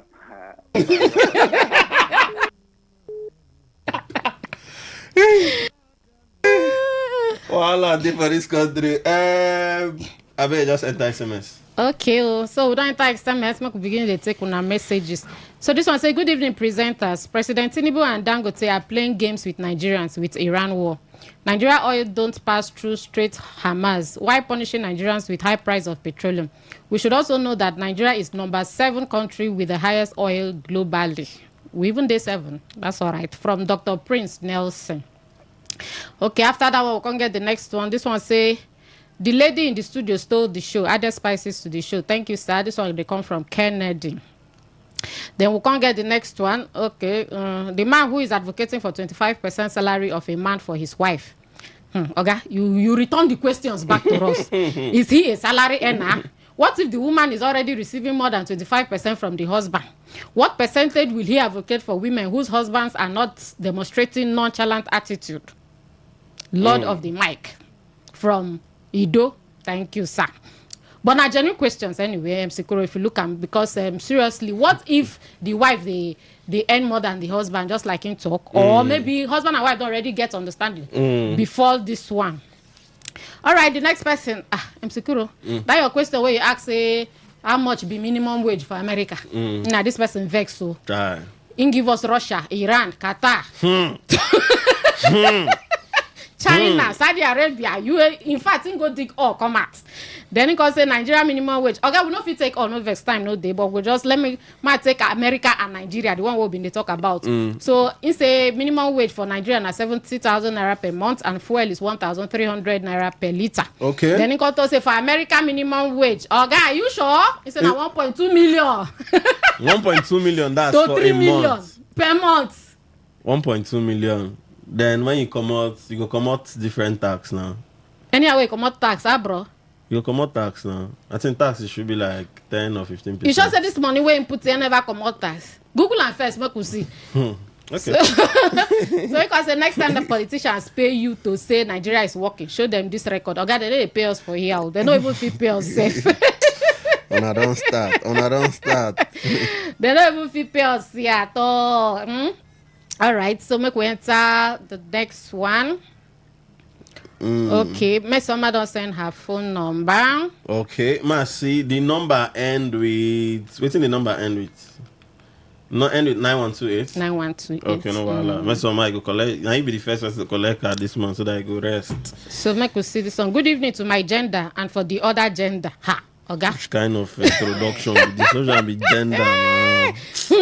It's where Sha. MC Kuro, now they spare your name waiting no good. No Our people won't go borrow more money, and up till now, MC Kuro una still they talk serious matter unseriously. No campaign for APC in any radio or TV stations across the nation anymore. My name na Shadow. Shadow. Na me talk. It's a name na Shadow. A name na Shadow. Why person go to answer Shadow? It's all right. Give am to Rama to the odds. You can't go tell us we could no collect money. I beg APC bring money. God, I beg you. I want to ask, does it mean now the same mama or the same papa give birth to Tinubu and Akpabio?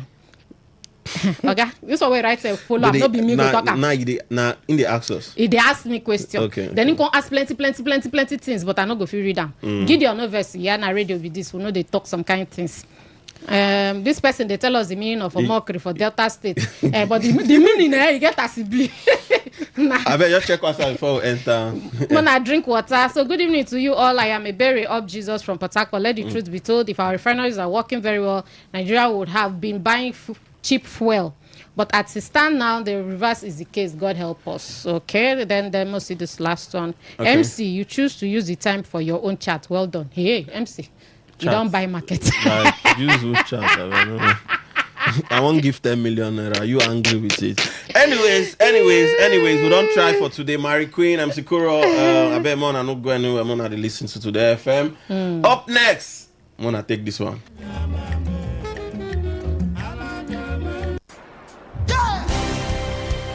A glorious dawn is before us. A victory worth celebrating is here. Hope is alive. Love has risen.